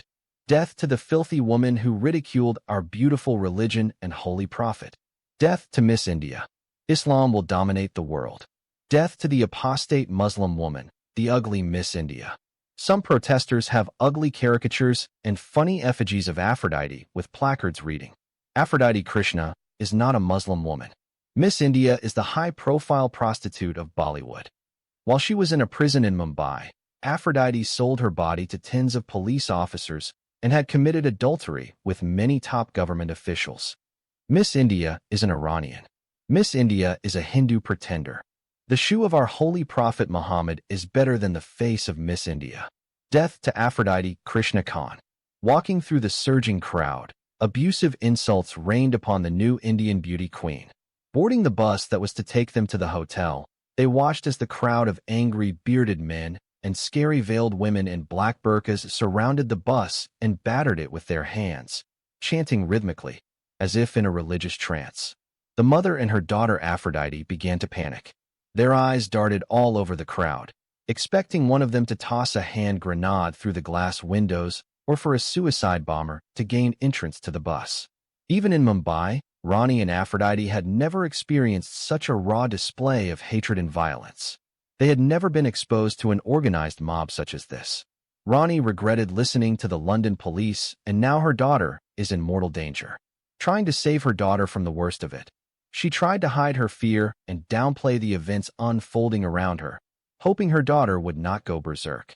She is shocked that despite the terrorists attacking the bus and the threats written on the banners that called for the murder of Miss India, the police of London did not make any arrests or have the offensive banners removed. She knows that in India such banners would surely result in the Mumbai police arresting the perpetrators and torturing them for inciting the murder of an innocent female citizen.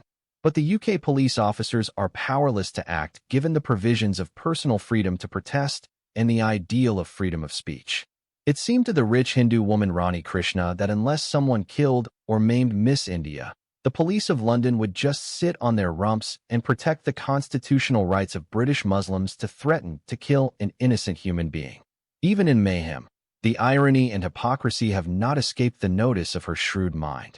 Therefore, she decided to expose publicly in the Indian media such as hypocritical and terrorist misuse and abuse of freedom of speech in Europe as soon as they returned safely to their motherland India.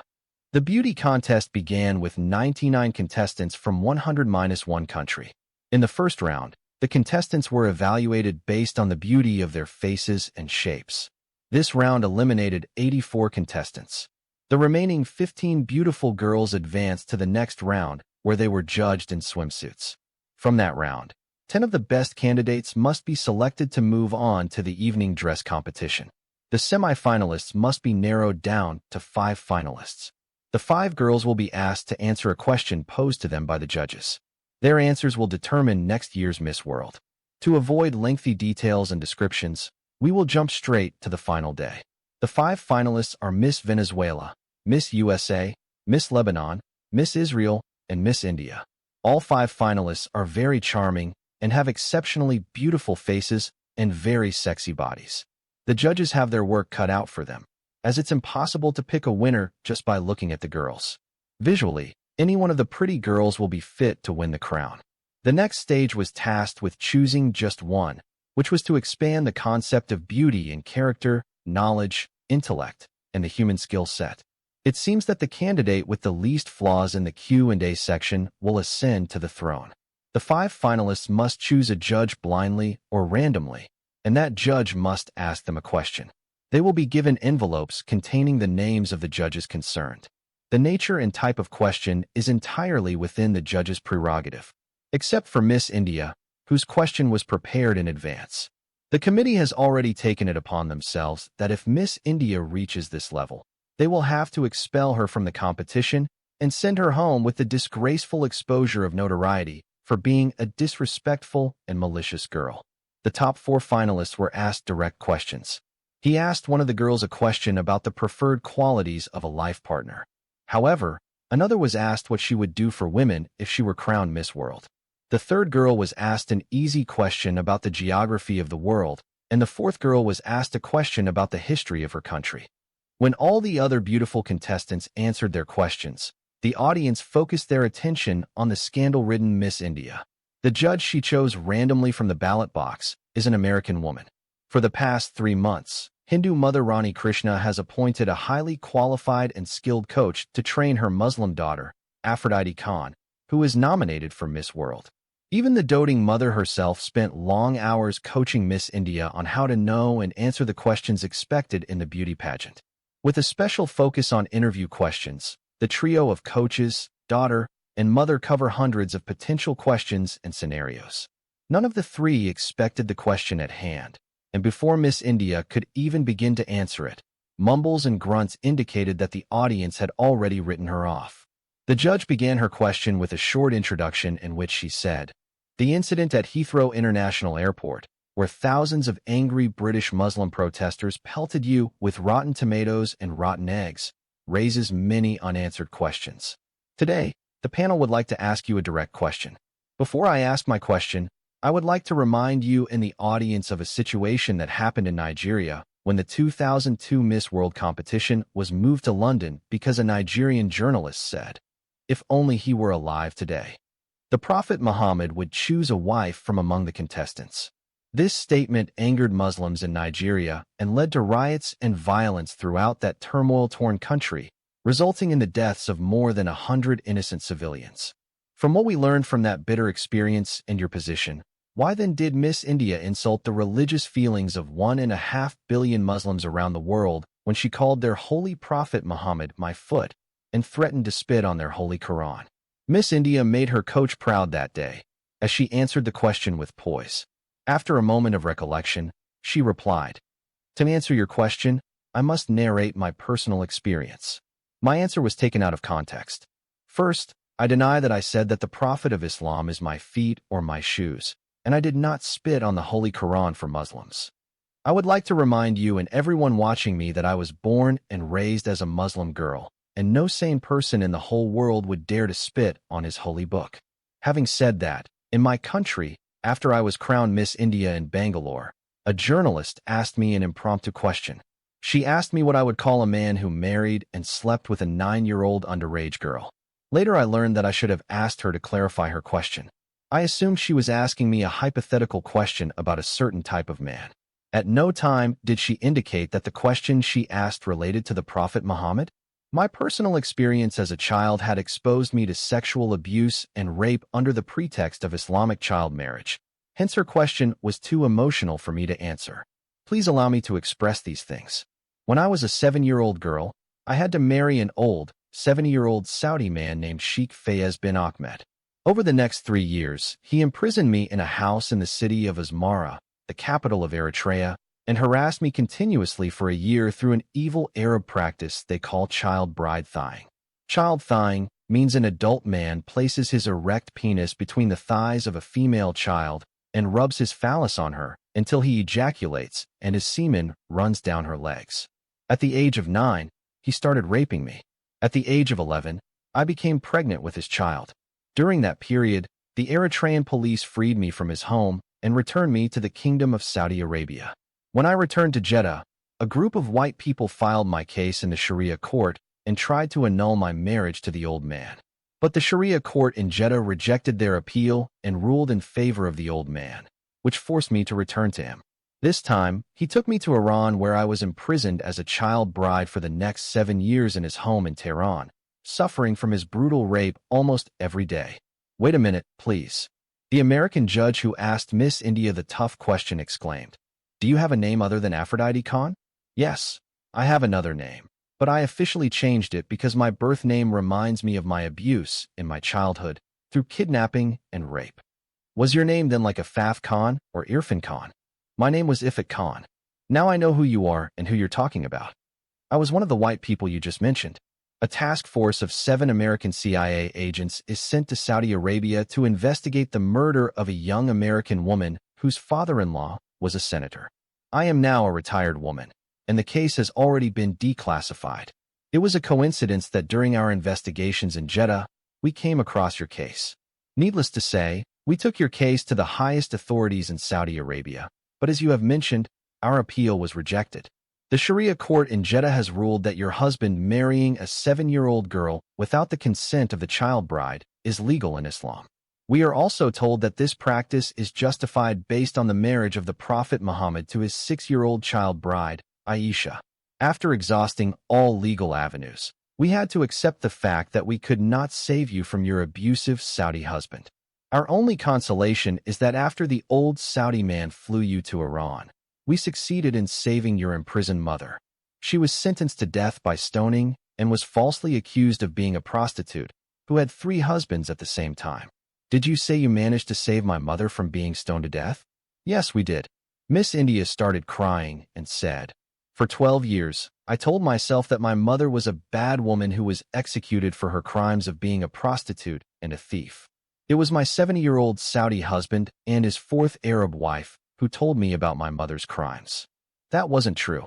Your mother was an innocent woman who was falsely accused and unjustly convicted by a group of fanatical Islamic clerics who claimed to be judges in the Sharia court in the city of Jeddah. She became pregnant through a gang rape by 2 Saudi policemen.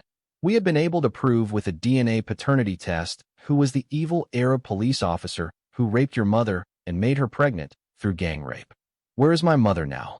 After her acquittal, she returned to India. I remember that our team was instructed to provide humanitarian assistance to her and her young child as Indian refugees resettled in the USA, but she insisted on returning to her other children in Mumbai. I am incredibly grateful to you and your American group for saving my Muslim mother from the hands of these cruel Arab judges. In my experience, many of these Arab men treat women as worthless, with little respect, and consider their needs unworthy of attention. They all view women as fresh meat, and their God has given them the right to eat them wherever they are.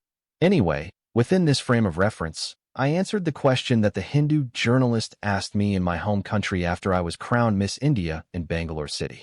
My answer to the question remains the same. I still curse any homosexual man who exploits a helpless child and rapes her under the pretext of Islamic halal marriage for female children. Miss India continued with a heavy heart. The journalist also asked me to comment on the scenario. She explained that if the man used the defense that child marriage was allowed and approved by the Prophet Muhammad, what would my response be? I simply repeated my previous answer, saying that I would also curse any man who married and slept with a 9-year-old girl. The Hindu journalist was not satisfied with my answer, but she reminded me that there is a verse in the Quran, in Surat Al-Talaq 65, verse 4, that permits an adult man to marry a minor girl before she reaches puberty. I immediately told her that if there was such a verse in the Holy Quran, I would spit on that verse. I was speaking figuratively, and at no point did I spit on the Muslim holy book or do anything like that on camera. I must conclude by saying that I am not sure whether the Prophet of Islam slept with a 9-year-old child girl or not. I say to the august jury, the esteemed audience, and the entire world, that if the Prophet Muhammad really married and slept with a 9-year-old girl, then he is under my feet. And if there is a verse in the Quran that allows a man to marry and sleep with an underage girl, I will spit on that verse. Even if I don't win Miss World, and even if I go from here straight to prison and are found guilty and hanged to death, I will not take back my words, and I will not apologize to Muslims who think otherwise. If Muslims want me to retract my words and apologize to them, let them first announce and condemn the teachings of Sharia law that permit the harassment and rape of underage girls under the pretext of marriage. Let them condemn their prophet because he married a 6-year-old girl named Aisha and raped her when she became a 9-year-old girl, and gave his followers license to do the same to underage girls all over the world, especially in Arab and Islamic countries. Under the pretext of legal female child marriage in Islam, hundreds of child brides in the Middle East, North Africa, and other Islamic countries are being raped daily by male adults. I am one of the victims of these unfortunate children. If they offend my words, let them tear out the offending pages from their holy books of the prophetic hadiths of Muhammad and erase a verse from their holy Quran. In Surat Al-Talaq 65, verse 4, which allows the institutional sexual exploitation of children and rape of minor children. Let them condemn the Sharia court in Jeddah for recognizing that I was married without my explicit consent and that my consent was not needed for the marriage contract. Let them condemn the Saudi Muslim man who raped and impregnated me when I was 11 years old. If they are offended by my words, then I am also offended by the system that robbed me of my childhood to satisfy the perverted sexual desires of an old man, to suffer seeing things a little girl should never see, to experience brutality and physical abuse, many times, to the point of death. I almost died from childbirth because I was not taken to the hospital. I am not the only victim of these atrocities.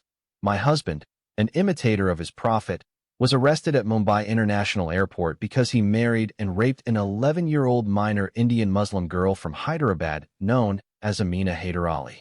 He was 80 years old at the time and was murdered by a fellow prisoner when he bribed all the arbitration parties involved, and it looked like he would walk free from the Mumbai High Court chamber with his head held high in honor. Ladies and gentlemen, now that you have heard the story of my childhood and what so-called godly men did to me, and after so long being deprived of my free will and my right to choose, I now choose to stand by my previous statement, without fear or favor. In memory of the countless child brides who suffered and died, and in honor of the brave Christian prisoner who gave his life in support of justice. To those who saw fit not to acknowledge me as a person when I was a sex object, but now see me as their enemy, I now dedicate my life to speaking on behalf of those who cannot do so. To those who threw their spoiled vegetables at me and my innocent mother at Heathrow International Airport, I now challenge them to throw their rotten eggs at their prophet Muhammad and smash their rotten tomatoes on their Quran, if they have living consciences. And this, honorable judges, ladies, and gentlemen, must remain my answer to you and to anyone else who may ask me the same thing. Thank you all. As Aphrodite Khan finished her answer to what was now the longest answer ever to a beauty pageant question, a dead silence fell over the hearts of the judges and the 4,000 spectators like a heavy blanket. No one seemed to want to be the first to acknowledge or challenge her determination. The lady at the party has been stunned by the inaction. The wall of silence is broken when suddenly a sound of applause pierced the hall. It is none other than the American judge who immediately put Aphrodite Khan to the test. A wave of applause followed, and in a short time, the entire hall is clapping in unison. By this time, the American judge has already stood on her feet, as the first to be honored with a standing ovation. The audience, just coming to terms with the enormity and scale of her answer, rose to their feet as well. They probably would have continued their applause if they have not seen the judge walk up to Miss India and hug her, both of them shedding hot tears of emotion. On that historic night, Aphrodite Krishna Khan's innocent dream became a reality, and the world now has a new Miss World, as an ambassador of goodwill. The encounter of the Indian Miss World with the American feminists in USA. The relevant American feminists encounter in the novel's later plot references only indirectly. In short, Aphrodite Khan is the daughter of the story's central, beautiful Indian woman figure, Rehana Khan, positioned as someone whose body, poverty, and survival choices become the subject of outside judgment. The American feminists encounter her as a symbol of female oppression, interpreting her life through themes of patriarchy, exploitation, sexual control, and the treatment of women as property. Their response seems critical of the men and systems around her, especially wealthy male patrons, religious restrictions, and social structures that force poor women into dangerous choices. The encounter creates a clash between Western feminist interpretation and Aphrodite's lived reality, because her decisions are shaped less by abstract ideology and more by hunger, family duty, poverty, and survival. The main takeaway is that the feminists see her as a victim of male power, while the narrative emphasizes that her situation is more complicated. She is vulnerable, but also trying to use whatever limited agency she has to protect herself. Key themes in Aphrodite's encounter with the American feminists include Western feminism versus lived survival. The feminists appear to interpret her situation through ideological categories of oppression, while her choices are driven by poverty, hunger, family duty, and survival. Objectification of women. Aphrodite becomes a symbol rather than a full person, judged by men for her beauty and by outsiders for what her suffering represents. Agency under constraint.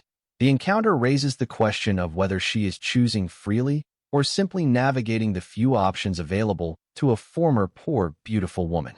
Poverty as coercion. Her vulnerability is not only gender-based. Economic desperation shapes nearly every decision she makes. Cultural misunderstanding. The feminists may see her through a Western lens that does not fully account for caste, religion, family obligation, migration, and class.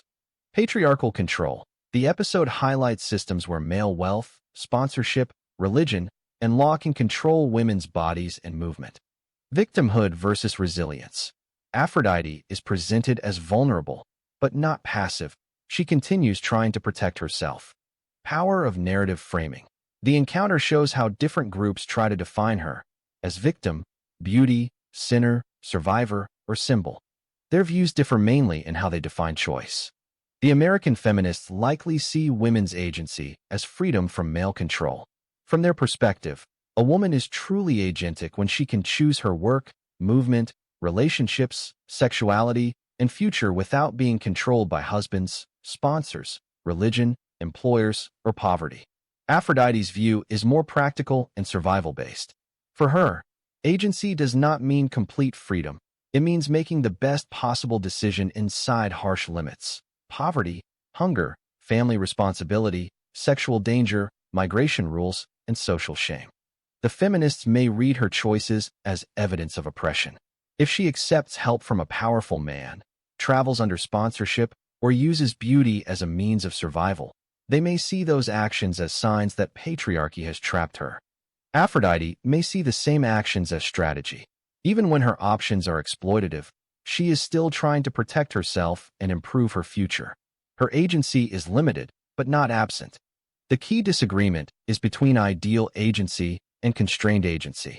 The feminists imagine agency as independence. Aphrodite experiences agency as negotiation with independency. The encounter therefore complicates victimhood. The feminists may want to name her as a victim of male systems, while her life shows that a woman can be victimized and still make deliberate, courageous, self-protective choices. Compare the life of Aphrodite Khan when she is an actress at Bollywood and when she wins Miss India and Miss World. Aphrodite Khan's life changes from visibility through performance to global symbolic status. Aspect. As a Bollywood actress, after winning Miss India and Miss World. Public identity. She is admired mainly as a performer and beauty in the film industry. She becomes a national and international symbol of Indian beauty, success, and controversy. Power. Her power depends on directors, producers, casting choices, and public popularity. Her titles give her far greater public authority, prestige, and influence. Objectification. Bollywood exposes her to being judged for beauty, body, glamour, and marketability. Pageant fame intensifies objectification, but also turns her into a figure of national pride and global attention. Agency. She has some independence as an actress, but the industry still controls roles and reputation. Winning major titles gives her more agency to shape her image, speak publicly, and choose opportunities. Social meaning. Her success shows escape from poverty into entertainment fame. Her wins transform her into a mythic success story, from hardship to global recognition. Cultural pressure. She must satisfy Bollywood's expectations of femininity, beauty, and popularity. She must carry the burden of representing India, womanhood, modernity, and tradition before the world. Conflict. The conflict is professional and moral. How to survive in a glamorous but exploitative industry. The conflict becomes ideological and cultural. People debate what her beauty, fame, and womanhood represent. Personal life. She is still vulnerable to gossip, male control, and industry exploitation. She becomes more protected by fame, but also more exposed to public judgment and political/religious backlash. In short, as a Bollywood actress, Aphrodite's beauty is commercialized. As Miss India and Miss World, her beauty becomes politicized and symbolic. Bollywood gives her fame, but the pageant titles give her a larger identity, turning her from a star into a contested emblem of India, femininity, modernity, and global recognition. Winning Miss India and Miss World would dramatically change Aphrodite Khan's life in several ways. From private suffering to public fame, her identity shifts from a woman shaped by poverty, exploitation, and survival into a nationally and internationally recognized figure. Beauty becomes power. Before the titles, her beauty makes her vulnerable to male desire and control. After winning, that same beauty becomes a source of status, money, mobility, and influence. She becomes a symbol of India. Miss India makes her a national representative. Miss World turns her into a global emblem of Indian womanhood, glamour, and modern success. Greater independence. The titles give her access to wealth, travel, media attention, film opportunities, endorsements, and social circles that were previously unreachable. More public scrutiny. Fame does not free her from judgment. Instead, her body, religion, choices, clothing, relationships, and past become public property for society to debate. Conflict with conservative forces. Her success may provoke criticism from religious or traditional groups who see beauty pageants as immoral, westernized, or threatening to cultural modesty. Transformation of agency. She is no longer merely acted upon by men, poverty, or circumstance. She gains a platform to shape her own image and future. But objectification continues. Even as she gains power, she is still valued largely through beauty, desirability, and spectacle, so the form of control changes rather than disappears. In short, winning Miss India and Miss World turns Aphrodite from a vulnerable beauty into a powerful public icon. But it also exposes her to intensified judgment, cultural controversy, and the burden of representing womanhood, India, and modernity. Aphrodite Khan's challenges after winning Miss India and Miss World can be summarized as follows. Her fame magnifies public judgment. Instead of escaping scrutiny, she becomes more exposed to gossip, moral policing, and criticism of her past, body, religion, and choices. Beauty remains a double-edged power. The titles give her status and opportunity, but they also keep her trapped in a world that values her mainly for physical appearance. She becomes a national symbol. Winning Miss India and Miss World turns her into a representative of Indian womanhood, forcing her to carry expectations about tradition, modernity, modesty, and national pride. Conservative backlash increases. Religious and traditional groups may condemn her success as too Western, immodest, or morally threatening. Her agency is still contested. Even with fame, others continue trying to define her as victim, beauty queen, actress, feminist symbol, or scandal, rather than allowing her to define herself. Her past follows her. Her origins in poverty, exploitation, and survival remain part of how people interpret her rise, making her success both inspirational and controversial. She faces objectification at a higher level. Before, men tried to possess her privately. After the titles, society and media try to possess her publicly. The main challenge is transformation without erasure. She must turn fame into independence without losing control over her story, dignity, or identity. Aphrodite Khan's public controversies center on how her rise turns her from a private survivor into a public symbol. Beauty and morality. Her fame invites arguments over whether beauty pageants and glamour are empowering or morally corrupting. Religion and modesty. Conservative religious voices likely attack her public image, clothing, body display, and participation in pageants as violations of modesty. National representation. As Miss India and Miss World, she becomes a contested symbol of India. Some see her as pride and success, while others see her as westernized or culturally disobedient. Class resentment. Her rise from poverty may inspire admiration, but it also provokes envy, gossip, and suspicion about how she achieved success. Objectification. Even after becoming famous, people continue reducing her to her beauty, body, and desirability rather than recognizing her intelligence, resilience, or agency. Past exploitation.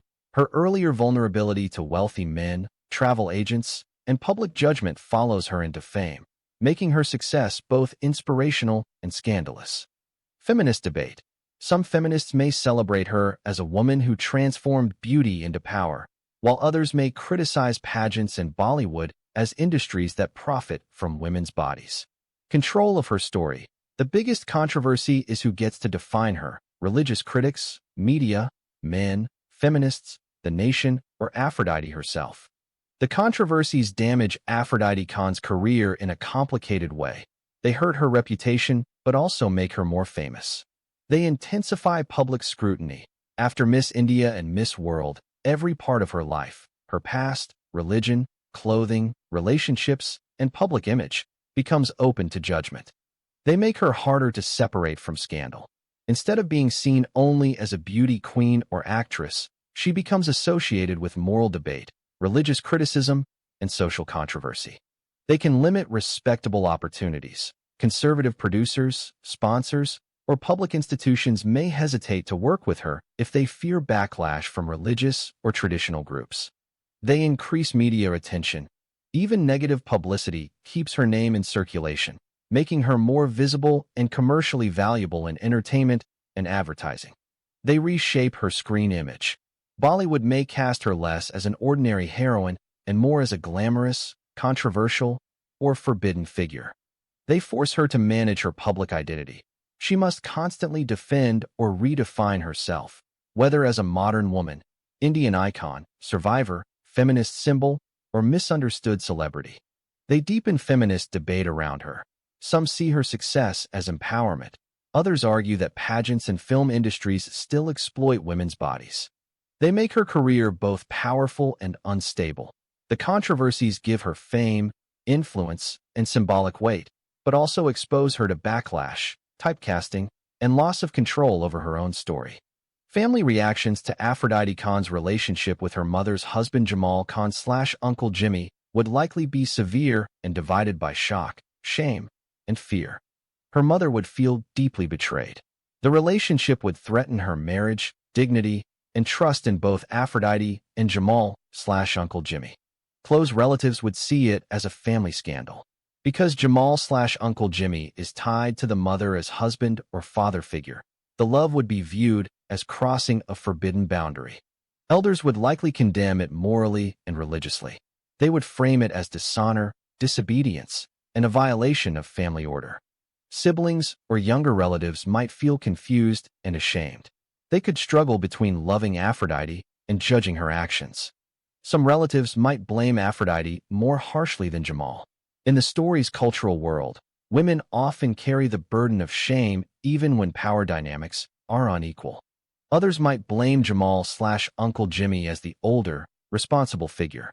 They may see him as abusing trust, authority, or a protective role. The family could try to silence the matter. To protect reputation, they might hide the relationship, deny it publicly, or pressure Aphrodite to end it. Public exposure would intensify the reaction. If Aphrodite is already famous, the family would fear gossip, media scandal, religious criticism, and damage to her career. The central family conflict is loyalty versus desire. Aphrodite's love would be seen not just as romance, but as a threat to the mother-daughter bond and the family's social survival. Social stigma in the story is a constant force that controls how characters are judged, punished, and limited. Poverty carries moral stigma. Poor people are not only economically deprived, they are treated as cursed, inferior, dirty, or responsible for their own suffering. Caste and untouchability create inherited shame. Low caste and outcast communities are portrayed as socially polluted, excluded from dignity, marriage, and basic human respect. Widowhood reduces a woman's social value. Rehana's status as a widow makes her vulnerable to judgment, desire, and suspicion. Society treats widowed women as used or less marriageable. Women's sexuality is heavily policed. A woman's reputation depends on chastity, modesty, obedience, and silence, while men face fewer consequences for exploitation or adultery. Love marriages are stigmatized. Relationships based on personal choice are viewed as threats to family honor, caste boundaries, religion, and parental authority. Interfaith and intercaste relationships are dangerous. The story repeatedly shows that crossing religious, caste, or community lines can lead to rejection, violence, or even honor killing. Working women face suspicion. Women who work outside the home, especially in rich households, hotels, or offices, are assumed to be sexually available or morally compromised. Migration to the Gulf is morally ambiguous. Gulf work offers survival and money, but women who travel alone are viewed with suspicion and exposed to exploitation. Beauty brings both privilege and stigma. Rehana's beauty gives her access to opportunity, but it also causes men and women to objectify, envy, accuse, or try to control her. Race and skin color intensify exclusion. Babakar's experience shows racial stigma against black foreigners, especially in romance, marriage, and workplace dignity. Public scandal can destroy identity. Characters fear gossip, police reports, newspaper accusations, and family shame because reputation often matters more than truth. Overall, Social stigma in the story functions like an invisible prison, shaping who may love, marry, work, travel, speak, or survive without being condemned. Quotations from the original manuscript about the Muslim terrorist chase of the newly crowned Indian Miss World. The Mumbai police intercepted a phone conversation between India's enemy number one, Dawood Ibrahim, and some of his notorious terrorist associates in the Baikula locality. Dawood called for the assassination of Miss World and called in position snipers strategically placed at the Mumbai International Airport. He also mobilized teams to cordon out her residence at the bandstand in the most opulent neighborhood in Mumbai, in case the first attempt failed. Mumbai police knew that if Dawood Ibrahim wanted to kill the Prime Minister of India or the police commissioner of Mumbai, no one could stop him. Indians are more afraid of Dawood Ibrahim than they are of the devil and all his demons. Who is this Dawood Ibrahim? He is one of India's more accomplished terrorists. Muslim-born and bred in Bombay, he is known to be a natural-born killer. His name can terrify the bravest of police personalities and high-ranking officials. He is responsible for thousands of political and business assassinations in Mumbai and all of India. He murdered an uncountable number of police officers. His reign was not curbed when he went into voluntary exile in Dubai. The Dubai authorities refused to extradite him, since he has committed no crimes on Dubai soil despite evidence to the contrary. From his haven in the biggest city in the United Arab Emirates, Dawood Ibrahim runs many terrorist groups all over India. His main headquarters are situated in the cosmopolitan city of Mumbai. His terrorists specialized in extorting money from politicians, businessmen, film stars, etc. They make a phone call to a wealthy businessman or a film star or an actress and ask him or her to pay them some crores of rupees, or otherwise, they will kill them. Sometimes, they kidnap his son or daughter and ask him to pay, or they will kill him or her. In some cases, the wives of those rich citizens had been kidnapped, raped, and brutally killed because their husbands refused to pay the huge ransom money. Political candidates and influential citizens usually use Dawood's terrorists to get rid of their rivals. Mumbai police believe that if anyone's name is added to Dawood's killing hit list, even God will not be able to spare the life of that person. It is a given that if Dawood Ibrahim has already decided to murder someone, the Mumbai Police Authority will not interfere, and every police officer will stay away from the path of the terrorists of that ruthless man. Every single police officer knows exactly the price to pay if he comes between Dawood's terrorists and their intended victims. The moment the Mumbai police knew that Miss World's name had been added to the hit list, it was considered a closed case. Therefore, as soon as Mumbai police caught wind of the assassination order to kill the new Miss World, they considered her dead and gone. For them, it is just a matter of time, and the entire world shall soon know that Miss World has been assassinated on her arrival at Mumbai Chhatrapati Shivaji International Airport by Dawood Ibrahim's terrorists. Nevertheless, one new female police officer took the risk and informed the authorities at the Mumbai International Airport about the assassination plot. She is one of those brave women who felt proud to have another Miss World from India. Following the information, the Mumbai International Airport in the Andheri neighborhood decided to divert the British small private jet to the Mumbai domestic airport in the Santa Cruz locality.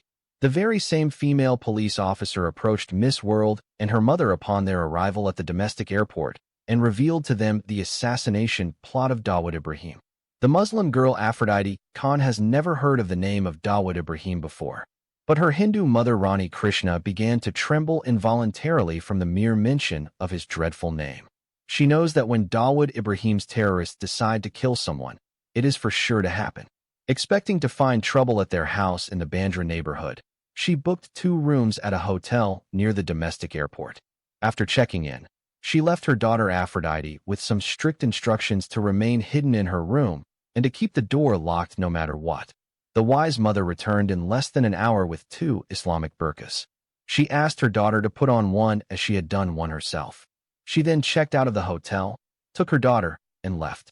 In front of the hotel, she stopped a taxi and told the driver to take them to the Baroda city bus station.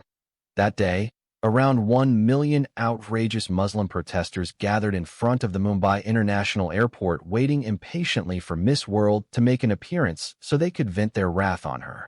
Dawood Ibrahim has mobilized 15 gunmen as snipers throughout strategic vantage points at the international airport. Every one of his gunmen is a ruthless professional shooter not known to miss his target. The order to shoot and kill on sight Miss World has already been issued. No bullets were fired that day. Finally, the airport public system announced in the intercom and through the media that the British private jet ferrying the new Miss World had landed at the Mumbai military air base in the Juhu neighborhood. The authorities understood the volatility of the situation and hoped to defuse it by getting the large crowd to disperse. Long after Miss World had arrived at the domestic airport, many of the protesters suspected a ruse and continued to wait for the British plane of the blasphemous woman to land on Indian soil. Eventually, spying moles within the Mumbai Police Department confirmed the arrival of Miss World in a British private business jet at the domestic airport terminal and information about the brave female police officer who alerted the target to the assassination attempt. By the time the snipers arrived at the Santa Cruz domestic airport, their targets had long gone. They decided to regroup and beef up reconnaissance at the bandstand house of their two victims. At least she should die in the comfort of her own home. At the same time, the terrorists sent 20 of their number to deal with the female police officer who has dared to foil their flawless plot. It was the evening time when the courageous female officer completed her shift and returned to her neat apartment in the Goregaon locality. New to the police force and a single, young Hindu girl, she expected her apartment to be empty since she lived alone. Entering the apartment unarmed, having surrendered her sidearm after her shift was over, she found Dawood Ibrahim's terrorists waiting for her, all armed with AK-47 Kalashnikovs. 3 of them dragged her out by her legs from the huge apartment complex. By the time they reached the main entrance, a huge crowd of onlookers had gathered in morbid fascination. The large circle around them became even bigger when the terrorists forced all the frightened residents of the apartment complex, at the threat of death, to assemble in the courtyard.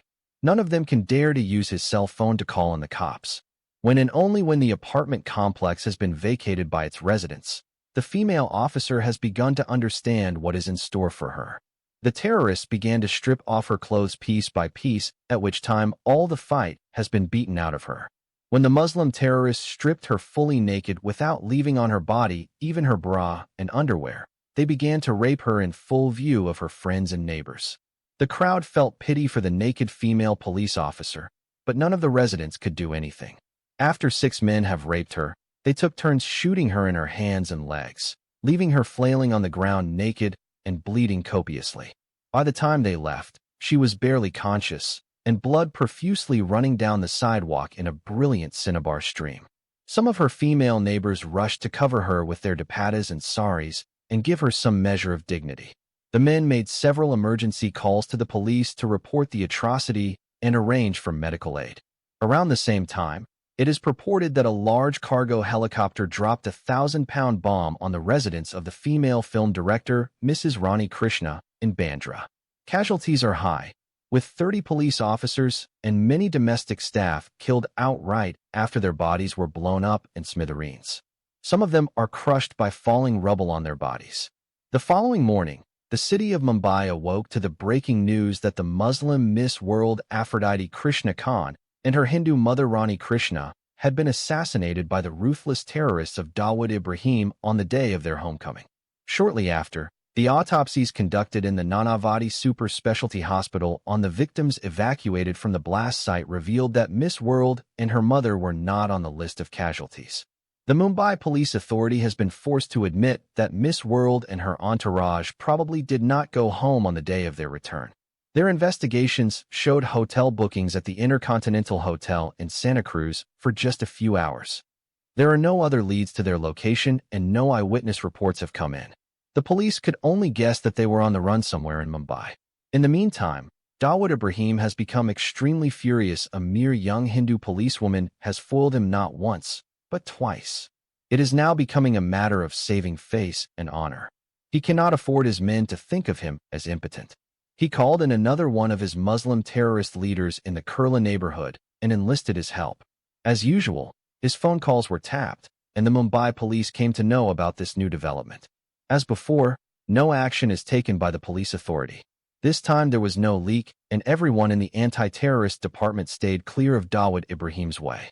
When the first terrorist leader of Baikula fails to kill Miss World or discern her location, He knows he has to salvage the situation by giving his Lucifer boss overseas something to smile about. He dispatched 3 of his most reliable terrorists to the Mahatma Gandhi Homeless Children's Shelter when the site was closed. It is the noble charity project Miss World is building to house some of the thousands of Mumbai orphaned and homeless street children. All of the construction crew went home after sunset. The terrorists worked at night in relative peace, planting the 5 batches of high explosives that they had brought along. The night security guards are old and succumbed easily to the threats of the terrorists to kill them and all of their family members. The aged guards have been instructed by those ruthless thugs to stay silent and not call the police, and to stay away from the site the next day. The site has a crew complement of 80 male workers and 90 female workers. The female laborers come in every morning with their babies strapped to their backs all day. They remain in a whole day's work and go to their huts in the slum of Dharavi in the evening. Apart from the skilled and unskilled labor force, there are also 25 builders and 5 civil engineers working on Aphrodite Khan's noble project. It does not help that Aphrodite provides 2 free meals to every worker, and many of them stay around during the lunch hour. When work is in full swing, Dawood Ibrahim's terrorists remotely detonated all 5 blast charges that had been installed on the previous night. Sitting in a small white Maruti car parked across the street, the Muslim terrorists look like they are playing a video game on a big-screen TV. At 10:30 in the morning, 5 huge blasts culminated as one rocked the building to its foundation, leaving the ruthless Muslim terrorists with broad smiles on their faces. There were no less than 200 workers inside the building at the time of the explosion. The air is filled with arms, legs, heads, and feet. More than 40 suckling babies have been torn apart from their mothers' grasps. The recovery medical crew found assorted body parts all over the rubble of the building. Very few workers have survived the cowardly terrorist attack. Those survivors have suffered major trauma and become handicapped for life. The bodies of all the 240 victims have been blown to bits and pieces. Not a single body is found intact or identifiable. Consequently, the hospital staff and government workers have gathered those scattered human limbs and cremated them into ashes in the same spot. Not a single victim has been buried in another graveyard. The noble project of the winner of the 3 honorable titles of Miss Mumbai, Miss India, and Miss World Aphrodite Krishna Khan has been turned into a mass grave. When his 2 terrorist groups failed to execute Miss World, much less locate her, Dawood Ibrahim increased the manpower of his search and destroy teams. Now he has recruited other 4 leaders and their many terrorists. He ordered each of the 6 teams' heads to leave no stone unturned in the search for the new Miss World, who dared to call the infallible Prophet Muhammad my foot, and she had threatened to spit on the Holy Quran.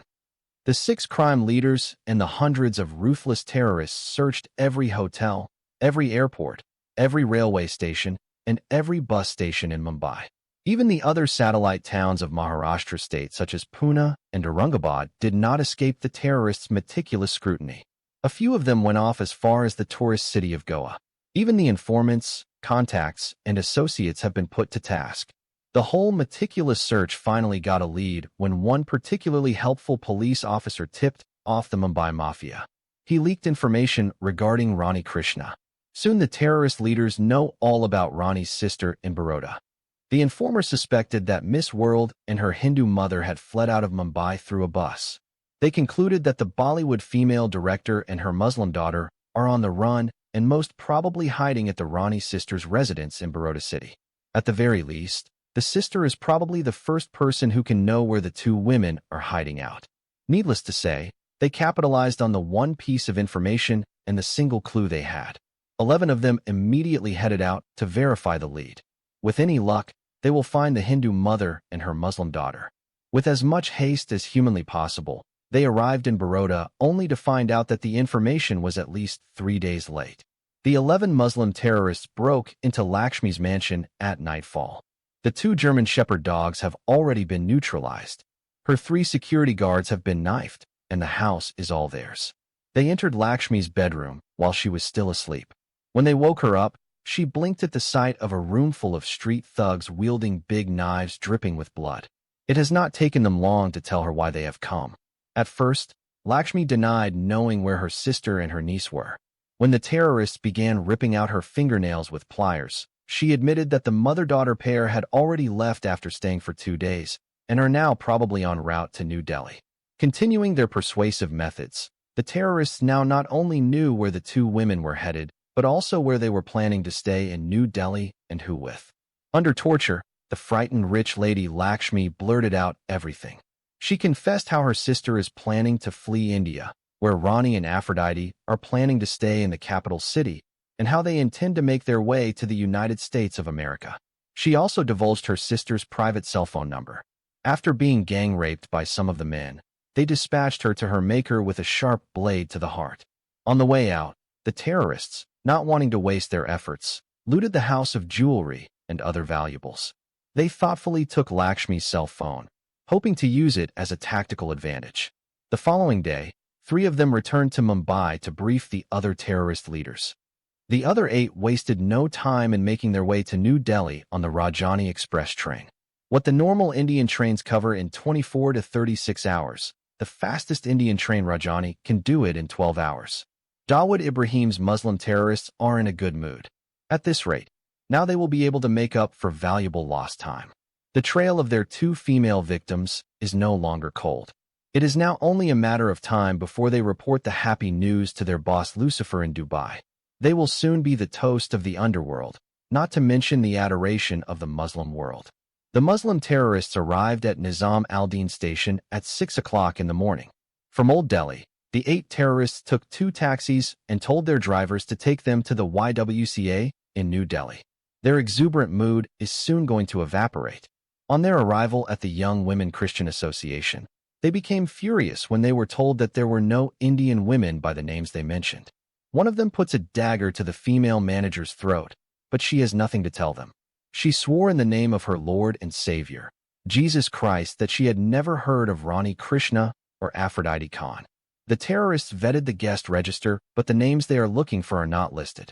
Not entirely convinced, they searched every room and cited every girl in the face. As is their custom, every attractive female has been gang-raped. Any girl with valuables has been robbed of them promptly. Rani Krishna had truly told her late sister that they were planning to put themselves up at the YWCA. Meeting the 2 Malayali nuns was the only thing that prevented them from falling into the hands of India's most dreaded terrorists. The 2 nuns might as well have been angels. Rani and Aphrodite accepted an invitation from Annie and Nancy to stay at their place. The nuns' faith home has 3 other female residents, an elderly nun and 2 fellow nuns.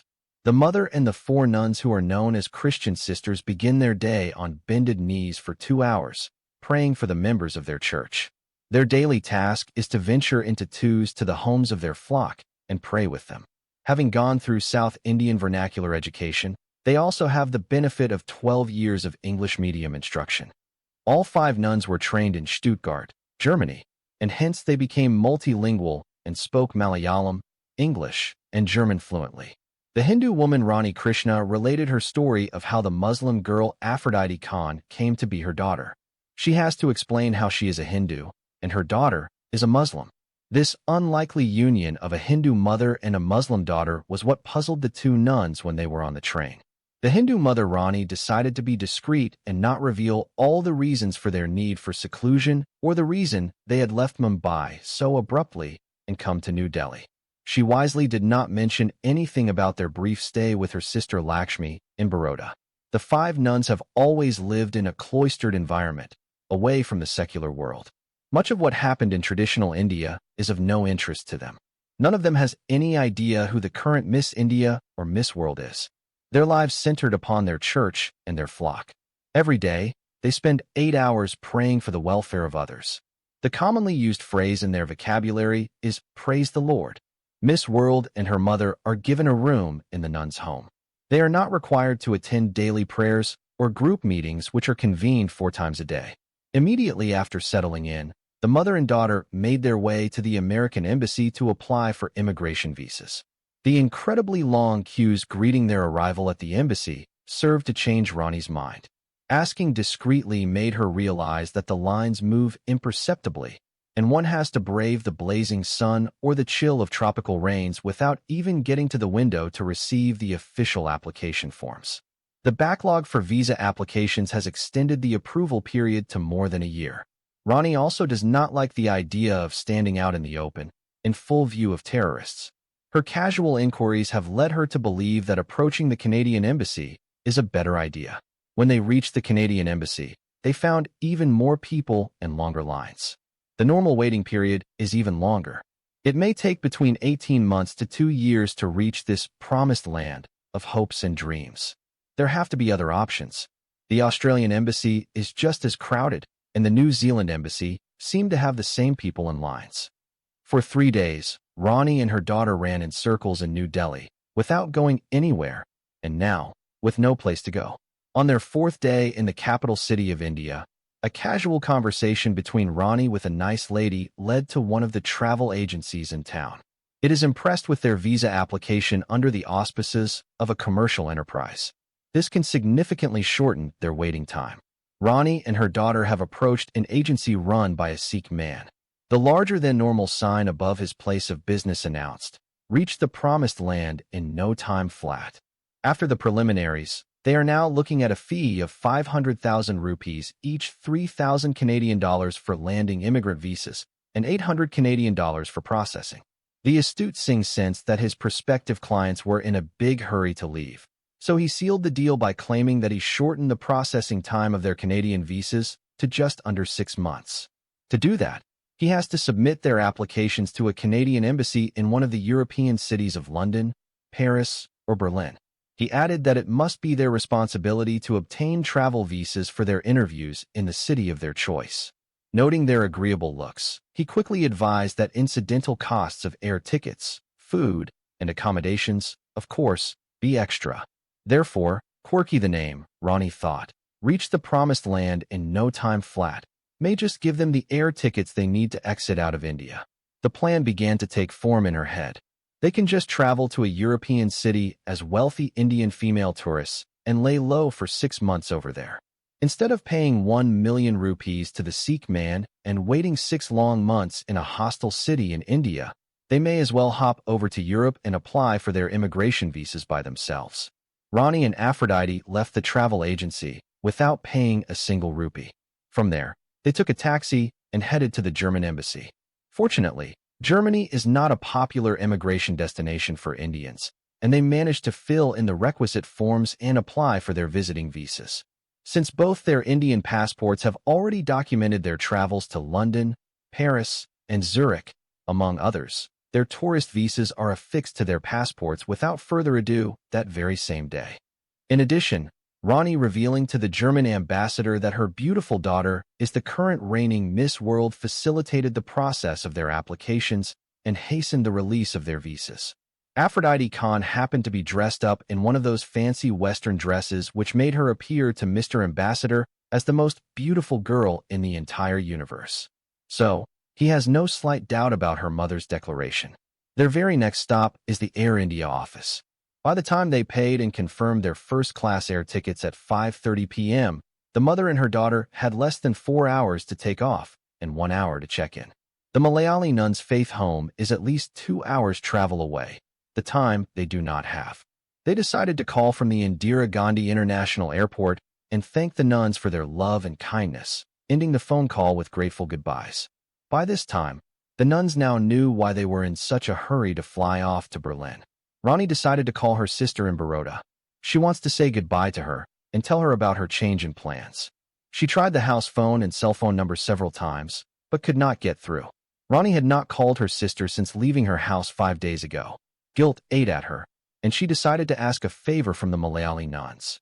Annie agreed to call Lakshmi the following day and inform her of the latest developments regarding the travels of her sister and niece.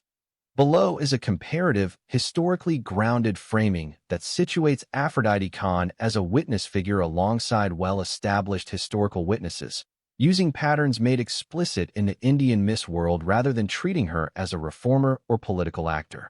The comparison focuses on function, not ideology or institutional success. Situating Aphrodite Khan among historical witness figures. 1. What defines a witness in history?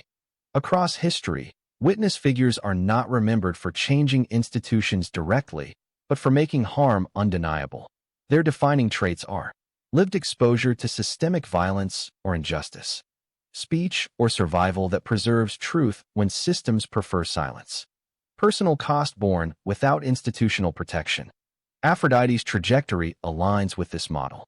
The story repeatedly emphasizes that her importance lies less in what she is allowed to do publicly and more in what her life, displacement, and marginalization reveal about the systems around her. 2. Aphrodite and Holocaust witnesses, and Frank, Primo Levi. Like Holocaust witnesses, Aphrodite does not design remedies. She documents moral failure through survival and testimony. Her story circulates after institutions have already failed her. The authority she holds is retrospective and ethical, not executive or political. Where in Frank's diary or Primo Levi's writing bears witness to a system that normalized cruelty, Aphrodite's public life bears witness to how modern global institutions celebrate courage symbolically while abandoning it materially once it becomes dangerous. Parallel, survival itself becomes evidence. 3. Aphrodite and legal testimony witnesses. In post-atrocity legal contexts, truth commissions, survivor testimony. Witnesses speak not to win, but to enter facts into historical memory. Their stories often exceed what courts can formally absorb. Aphrodite's experience mirrors this dynamic. As the text notes, she is heard briefly at the pageant, in limited legal or media contexts, but her lived reality repeatedly overflows procedural categories. Like legal witnesses, her role is not to achieve justice directly, but to prevent erasure. The second commentary on the Indian Miss World Book 1 and Book 2. 4. Aphrodite versus reformers, clarifying the distinction. Where reformers, e.g., labor leaders, civil rights organizers, mobilize collective power, translate suffering into policy or organizational change, Aphrodite aligns with figures such as enslaved person narrators, refugee diarists, survivors of religious or state violence, whose impact lies in forcing moral confrontation without possessing leverage. Her witness role underscores a historical pattern. Systems often require witnesses to speak before reform is imaginable, but rarely protect them while they do so. 5. The durability of the witness role. The story explicitly frames Aphrodite's long-term public presence as symbolic survival rather than active participation, a hallmark of historical witnesses. She remains referenced, discussed, emblematic, even as her ability to operate openly is narrowed. This endurance without agency places her firmly in a lineage of witnesses whose lives disrupt complacency precisely because no redemption arc follows. The second commentary on the Indian Miss World Book 1 and Book 2. Synthesis: Aphrodite's place in witness history. Aphrodite Khan belongs with historical witnesses whose significance lies not in reform achieved, but in truth preserved at personal cost. Like them, she stands as a moral record of what institutions reward briefly and then refuse to protect. One-sentence conclusion. Aphrodite Khan joins the lineage of historical witnesses whose lives do not reform systems directly, but permanently indict them by surviving what those systems fail to prevent. Below is a clear explanation of how Aphrodite Khan's witness role shapes the narrative's ethical message, grounded in the Indian Miss World, focusing on what the witness role does ethically, how it determines what the story ultimately argues about truth, power, and responsibility, rather than on plot recap. How Aphrodite's witness role shapes the narrative's ethical message. 1. Ethics shift from achievement to exposure.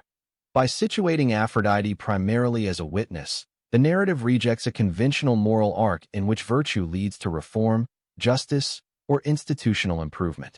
Instead, the ethical message becomes one of exposure rather than achievement. Aphrodite's life demonstrates that moral clarity can illuminate injustice without correcting it. The story asserts that recognizing harm is ethically prior to fixing it, and that recognition alone carries value, even when change does not follow. 2. Moral truth is shown to exceed institutional capacity. Aphrodite's witness role reveals a central ethical claim. Institutions can momentarily recognize truth, but cannot absorb it when it becomes destabilizing. Pageants, courts, media, and states are shown acknowledging her sincerity symbolically, then retreating once her visibility produces risk. The narrative's ethics, therefore, do not rest on institutional justice, but on the responsibility of the reader to grasp what institutions refuse to carry. 3. Responsibility is transferred to the observer. Because Aphrodite does not reform systems herself, the narrative pushes ethical responsibility outward. Her witness role places the moral burden on audiences, readers, and societies rather than on a heroic protagonist. The ethical message is not, follow her and change the world, but rather, having seen this, you can no longer claim innocence or ignorance. Witnessing replaces instruction. 4. Survival becomes ethical evidence. The story frames Aphrodite's continued existence, under protection, constraint, and partial erasure, as a form of ethical evidence. She does not triumph, she endures. This endurance communicates a moral claim, that systems capable of producing such lives cannot be redeemed by symbolic honors alone. The narrative's ethics are thus grounded in what survival costs, not in what success looks like. 5. Speech is recast as risk, not remedy. Through Aphrodite's witness role, the narrative insists that truth-telling is not inherently liberatory. Her speech at the pageant is rewarded in isolation, then punished in public life. The ethical message is deliberately unsettling. Speaking truth may clarify conscience, but it does not guarantee protection, improvement, or safety. Moral action is shown to be costly even when it is right. 6. The story rejects consoling ethics. Finally, by ending with Aphrodite as a witness rather than a reformer, the narrative refuses ethical consolation. There is no closing assurance that injustice is corrected or that suffering produces redemption. The ethical stance is stark. Recognition without repair is still necessary, and stories that pretend otherwise are complicit in erasure. Aphrodite's witness role enforces this refusal of comfort. Ethical synthesis. Aphrodite's witness role shapes the narrative into an ethical indictment rather than a moral success story. The story argues that truth can be known, spoken, and honored, and still abandoned. By making Aphrodite a witness rather than a reformer, the narrative locates ethics not in outcomes, but in the inescapable knowledge of what systems do once visibility becomes dangerous. One-sentence conclusion.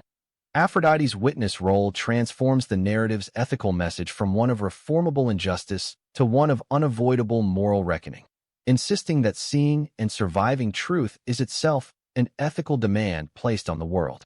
Below is a mapped three-stage moral structure that shows how Aphrodite Khan's witness role organizes and delivers the narrative's ethical message.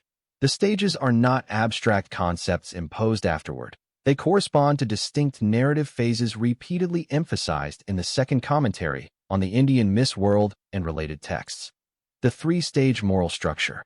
Recognition, exposure, abandonment. Stage 1. Recognition, conditional moral affirmation. Narrative location. The London Beauty Contest, final Q&A. Early institutional responses, judges, audience, symbolic honors. Ethical function. At this stage, Aphrodite's truth is recognized, but only under controlled conditions. Institutions acknowledge her moral clarity when it aligns with their frameworks: stage, judges, applause, ceremony. Ethics appear to function properly.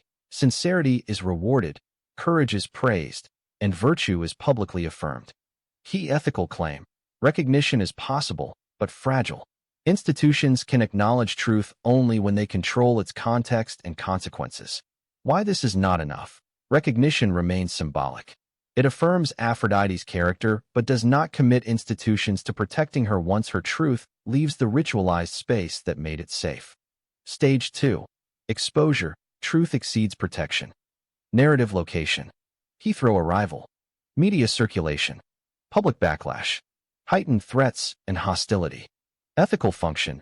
This stage reveals the true cost of moral speech. Once Aphrodite's words and identity enter uncontrolled public space, recognition collapses into risk. Her body becomes the carrier of meaning. Her speech is no longer evaluated but reacted to. Ethical reversal. What was praised as courage becomes treated as provocation. What was honored as sincerity becomes read as danger. Key ethical claim. Truth that destabilizes power cannot be contained by the institutions that momentarily celebrated it. Here, Aphrodite's witness role becomes clear. She does not control the effects of truth, she endures them. Stage 3. Abandonment, symbolic honor without protection. Narrative location. Reduced public roles. Protective custody. Sidelining by institutions. Exile-like conditions. Ethical function. In the final stage, institutions neither fully condemn nor fully support Aphrodite. Instead, they withdraw. Her title remains, her story circulates, but her public participation is curtailed. This is the most ethically decisive stage. Key ethical claim. Modern systems often resolve moral crisis not by correction but by distancing, preserving symbols while abandoning persons. Aphrodite's witness role solidifies here. She becomes living evidence of how recognition without responsibility produces abandonment. Survival replaces success. Endurance replaces reform. How the witness role unifies the structure. A reformer would attempt to interrupt this structure, turning recognition into reform. A witness moves through it and reveals it. Aphrodite's witness role. Accepts recognition without trusting it. Survives exposure without romanticizing it. Endures abandonment without being erased. The ethical message is therefore not, do the right thing and the system will change, but, if you speak truth without power, the system may briefly applaud you, then expose you, then leave you to carry the cost alone. One-sentence ethical synthesis. By moving Aphrodite through recognition, exposure, and abandonment, the narrative frames ethics not as a ladder to reform, but as a test of whether society will protect the truth it claims to admire. Here is a polished concluding paragraph that explicitly names the recognition, exposure, abandonment structure as the ethical core of the narrative, suitable for direct insertion into your commentary chapter. At its ethical core, the Indian Miss World is structured around a three-stage moral progression: recognition, exposure, and abandonment, that governs Aphrodite Khan's transformation from celebrated figure to enduring witness. The narrative first allows truth to be admired within controlled institutional spaces, then reveals how that same truth becomes dangerous once it escapes those protections, and finally exposes how systems resolve this danger not through reform, but through withdrawal. By moving Aphrodite through this sequence, the story articulates a stark ethical claim. Modern institutions are capable of honoring moral courage symbolically, yet unwilling to assume responsibility for its consequences. The witness role that remains is not a failure of the protagonist, but an indictment of the structures around her, insisting that recognition without protection is itself a form of abandonment, and that survival, rather than success, becomes the final measure of ethical cost. Quotations from the original manuscript about the first visit of Ifat Khan/Aphrodite Khan to the United States of America. The son of the late Indian woman Lakshmi Patel has been living in the USA for 3 years, having come from his native country of India on a student visa.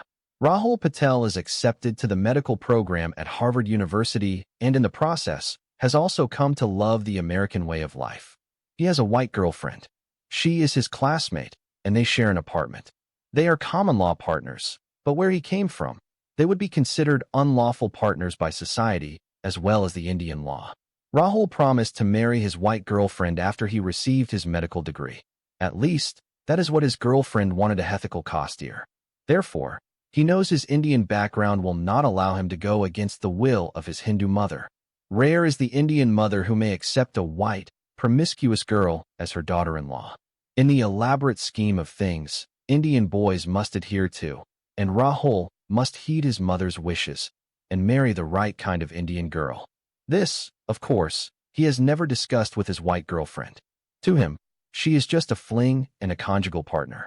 His girlfriend, on the other hand, is taking the relationship seriously. Rahul had previously not agreed to the matchmaking marriage proposal of his mother Lakshmi and his auntie Rani. He reserved the right to see and talk to the girl in question. He had recently been informed by his mother that his auntie and her daughter are planning to come to the USA very soon, and that he would have to decide before long. Much as he does not like being forced into deciding, he has already agreed in principle. Besides, if his mother's taste and her critical eyes are anything to go by, this Indian girl that has met with her favor must have already been carefully scrutinized, and her beauty matchless. In his heart of hearts, he knows that he must accept his family's choice for his future Indian bride. Rahul's white girlfriend, Emily is a naturalized American citizen born to German parents. Emilia Vagveriestis spent her whole life in the continental United States. Her parents are Christians, but when she grew up, Emily became an atheist. She is 24-year-old, and her Indian boyfriend is 23 years, and they have been living together for over a year. So far, the common understanding is that they should both put marriage and children on hold until they finish medical school and are gainfully employed. For the time being, Emily lives off her student loans while Rahul is financed by his rich mother. Rahul played his part as a domestic partner well, to the point where Emily does not doubt in her mind this is the man that is going to be her future husband. In his case, apart from her warm body in his bed, he is just looking for a girlfriend to share the rent and expenses with him. For 15 months, the love affair plodded along without a hitch. One particular afternoon, a female visitor showed up in front of their apartment. She is a young immigrant in a black burqa, which left them both wondering as to her origin and her purpose in visiting. Emily suspected she is a Paki, but Rahul corrected her. He said she spoke fluent Hindi to the Pakistani cab driver when she arrived. They settled at the conclusion that she had come to the wrong address by mere chance. The Indian boy Rahul decided to find out, and so talked to her in Hindi and asked her who she is and what she wanted. She told him that she came from Germany, and she wanted to meet Mr. Rahul Patel from Baroda, India. Rahul is confused. A burqa-clad girl from Germany is looking for him by mentioning his full name. He shared his mother's disdain and hatred for Muslims, regardless of age, gender, race, and country of origin. He too held all Muslims responsible for murdering his father in a cold-blooded massacre at the Mumbai Taj Mahal Hotel. This burqa girl is not making it easy for him to be polite and civil. When she claimed that she had come from Germany to meet him personally, he looked at her with a big question mark on his face. He even looked at his girlfriend and sought her explanation. Emily lifted her hands and shoulders, looking equally baffled. Who gave you my name and address, and how did you come to know about me? I am a Hindu. I don't have any Muslims in my family. I don't have Muslim friends in India or even in America. Your mother, Lakshmi Patel, had given us your address in America and asked us to visit you. Who is us? You mean there are other people with you? I mean my mother and me. Your mother? Who is your mother and where is she? My mother was arrested by the German police just 3 days before we were supposed to fly here. Listen, girl. Maybe my mother has given both of you my name and address and asked you to visit me when you arrive in the States. However, let me make this noticeably clear to you. I do not want anything to do with Muslims. I do not want to know why your mother was arrested in Germany, and I don't want to know who you are or what your name is. I suggest that you go back to your Muslim relatives and don't ever come here again. I have no relatives. I don't know anyone in America. You mean to tell me that you have come directly from the airport to my apartment? Yes. Holy cow, what happened, darling? Asked Emily curiously when she heard the vehemence in her boyfriend's voice. This Muslim girl has said that she has come from Germany to the States to stay with me. That can't be possible. Who she is and where is her family? She said she has no relatives in the States and that her mother was arrested by the German police officers. Holy shit. Is she some kind of a Muslim terrorist? You never know. I don't care who she is. I just want her to go away. Why don't we just refer her to social services? She sounds somewhat ignorant and dumb. I do not think she knows what social service is anyway. I am going to tell her to go wherever she wants. I just want her to get the hell out of here. I do not want to see her in her ugly, demeaning black burqa in front of our apartment again. I am incredibly angry with my mother. I have told her 100 times not to give my address to any fucking Indian coming to the States. Once she gave my address to a Hindu guy who came and stayed with me for 6 months without spending a single dollar to help pay rent or food. I had to kick him literally out on the streets to get rid of him. Worse, my Hindu mother knows how much I despise Muslims. I don't know why she would give my name and address to this fucking burqa girl. Okay, my dear boyfriend Rahul, let us just take her inside, and then we can call social services to deal with her. We are not running a halfway house or a soup kitchen. If social services say this is not within their jurisdiction, then we can just refer her to the Muslim community. There are plenty of mosques in town. We can drop her off at any of them. Yeah, that's a good idea. You know, I'm just going to call my mother the moment we get rid of this stupid Masla girl. I'm going to change my address and phone number, and she will just have to write and call me care of the university. After Rahul and Emily decided what to do with the unwanted female guest, They asked her to come inside. As they made their way across the threshold, the Pakistani cab driver honked and yelled at her in Hindi, asking her to pay her fare. She stared at him, wondering what all the commotion was about. Rahul noticed her indifference and approached the cabbie, asking him in Hindi what the trouble was. The cabbie told him that his fare was penniless and had not been paid by the female passenger that he had brought her from the airport. Rahul took a moment to speak with his girlfriend and then paid off the cab driver. Inside their apartment, the two lovers served a soda to their unwanted smelly girl who was in a burqa. They have not asked whether she had her lunch on the plane or whether she was hungry. After that, Emily brought the phone book and searched for the local social service office number. When she found the number, she asked Rahul to make the call and report the case of the intruding Muslim girl who came to his apartment. The social service office told Rahul that they can only take care of refugee immigrants who have been brought by the American government for resettlement in the USA. Those situations are dealt with at the airport, where their representatives will arrange for transfers to various refugee shelters or prearranged housing. A quick computer check told social services that the girl in question does not flag any lists on their computer, and she is not shown to be an alien resident. They ended the conversation by telling Rahul that they could do nothing for their Indian female guest. Rahul is incensed by the response of the representative and tells them that he is a student living on a limited budget, provided for by his widowed mother in India. When he failed to get any sort of positive response from social services, Rahul suggested that they just ask her to leave immediately and never return to their apartment. However, Emily intervened and pleaded with him to let her stay for a day or two until they could find some charitable Muslim community outreach program to take her in. Against his wish, Rahul agreed to keep the burqa girl in his apartment. He told his girlfriend that they should try to know more about their unwanted female visitor before they allowed her to stay in their apartment. He is scared that she might have been faking her situation and is suspicious she might have some kind of terrorist link. So, he tried to get to know more about her. She has already told them that her name is Amrita Khan. Then they asked her to tell them why her mother was arrested by the German police. She said that her mother is falsely accused by the police of killing her sister in India and robbing her of jewelry and other costly things. Her answer does not make any sense to them. Instead, it frightened them. They decided not to ask her any further questions. While Rahul has a problem with all Muslims in the world, his white girlfriend has an issue with all immigrants from the third world. The girl Emily believes that immigrants from Asia and Africa are backward, uncivilized, lack good manners, and are unhygienic people. She also believes that their clothes have a foul odor and they eat smelly food too. For that reason, she convinced her boyfriend not to allow Amrita Khan to sleep in their apartment. Their apartment has 2 bedrooms and a living room.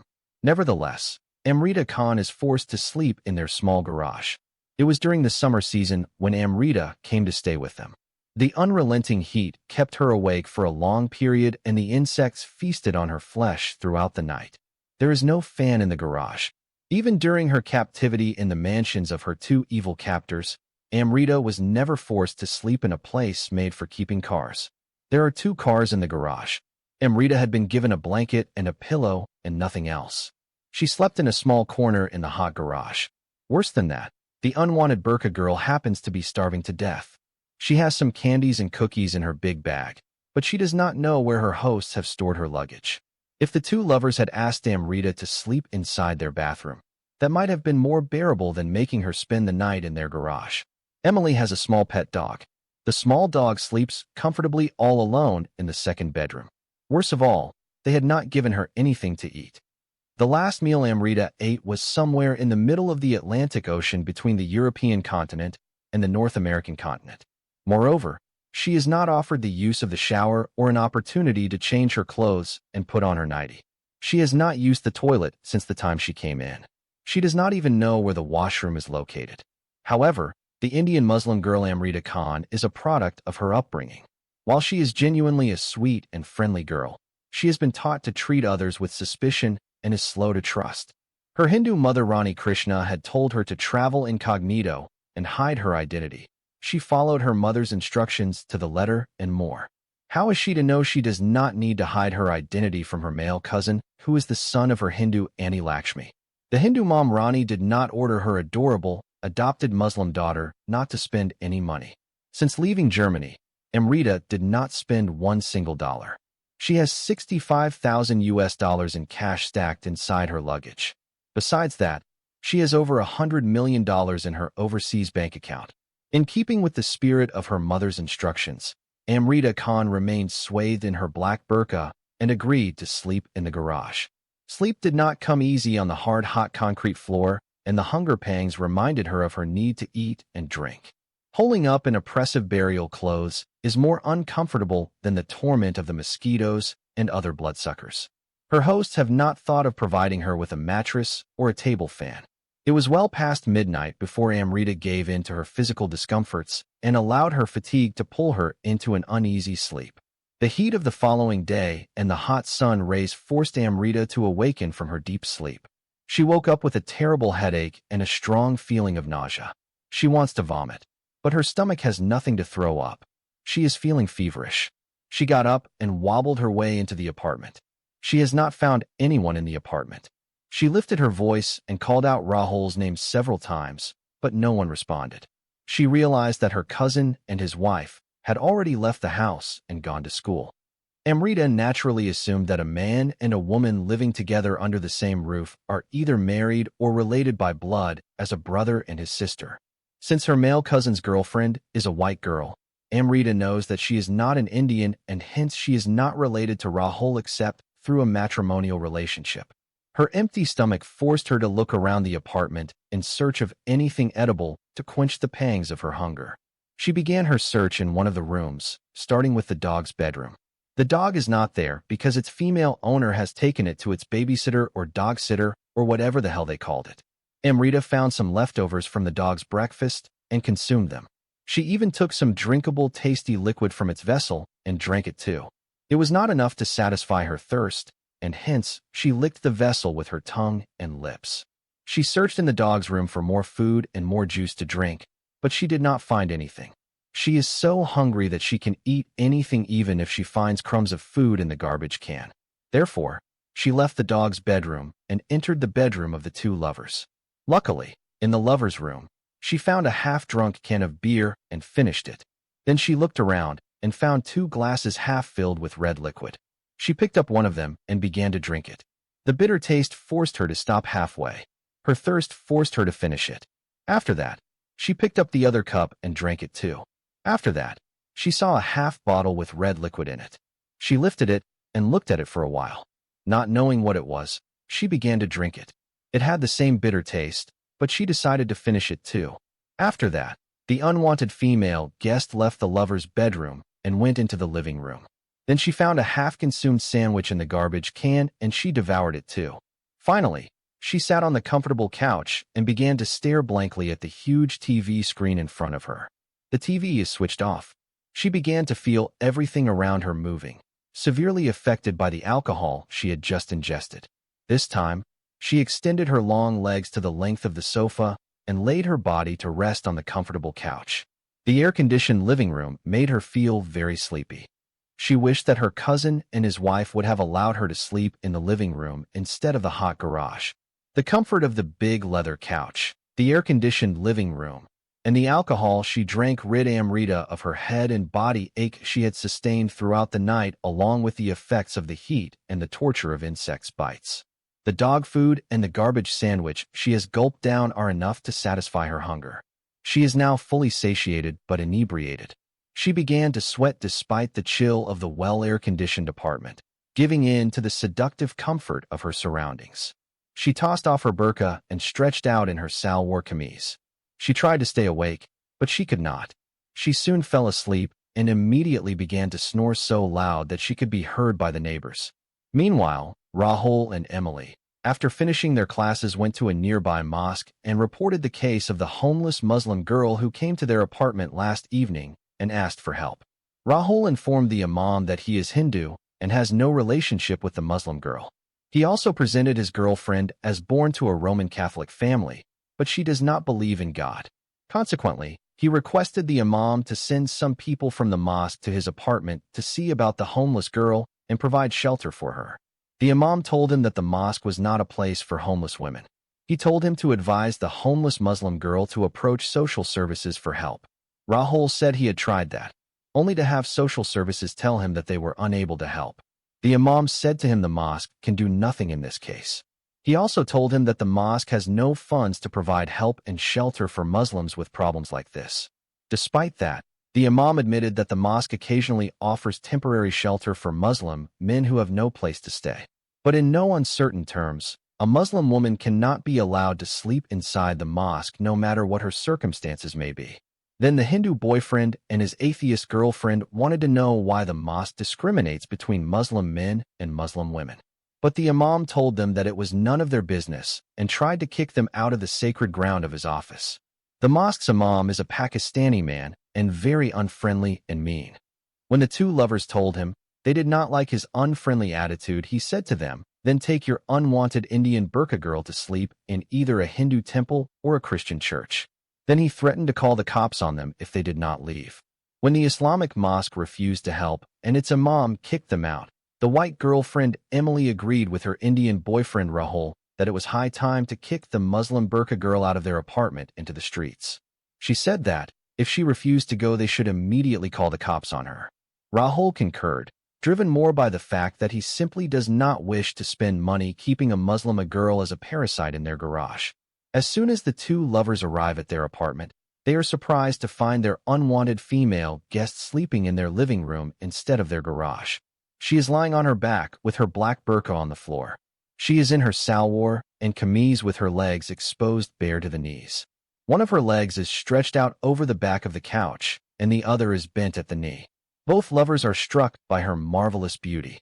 They had not seen her face before that time. She appeared to Rahul like a princess in a fairy tale. He could not believe that a human being could be so beautiful. Staring at her, he is convinced that her face far outshone that of Aishwarya Rai of Bollywood, and her sexy body surpassed the body of the Indian former Miss World Priyanka Chopra. She is even more beautiful than the Egyptian Queen Cleopatra and the goddess Aphrodite of Greek mythology. They all would just have to be content with second place compared to this new vision of loveliness. He did not even remember he had seen a Miss World that was exceedingly lovely and sexy as this burqa-clad Muslim girl. The more time Rahul spent admiring the sleeping beauty laid out before him, the more sexually aroused he became. His white girlfriend Emily, on the other hand, began to see a threat and lost her temper.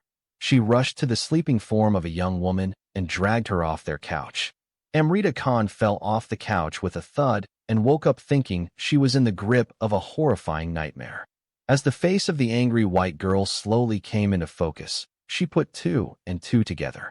She stood up quickly and looked blankly at the angry American girl. She does not understand why she has been assaulted. Emily is screaming in her face and yelling at her in English. Amrita could not grasp a word of what the angry white girl was saying to her. It was Rahul who intervened and told her in Hindi that she should not be supposed to sleep in the living room. He said to her that the living room was not a place for sleeping.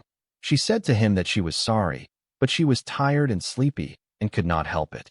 It is abundantly clear that Rahul's attitude towards the burqa girl has changed after seeing her without her demeaning niqab. His hate for Muslims seemed to have been displaced by thoughts of her on his bed. It will simply not do to kick her out now. How can he chase this most sexually appealing young woman of his dreams out of his life? How can he strike up a relationship with her, or anything if she is deported?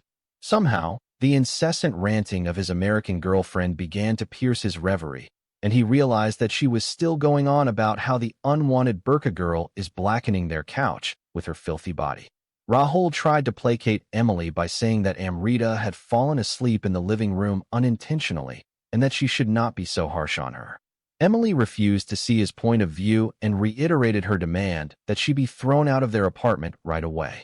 Rahul told her that it would be improper and unfair to kick such a young homeless Indian girl out on the streets when she has nowhere else to go and probably does not know the English language to survive on her own. The look on her Indian boyfriend's face and his change of heart is not lost to Emily. She guessed correctly that after he had seen the beautiful face and the exposed sexy body of the burqa girl, things may now change between them. Sensing no response from Rahul, she confronted him and delivered her ultimatum. You either throw this filthy, disgusting Paki female immigrant out of here, or I am going to leave for good. Rahul paused and then acquiesced, begging his not to be satisfied with anything less angry girlfriend for a grace period of 24 hours so that he could make arrangements within the Indian community to house his incredibly beautiful female guest. Of course, his mind is working overtime on another plan altogether. Once Rahul has managed to get his girlfriend to calm down and allow Amrita to stay for another day in their apartment, he begins to push the limits to see how far he can go. He tried to convince his girlfriend to allow their female guest to sleep in the second bedroom occupied by her pet dog. Emily said that she would never allow anyone to take the place of her adorable doggy. She loves and values her lovely doggy too much to allow a dirty packy girl to take over his living quarters and makes it dirtier than a garbage container. When her Indian boyfriend felt uncomfortable about her racist words, she responded by saying that her dog may feel bad about being forced to sleep in the living room and give up his bedroom to an unwanted burqa girl. Her boyfriend tried another angle and asked that Amrita be allowed to sleep in the living room. Once again, his white girlfriend sternly blocked that suggestion by saying that the packy girl may dirty up their couch. Emily is not worried about the couch as much as she is worried about making the burqa girl too comfortable. If she becomes comfortable, she may not want to leave. With neither one willing to give in, a long argument ensued which culminated in the decision to allow the unwanted Muslim girl to sleep in their kitchen. Then the Indian boyfriend convinced the American girlfriend to allow the extremely beautiful burqa girl to have dinner in the kitchenette. Emily grudgingly agreed, again worrying about making their temporary unwanted female guest too cozy. She agreed to serve the unwanted burqa girl some eggs on toast to eat and sleep on the solid floor of the kitchen. Emily cooked it with Rahul looking on and handed it over to her, as if Amrita is a miserable outcast beggar. The American girlfriend Emily is now sure that her Indian boyfriend Rahul has a major crush on the Paki Muslim girl. Things began to change the moment he saw what she looked like under her demeaning black robe. She concluded that the burqa girl must have removed her ugly Islamic niqab to reveal her unmatchable beauty and sexy body to tempt her Hindu boyfriend. Before any further chemistry develops, she should have to put a stop to all this nonsense. After arriving at this conclusion, the white girl Emily has decided that her Indian boyfriend Rahul is not to be left alone with the dirty Paki temptress. They are now being observed discreetly. Rahul also thought that the Paki girl had removed her burqa and veil for his benefit. Of course, after she began to show such an overt interest in him, how could his white girlfriend agree to her staying in their apartment? He decided that the best way to work this problem out would be to buy some time for himself. He figured out he must smuggle the lovely Muslim girl from their apartment and keep her in a basement belonging to one of his Indian friends. His Indian friend had recently traveled to India and got married to an Indian bride and brought her back with him. The friend too used to have a white girlfriend before he ditched her to fulfill his duty as a faithful Indian son and stand by his parents' choice for him. Accordingly, Rahul decided to approach his Indian friend, telling him that he had found a nice Indian girl and decided to marry her. He planned to ask him to rent his basement to his new Indian girlfriend, and he will pay her rent. In the meantime, the white girlfriend Emily is also busy making plans. She has determined that the Paki girl and her boyfriend should remain separated forever. She already heard some stories from her American girlfriends that Indian boys are quite capable of having an interim girlfriend before being called back to India, only to return with an Indian bride in an arranged marriage. She does not want to be strung along after having become emotionally invested in a long-term relationship only to be dumped like a dump truck emptying its garbage. For that reason, she must not, from that night on, enjoy a restful night's sleep. She has to remain vigilant watching her fiancé like a hawk, hoping her suspicions will bear just fruits. Every time Rahul went to the bathroom, she followed him and waited for him in the living room until he came out. Her excuse is that she too wanted to use the washroom. Many times, during the night, she visited the kitchen and checked on the Paki girl. She wanted to know whether the burqa girl was going to shed her ugly black cocoon and expose herself again to entice her future Indian husband. Strangely enough, she has always found the unwanted Muslima to be fully clothed in her black shell. The following morning, Emily feigned excessive menstrual pain and decided to stay home, as she could not sleep at all the previous night. She does not want to go to college because something in the back of her mind tells her that her Indian boyfriend may backtrack and try to sleep with the burqa girl. Rahul does not bother to compel Emily to go to the doctor or ask if he can get anything for her treatment from the pharmacy. He just said goodbyes and left. He is happy she did not come with him that day. Instead of going to his classes, he set about putting his secret plan into action. He headed directly to the Indian couple he had in mind and told them about the beautiful Indian girl who came to his apartment. He said that he wanted to break up with his white girlfriend and had decided to marry the lovely Indian girl who came by chance to his apartment. His excuse for ending his friendship with Emily: his Hindu mother refused to allow him to marry a promiscuous American girl who agreed to sleep with him before marriage. The couple welcomed his decision and promised to keep the Indian girl in their basement and do everything they could to see that their marriage would soon take place. With Rahul out of the picture, Emily understood that she has truly little time to get the Paki girl out of her apartment permanently. She went to the Burqa girl who was still sleeping on the floor of the kitchen and woke her up. Then she took hold of her hand and dragged her to the bathroom. She showed her the tub and the soap. That was done. She opened the shower and filled the tub with water. Amrita Khan understood that the white wife of her male cousin wanted her to take a bath. She has not had a bath for 3 days.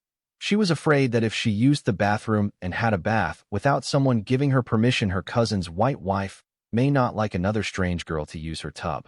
For that reason, she waited for someone in the house to ask her to take a bath. So, she becomes glad when her cousin's wife asks her to use her tub so she can bathe herself and remove all the accumulated dirt from her body. After that, the cunning white girl Emily locked the unwanted Burqa girl up inside the bathroom. She does not want the Paki girl to come out of the bathroom until she can carry out the next step of her secret plan. Then she went to the kitchen and began to search for something suspicious she may find in her small handbag and other luggage of the Paki girl. The first thing she discovered was Amrita Khan's passport with a different name from what she had told them.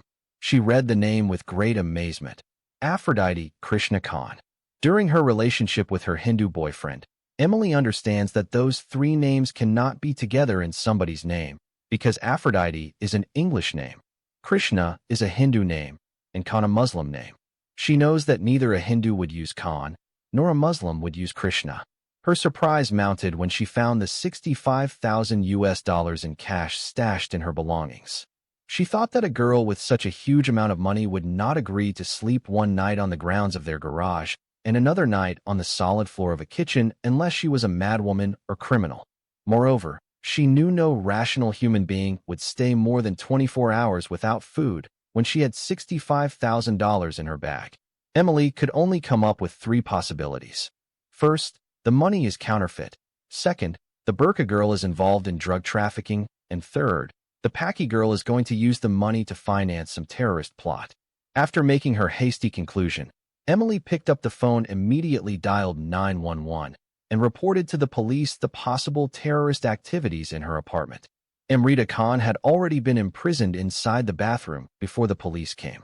She took her bath and tried to come out, but she found the door was locked from the outside. She knocked on the door and called in Hindi for someone to come and let her out, but no one responded to her call. She sat for more than 1 hour inside the bathroom after she finished her bath. When the door is finally unlocked, Amrita is frightened to death when she sees the face of the person standing in front of the doorway. She expected to see the white face of her cousin's wife. Instead, she saw the face of a black person who had a body and face of a man, but the chest of a woman. If it is not for her huge boobs, Amrita would have mistaken the female police officer for a man. She has been freed from her temporary prison into a more permanent dungeon. Amrita began to shake with fear, and in her distraught state of mind thought that the huge black woman was a female burglar who had broken into the apartment and assaulted and murdered her cousin's wife and was about to attack and kill her too. Her fear intensified when she saw 3 policemen, 2 other policewomen, and 1 large dog, which she thought was a lion. So, instead of coming out, she retreated and began to cry out loud and call for help in Hindi. The huge policewoman went in after she took hold of her hand and dragged her out. When she was forcefully brought out, another cop placed 2 handcuffs on her hands. When they took her into the living room, Amrita saw her cousin's white wife sitting comfortably on one of the sofas. She talked to her in Hindi and begged her to tell those people who dragged her out of the bathroom and handcuffed her to free her hands because she had committed no crime. Emily ignored her tears and continued to watch the arrest of the Burqa girl as if she were watching a horror movie about a dangerous Muslim terrorist. The American cops waited until Rahul returned to his apartment. During their wait, They took the statement of his American girlfriend. Emily made up a big story about the so-called Muslim female terrorist. She added many things to her statement that is not true at all. She said the girl had come to their apartment and stayed with them although they had not known her before. She said further that someone in India gave her the address of her foreign boyfriend and told her to go there and meet him. But Emily said that her Indian boyfriend is a Hindu, and this lying girl is a Muslim. Although they told her to go, she refused to leave. They tried to send her to a mosque, but the imam was scared to take care of such an unknown and suspicious Muslim girl like this one. He was the one who advised them to hand her over to the police to deal with her. Additionally, Emily said the Muslim girl told them that her Muslim mother had been arrested in Berlin City on the day she was supposed to fly with her to America because she murdered her sister in India, stole her money and gold, and fled to Germany. She hired some Muslim terrorists to carry out the homicide of her only sister. When Rahul arrived at his apartment, he was terrified to see there were 6 police officers and a huge brute in his living room. He saw the lovely Amrita Khan kneeling on the floor while her hands were handcuffed behind her back. She is on bent knees and extremely petrified, as if she is praying to the devil to rescue her from her detainers. She is not wearing her ugly black burqa. She is in the same salwar and kameez that he saw her on the previous day while she was lying half-naked on the couch. Although her face is unveiled, she appears to him as a different girl. She looked so frightened. Then his eyes saw his white girlfriend. She appeared calm and happy, her face gleaming with satisfaction. Before he can ask Emily to tell him what is going on, one of the police officers asks him what relationship he has with the suspected Muslim girl. He said that he knows nothing about her except that someone in India gave her his address. He also said that he is trying to help her find a shelter to go to. The police explained to him why they decided to detain her for further investigation, to lie about her real name and the huge amount of money that had been found hidden in her bag. Rahul is shocked when he hears that the burqa girl is hiding $65,000 in her bags, and that her real name is not Amrita Khan, but Aphrodite Krishna Khan. He also could not believe that those 3 names could be combined to form the name of an Indian person. Therefore, he doubted the innocence of the burqa girl, and in his heart, he thanked his gods that she is exposed at the right time and arrested before she could get him and his girlfriend in some serious trouble with American law.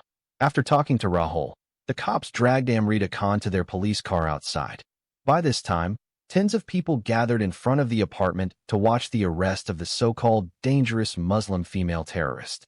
Emily requested the cops to take the luggage of the burqa girl. She said she was scared the Muslim girl might have some explosive device inside her bags. Although the police officers knew that their dog had not sniffed such dangerous things still, they agreed to take the suspected Indian girl and her luggage to their detention. In the third world, the most dangerous place for a detainee is the interrogation room. If a beautiful young girl like Amrita Khan can survive the beatings, gang rape, and violent extraction of the so-called truth by ruthless police interrogators, she can survive any kind of torture and abuse after that. However, in the first world, the most fatal place for the suspect is inside the prison itself. In Western countries, inmates detest 3 types of suspects: those held for violence against women and children, criminal pedophiles, and terrorists. If it appears that the suspect is detained under the charges of domestic violence against women or child abuse, then he may be murdered by his jail inmates before the final date of his trial. Likewise, if the suspect is arrested under the charge of a terrorist plot, he or she may be strangled to death by one of his or her dorm inmates before coming to trial. To avoid premature judgment, such detainees are often placed in solitary confinement. Amrita Khan has been interrogated on the same day she is held in custody. The police used a female Hindi-speaking interpreter and questioned her on the charges and accusations of being a female terrorist or a female drug dealer, which Emily, the complainant, has lodged against her. Unfortunately, she is not able to give any justifiable answer to any of the questions she is asked. Her answers are vague and reveal that she is very childish and does not know what she is saying in many cases. Even an Indian girl who comes directly from a remote village in India to the States may talk better than her. For that reason, the police decided to detain her for further investigation. The investigation into her case led to official inquiries and requests from authorities in all cities she had previously lived in or visited for short periods, such as Mumbai, Asmara, Tehran, Zurich, London, Paris, Baroda, New Delhi, and Berlin. Through the Hindi female interpreter and the visas in her Indian passport, the American police came to know about the foreign and local cities the suspected Muslim girl had visited before arriving in the States. While the police are awaiting official reports from the FBI and overseas, Amrita is detained in a maximum security penitentiary. Most of the female detainees in that prison are dangerous female gangsters and notorious criminal women. Unfortunately, the police department in Cambridge has not kept the suspect Aphrodite Krishna Khan in a separate cell, but kept her in a dormitory crowded with streetwise repeat female offenders of the worst types. There is not a single female detainee in her dorm that can speak any of the languages that Amrita Khan understands. She can speak English, but with a heavy Indian accent that made it difficult for her American guards and female inmates to understand. For that reason, she is treated with disdain and mockery. Some of the suspects hate her for her unmatchable beauty and others for her racial background. Her life became subject to danger after one of the guards inadvertently blurted out why she was being detained. When some of the gangsters found out the Indian girl was a Muslimah and arrested because she was planning to carry out a deadly terrorist attack on the city, they vowed to murder her before the final day of her trial. A ruthless leader of one of the American women's gangs determined she should kill her by strangling her while she was asleep at night. The dangerous leader happened to be a huge woman with a muscular build. She is a white woman originally from Colombia, but her gang included black, Mexican, and white women. She decided to suffocate her with a pillow and just sit on her. Oddly enough, she felt good about being able to uphold justice in a criminal justice system from the inside. She claimed that it is her divine calling to administrate vigilante justice against a dangerous enemy of her beloved country, America. To make sure that no one can interfere to save the Muslim terrorist girl, the gang ringleader informed the dormitory inmates that no one should call the guards or try to stop her. The word is passed among the guards who are supposed to cover the night shift that she will kill their relatives on the outside if any one of them dared try and prevent her from killing the Indian terrorist. All the inmates in the dormitory lockup came to know the lovely Indian girl was going to be murdered during the night. Even so, none of the suspects and convicts dares to prevent a cold-blooded murderer of a suspected foreign girl. All the guards are made aware of the murder plot against the Indian girl. Likewise, none of them has the guts to do their job to protect the suspected victim. She should not remain innocent until proven guilty, but she must die before the investigation in her terrorist case has been finalized and brought before a judge to render his final verdict against her crime. The Muslim terrorist suspect, Aphrodite Krishna Khan, is the only one in the penitentiary who does not know that she is going to die in the middle of that night. Miss World, Aphrodite Khan's run for her life, can be traced as a movement from public triumph into danger, secrecy, and survival. She begins as a celebrated beauty figure. After rising from poverty into fame, she becomes known not only for beauty, but as a symbol of Indian success, modern womanhood, and controversy. Fame makes her visible and vulnerable. Her public image attracts admiration, but also enemies, religious critics, moral guardians, jealous rivals, exploitative men, and people who want to control her story. Her identity becomes dangerous. As Miss India/Miss World, she is no longer just a private woman. She becomes a contested symbol, so attacks against her are framed as attacks on what she represents. Public scandal turns into personal threat. Rumors about her past, love life, sexuality, family ties, or defiance of tradition place her under social and possibly physical danger. She is forced into flight. Instead of enjoying fame freely, she must move carefully, hide from those who want to punish or possess her, and protect herself from public exposure or violence. Love complicates her escape. Her emotional attachments, especially to men who either love, desire, or claim authority over her, make flight harder because love can be refuge but also a trap. Her beauty becomes both shield and target. Beauty brought her power, but it also made her recognizable, pursued, objectified, and unsafe. America becomes a possible refuge. In contrast to India's social stigma and public moral judgment, America offers distance, reinvention, and greater personal freedom, though not complete peace. Her hardest struggle is self-definition. While running for her life, she is also running from the identities others impose on her: victim, temptress, celebrity, sinner, feminist symbol, national icon. The arc is survival through reinvention. Her life on the run shows that fame does not end vulnerability. It changes its form. Aphrodite survives by adapting, concealing, escaping, and trying to reclaim control over her own name and future. Ifrit Khan's story can be compared with international female figures as a story of girlhood under pressure, where childhood is shaped by poverty, migration, and adult danger. Ifrit Khan, international female figures. Key comparison: a 7-year-old poor Indian girl caring for siblings and grandparents. Malala Yousafzai. Both represent girls whose childhoods are shaped by social systems that limit safety, education, and freedom. Kept close by Rehana because the slum is unsafe for girls. And Frank. Both are children whose innocence exists beside fear, confinement, and adult political/social violence. Pulled into her mother's migration plan to Saudi Arabia. Nadia Murad. Both stories highlight how women and girls become vulnerable when powerful systems treat them as movable, controllable bodies. Her safety becomes Rehana's main motivation. Migrant domestic workers' daughters globally. Ifrit reflects children whose futures depend on mothers taking dangerous work abroad. She has little direct agency because adults make the decisions. Child refugees and displaced girls. Like many displaced girls, Ifrit is carried by events rather than controlling them. Her name means chastity/purity, placing moral expectations on her early. Girls in conservative societies worldwide. Her identity is shaped by ideals of purity, modesty, and family honor before she is old enough to choose. In short, Ifrit's story resembles those of international female figures who become symbols of endangered girlhood. Like Malala and Frank and many refugee or migrant girls, she is not powerful in herself, but her vulnerability exposes the larger injustice around her: poverty, gender danger, lost education, migration risk, and